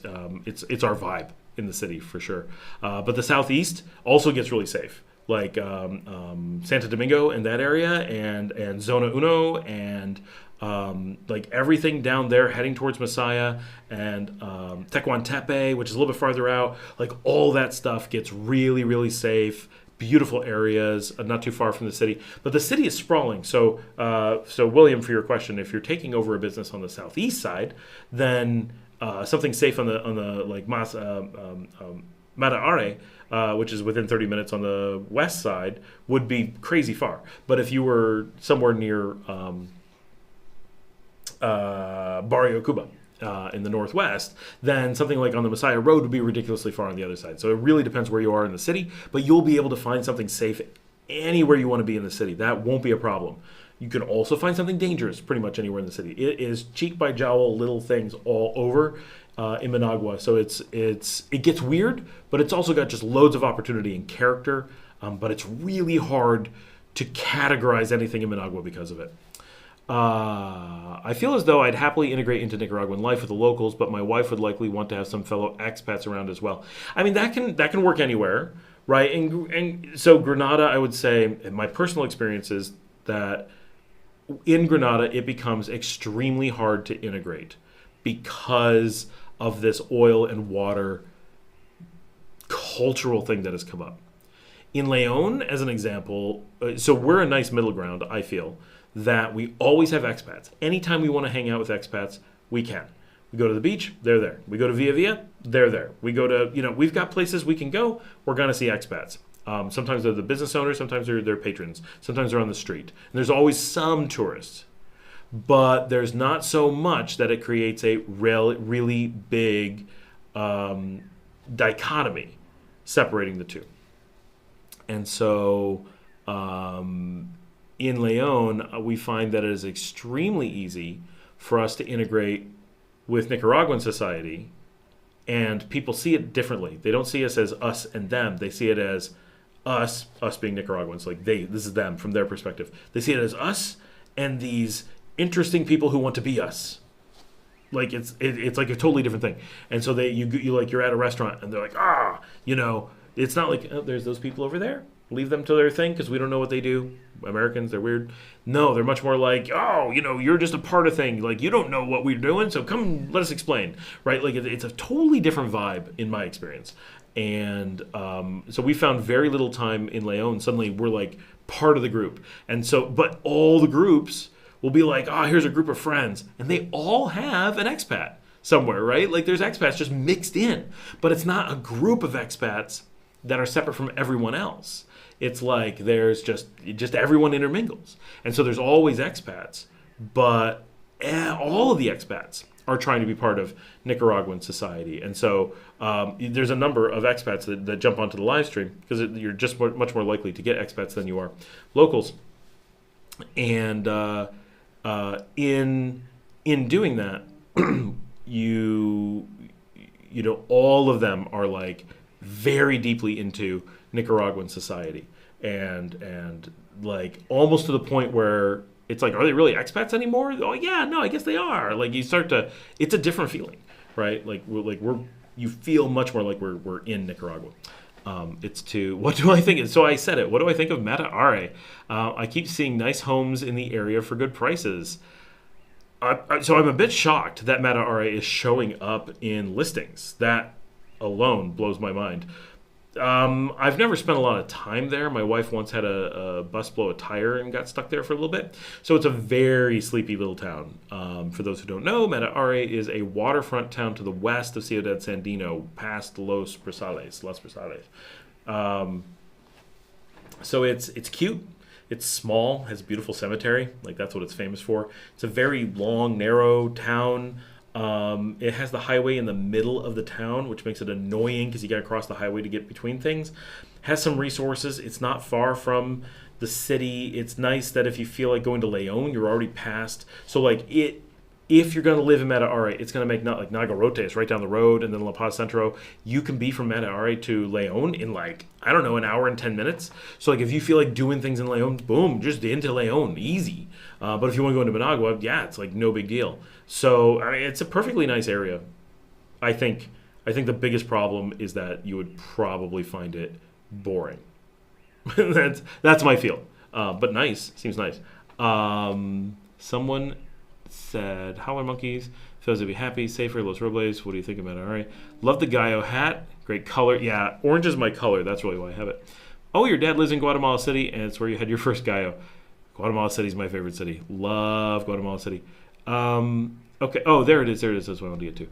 The next one, ex-Canadian says, William, check out El Crucero. Nice and cool spot under 30 minutes from the city center.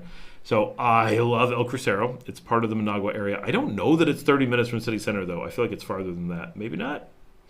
El Crucero is super cool. But it's not very popular because houses don't last up there because of the sulfuric acid in the air. So that causes a lot of things. That's why there's no trees. It is in the breeze from Masaya volcano, and so it kills everything that's there. That's why all the buildings are falling down and why land is so cheap, because you build a nice house and then everything corrodes and falls apart. Hino Tepe is very nice and good value, just above El Crucero. Just to be clear, it is down. It is down the hill and south. So normally we'd say down from. But Hino Tepe is very cool. Didiamba is in between. You go from El Crucero right into Didiamba, then you do the turn, and then you're into Hino Tepe. With Dolores, of course, in between. 30 minutes, Managua more like 45 to an hour back up. Oh, yeah, it's true. One way is. We like small town vibes, more family friendly. That's generally true. Yeah, no, if you want a small town and it's not just safety that you want, then you've got a lot of options. I do feel that like Hino Tepe, even San Marcos is going to be too far for daily commute. I feel like you'd be sorry. Even El Crucero is kind of tough. But Mataari, if you're on that side of the city, that could do it. There's some stuff, some small towny kind of stuff on the east that I don't really know that well. And then to the southeast, though, like Tecuan Tepe, I like that area quite a bit. I could be very happy down there. If I was going to be in the Managua zone, and I hate to say this because everybody's got to be like Scott says, so that's the place to go, because it's empty, right? El Crucero is very lightly populated. I like El Crucero a lot, but I'm aware of the acidic air problem. But I'm also willing to drive a little bit farther, and I wouldn't be like running a shop in Managua. So if I was running a shop in Managua, I might want to be closer. El Crucero and Jinotepe is what you're looking for, or Catarina on the other side. Also Catarina, I feel like it's a little bit far. Maybe not. It's not terribly far, but I feel like it's a little bit much. Very good explanation, thank you. If it's boring, we may need somewhere more lively. You might. That's the but from Mataari. Well, so one of the things you're going to have to find out or decide, are you going to have a car when you live here? Oh, how clean is the lake? Is this a trick question? It is a festering pool of sewage. It is absolutely terrible. That particular lake is famously the most polluted lake in Central America. So it's beautiful and it doesn't smell or anything. So like you can build on it and views of it are fantastic, but do not get in the lake. Do not touch the water. Some people do, but it is not a good idea. Not at all. No. That really sucks. We really do want to clean up the lake. Like that would be amazing if they could clean up the lake. Because so we have a lot of really clean water sources in Nicaragua. We have some really terrible ones too, and that is the worst. So, sorry. Okay, you're planning on getting a car. Okay, so if you have a car in Mataari, then Mataari will have a little bit to do. Like you'll have like, I know there's some restaurants out there, not like fancy. They're like pretty chill restaurants. You're really close to Nagarote. Check a map and see how far the drive is. But I feel like it's like 20 minutes. Nagarote is flippin' fantastic. Love Nagarote. Yeah, there's not much to do like from like if you're investing or something. But if you were, no, Rob Senator, the lake we're talking about is Xolotl, not Nicaragua. Lago Nicaragua is at Granada. The one that we're talking about here is the one that Mataari is on, which is Xolotl, which is the second biggest lake. Lago Nicaragua is clean, and the bulls. I mean, there's bull sharks in the ocean. Like, are you not going to get in the ocean? But Xolotl, you don't have to worry about sharks or anything because it's dead. Yeah, it's nasty. From Mataari, Nagarote has great restaurants, bar scene, beautiful parks. Not just Fair Park, that's the one out by the road, but Central Park is really something. Like it's all fantastic. You can definitely swim though in Lago Nicaragua. That's fine. You can swim in that. Colcibosa. The other direction, you can be into Ciudad Sandino in like 10 minutes or less, like with cars. Like Ciudad Sandino will be like bam, bam, bam, you're there. So the thing about Ciudad Sandino, so many people are going to be like, this is the most dangerous place. Don't go there. Don't get out of your car. Just don't do it. Like, so scary. I really like Ciudad Sandino. And the part that's near Mataari is quite nice. Yes, the casinos. Those are my favorite. They're so good all over the city. But Ciudad Sandino's got great pizza places and La Colonia and big gas stations and some really hopping bars. Those kinds of bars. But like places where you'll integrate and be welcome in, and it'll be pretty wild, and late night live stuff and bands playing at events, and like nice, like it's really cool.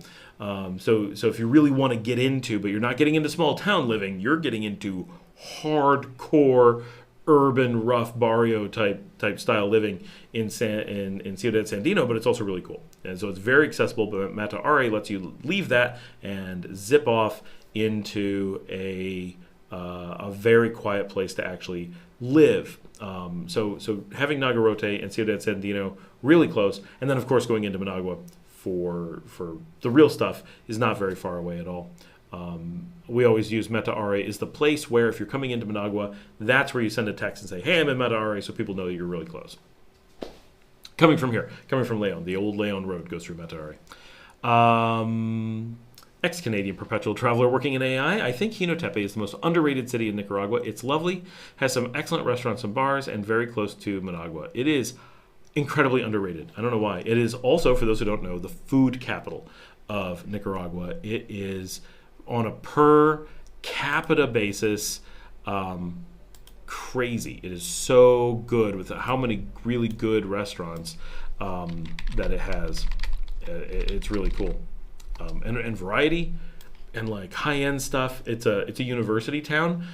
It is, to the best of my knowledge, the highest ratio of students to population in the country. At least that zone. Like Jinotepe is the most college town that Nicaragua has. It's like the whole city is just a college town. Ditiamba and San Marcos are big college towns, but the ratio is not as high. So that's why you don't hear about as many people from Jinotepe. But we do have multiple people in my community here that are from the area, like Morgan, his aunt. He's posted this, so it's not secret. His aunt lives in like Dolores, right there. So it's a big thing. Food capital, Jinotepe just jumped into my top 5. I mean, I would very happily live in Jinotepe. My biggest problem with it is that it's so far south that I don't want to be quite that far. And I say that, like, I love El Crucero. Like, how far is that from there? Like 15 minutes? Like, no, it's 15 minutes too far south. But it's, it's every time we go through Jinotepe. When I say my kids are excited about going places because we're going to go eat on the way, it's because we're going to stop in Jinotepe and try one of the restaurants there. That's the vegan Malaysian restaurant. It's one of my favorite restaurants in the world. Like, it's so good. And it's just there in the middle of the city, like very nondescript. You walk in and you're like, what did I just walk into? How is this here? Solo Mio is there. Like the top sushi restaurant in the country is there. 2 girls who like to eat Nicaraguan are based there. Like foodie review sites are there. Like all kinds of stuff. It's the perfect place for food. It is a small place. But then you also have, like, nearby, like, even Dolores, which is a town of, like, I don't know, 1,000 people or less, just to the west of Jinotepe. You drive over there, and there's, like, a crazy steakhouse and whiskey tasting room. A what? We were driving by with Earl and his wife from the community, and Marcella and I were there, and we drove, and we're just like, I'm kind of hungry. And we weren't quite in Jinotepe yet. We're like, where should we eat? And it was, like, at a time of day where things were closed. And we're like, well, this place looks, it's right here. It's right, we're parked in front of it. Is that really a restaurant? And we walk in, and it was absolutely gorgeous. It wasn't just, it was like a big modern hotel with, like, we were the only ones there, and they had a big stone whiskey tasting room and a steakhouse, and we're like, where are we? Like, it was so out there, but it was fantastic. So that whole area is just so neat in general. And there are beaches not terribly far from there. The Ditiamba's beaches are maybe 40 minutes away, which is not terrible. And they're some of them are pretty nice. Some of them are a little bit sketchy, but I like some of the ones down there. Our live stream is over 4 hours long. We have 14 people still on. This is amazing. I can't believe how many people are still on a Thursday night, and it's this late. This is crazy. How many people are going to watch this when we post it? They're going to be like, a 4-hour live stream. What is going on? But yeah, everything around Jinotepe. And the thing is about Jinotepe is that it's a really small city. The whole little area is sprawling. So think of it not as Jinotepe. Think of it, although that is the food center of it, but think of it as the Tri-Cities, or as I call them, the South Cities. It's really the Carazo cities. The Carazo zone is all the space around and between the cities. And so you could be anywhere from the western side of Ditiamba to the eastern side or southeast side of Jinotepe, up to the north side of San Marcos, or anywhere in between. And you're all in just a light sprawl of semi-urban all throughout it. And that, yes, technically when you're right in the middle of Jinotepe, that is the most urban of the zone, but it never really gets super urban, and it never gets completely not urban. It's like it's just 3 villages that all kind of barely crossed over the city limit, but then were too close to each other, and so they just kind of became this one urban conglomeration, and that makes it really unique and neat. And so anything that's in between them would be great. You'd be just maybe even walking distance from different things. Because like the drive between them is like, 5 minutes. So it's extremely close. For daily commuting, Hino Tepe is maybe not a good option. Maybe my driving estimations are underestimating because my Nika wife drives really fast. That's unusual. Most Nikas drive really slow. But yeah, and especially if you're going in traffic, it makes it really tough. I predict this live stream will make at least $2.85. Well, we're going to find out. We're going to press this insert ad button and see what happens. Ad inserted. All right, let's see what happens. And this is where the money comes from. Making the big. That's the first time the entire thing. That's the first time I've hit that button. I always forget that I can create a highlight video. What does that do? And add stream marker. The stream marker I should use, but I don't know. Hardness de Veracruz area. I gotta look that up on a map. I'm not sure where that is. Yeah, I'm not sure if I'll be driving in Nicaragua right away. It could be a while before I go for residency. You don't need a residency to drive. There's no connection there. Remember, the absolute only thing you get from residency, I'm sure this is not true, but the one thing I know of that actually matters for residency is that you can have a car in your own name that can cross the CA4 borders with you. That's it. That one really extreme, not any one piece of that. The entire chain of things is the one niche scenario that I've literally never met a person that cared about except for myself. So I am the person who is constantly telling people that you don't actually want residency, and I am the one exception to the rule, to the best of my knowledge. And I don't want it very much. It's a real minor point. Sorry, I hit the desk. Just had an ad a few minutes ago. That was probably the test ad. Updating my predictions for $2.87. I don't know. We actually had a lot fewer viewers on this, so we'll see how it goes when it hits the real thing. I do have to wrap this up pretty soon. My kids are starting to be like, where are you? Because I've been like the only adult around for quite some time, and I have other people's kids here that when they said, hey, is it okay if I go out? It didn't occur to me that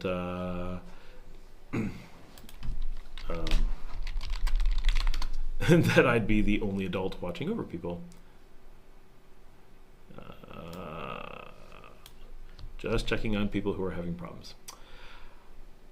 It's amazing how much, when you're doing a live stream, it really causes you to be acutely aware just how much people depend on you moment to moment to orchestrate every little thing, whether it's someone's meal or a taxi ride or their plans for the evening or whatever. And it's like, no one can handle if I just go a little bit of time and am not available. I'm right here if people need to stop in and talk to me, but whoa, my dog just knocked over a reflector. Hold on, we're gonna grab this. I have this. Now this is a big black reflector here, but if I turn it around, it is silver, and so this is for like, in theory, I'm not using it right now because I'd have to get the light bouncing, but I can really light myself up with it. See? It's neat. Anyway. Part of my studio gear. Sorry, I'm leading off camera, but so yeah, it just the amount that it's like, wow, I can't be actively doing something, and it really shows just how much everyone's used to me working from home for so long that nobody is able to. The thought of me being away for half a day is it's too much. And I'm watching the dog and I'm doing stuff too. The business is located near, so southeast of Managua. Oh, if you're southeast, Tecuantepe. Look in the Tecuantepe general area. Both Tecuantepe proper and then whatever's on the northeast side of the Carretera Messiah there. That'd be great. Okay, I can still get a vehicle as long as it stays in the country. You can get a vehicle here. What you can't do is bring a vehicle from somewhere else. Yeah, getting a vehicle here is easy. Technically, as a resident, you're allowed to just buy a car. Easy. But Scott is babysitting us. I'm sure my wife would actually say all of you. It takes all of you to babysit me for the evening. That's really what's happening. Getting a car here is, I have a car, right? I'm not a resident, I have a car. Now, the way that you do it is if you have no particular connections, then you just open a business and buy a car. And the business doesn't have to do anything. It's not for residency. It's not an investment business. It's just a business. So it's just a legal way for something to hold the car. So it costs a little bit of money, but you can easily do that, and people do it all the time. So that's really easy. The thing is, when your business owns a car, and this requires a little bit of explanation, but once you explain it, it's really simple to understand. A person always exists. A business only exists within a country. So if you own a car, you may drive it anywhere that you're allowed to go without crossing a border. So when you have residency and you're allowed to move freely between Nicaragua, Honduras, Guatemala, and El Salvador, your car, which belongs to you, is also allowed to move transparently between those places because you are a resident of the CA4 and you can just drive your car around.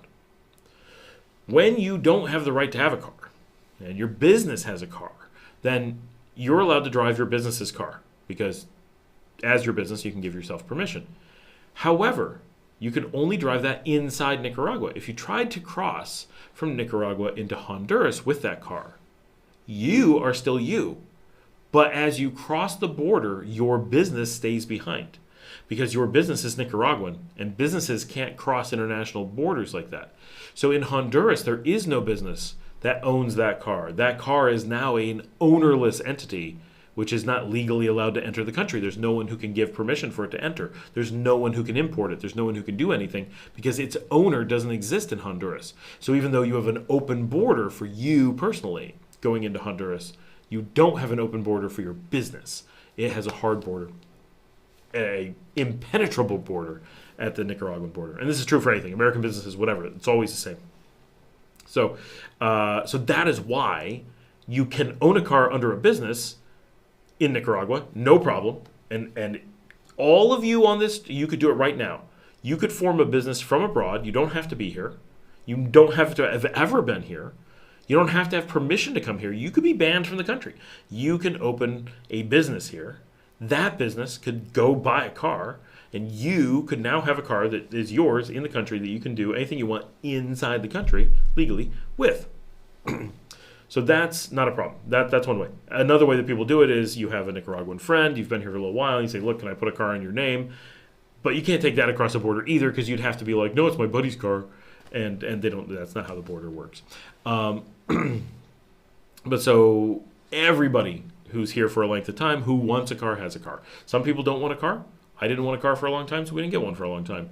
Then we just had so many reasons we had to have a car, we ended up getting one. And it's a big pain in the butt. But we have a car, and it does service a lot of purpose. So, yeah, but we're not residents yet, and we have no problem. We've had scooters and motorcycles and cars, and we're talking about getting a truck now. So that's no issue at all.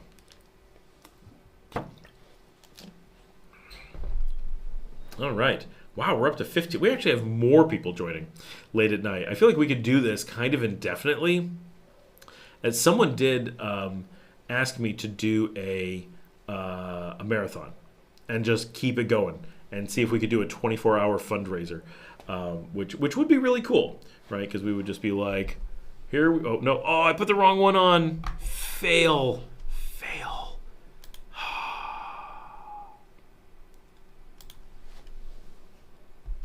That's what I meant to do.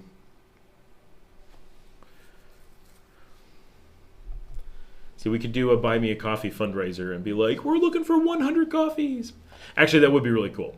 I do want to get, I can't show it to you because it's the camera holding the microphone right now, but last year we did a Javier, who was on earlier, for those who talked to him, he ran a fundraiser on Buy Me a Coffee to buy me the Sony ZV-1 that I'm using for doing a lot of the filming. And I really want to get a DJI Pocket 3 because I think we could do a lot of really cool additional filming with it. And it would be super neat and valuable for, partially is obviously because I just want one and that would be awesome. But I do think we'd produce some things for you guys that would be really cool as well. And it would just be cool. So doing a fundraiser, coming up with a fundraiser plan to come up with the money for that would be would be fantastic and potentially something that we could do. And this is, I don't know why it looks quite this way, but this is the image coming off the Sony because it's holding the microphone. So that's where the microphone is, right there. But I don't know why it's doing something, and because I don't know if I just don't know. I find this camera harder to figure out, and it's got focus things all the time. But if I hit record, I bet it looks good. I bet it switches to, yeah, it's like not outputting video when I'm doing certain things. So anyway, this is what the Sony ZV-1 looks like, and this is what the Fuji looks like, which is obviously huge difference in the same room. And obviously the biggest difference is the camera. Like the angle is also different, but you can tell it is a dramatically different camera experience between the two, from how blurry the background is to how it handles the light to how it handles the color to like that I had like the focus, how solid it is, like all kinds of things are just wildly different between the two. So but I really like it because it's tiny and it fits in my pocket, and I can carry it around. It's really good for like taking to events or like going out to dinner. I literally slip it in my pocket, and I'm still getting used to it, but I'll just whip it out and be like, I'm going to take a photo, or I'm going to take like a little video and get like a nice high quality video, something I can't do with a GoPro, something I can't do with my phone, and get just a nicer video of things. And it's been really cool. So we did a fundraiser for that. So getting some other gear I think would be really, really good. Rob Stonator says, all right, well, you answered at least 5 of my biggest questions. Thanks again, Scott. Got to head out for the night. Have a good one. Yeah, we're heading down. We just lost half of our people, and it is definitely wrap it up time for sure. We're at 4.25 hours. We're an hour more than I ever imagined we would do tonight. Thank you, everyone, so much for coming out. Of course, feel free to buy me a coffee. That would be amazing to actually help out. See if we could break $3 for this particular oh, you don't like the blurry background. You prefer the other cameras. I mean, I can make this one not blurry. It is unique in its ability to blur is really the thing. The thing is, I would like to have a nicer background, but the problem is that this background is ugly because I don't have a curtain yet. I've got a Wi-Fi access point hanging there. It's just terrible. Once I have curtains and stuff, then I won't be worried about being so isolated from it. And if I go to the smaller lens, the shorter lens, it won't be quite as dramatic with this incredible zoom in effect, but well, that's too bad. I like this one. But yeah, doing a fundraiser would be really cool. We have more people joining again. We got to wrap this up before a whole bunch of people join and are like, yes, live stream, we're going to join the live stream. So whoever just joined, welcome to the live stream. But we're going to wrap it up here and call it a night. Thank you so much to everyone. Make sure you go and watch today's video, watch an extra video. I think we're going to move forward on coming up with a community for the hardcore people that are here. We do have to come up with a name for the community yet, so that's something we got to work on. But we had such good feedback on that. I think we're going to do that. We do have a VR camera coming. We're going to put that. We're going to start putting it on the 360 channel because we figured out that there is a way that works. And if we need to, we can separate it later, we figured out. So we're pretty sure that is what we're going to do there. When will you be on 7 nights per week like Johnny Carson? Oh, good idea, Larry. We should totally do that. I've actually jokingly talked with Valentina, who does the thumbnails, that... oh, thanks, Patricia. You are correct. You are correct. Well, I mean, I can make this camera still have the super high quality image, but without the blurry background. I can't do it because I can't reach it. Like, this is my arm. I'm nowhere close. But when I'm at it, like, I can do anything with this camera. The Fuji will let me do anything I want.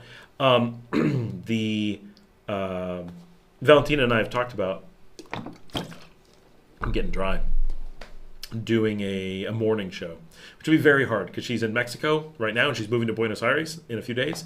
But her mom actually is like from television, like well-known anchor, so she has a lot of experience in that area, and it would be so much fun to do, I think, and just be like, good morning Nicaragua or whatever, and have like a cool morning show and do like cultural events going on, cover like current things, show food being made, like, and there are morning shows obviously made here in Nicaragua, and I've been on them.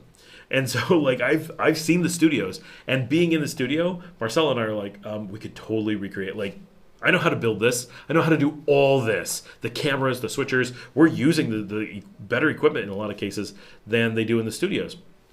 Some of theirs is geared more for studio work for sure, but we can definitely stream at higher quality than they're doing currently, and it would be amazing. It would be so cool.